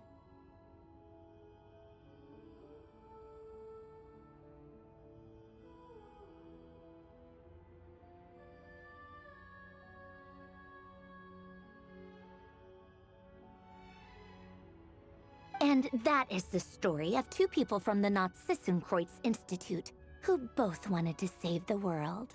One went all in on his fantasy of salvation without ever looking back, and ended up calmly sinking to the bottom of the deepest sea. The other sought desperately to burn bright in his life, even though he wasn't sure where he was going. I do sometimes wonder, why is it that people like them have such grand hopes of saving the world? Even the grandest tree starts as a tiny seed. So perhaps, for each of them, their mission to save the world began with a very simple desire: to save themselves. They were young children with friends and family who mattered to them, desires to explore the meaning of life, ambitions to have a successful career. They didn't want to see all of that taken away in one fell swoop. Or maybe they just wanted to find something to anchor themselves within the chaos, to stop them getting quietly swept away by the storms of life. But instead, the search for their own salvation took them down the rocky road laid out by fate. Do you think the desire to save oneself is enough of a justification to try and save the world?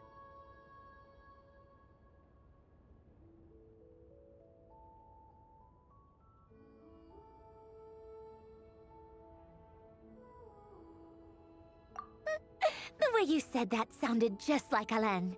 I asked him the same question back when he was in his prime, putting all of his energy into his work. He gave the exact same answer as you did. No elaboration, just a quick short answer before getting right back to his work. He was always that way. All right, tea time's over. I owe Arlecchino a favor for telling me these stories.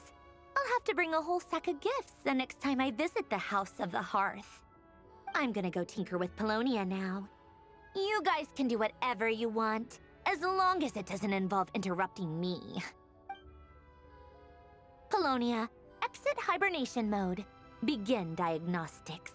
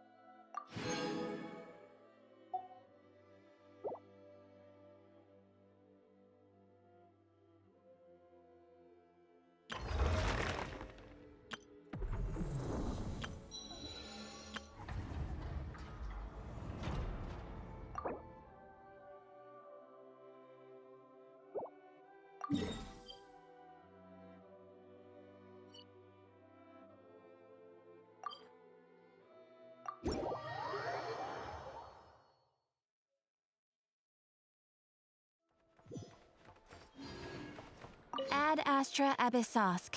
Welcome to the Adventurers Guild.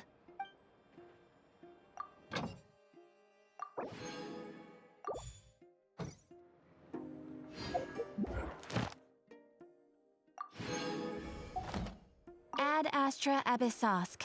Welcome to the Adventurers Guild.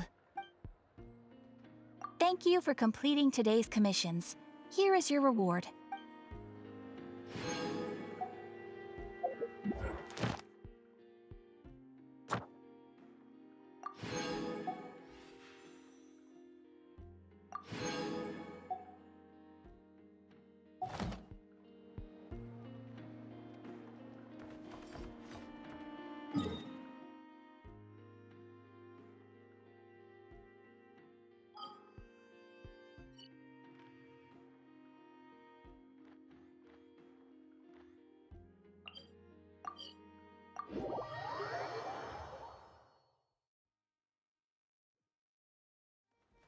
Ready?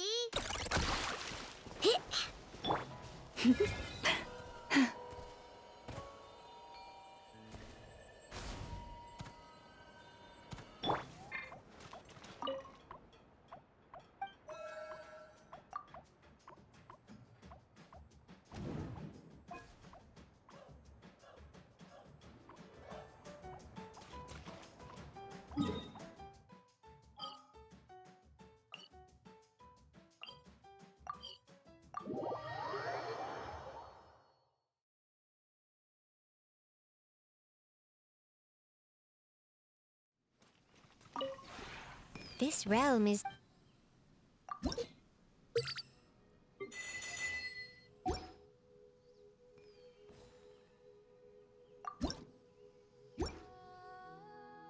If you ever have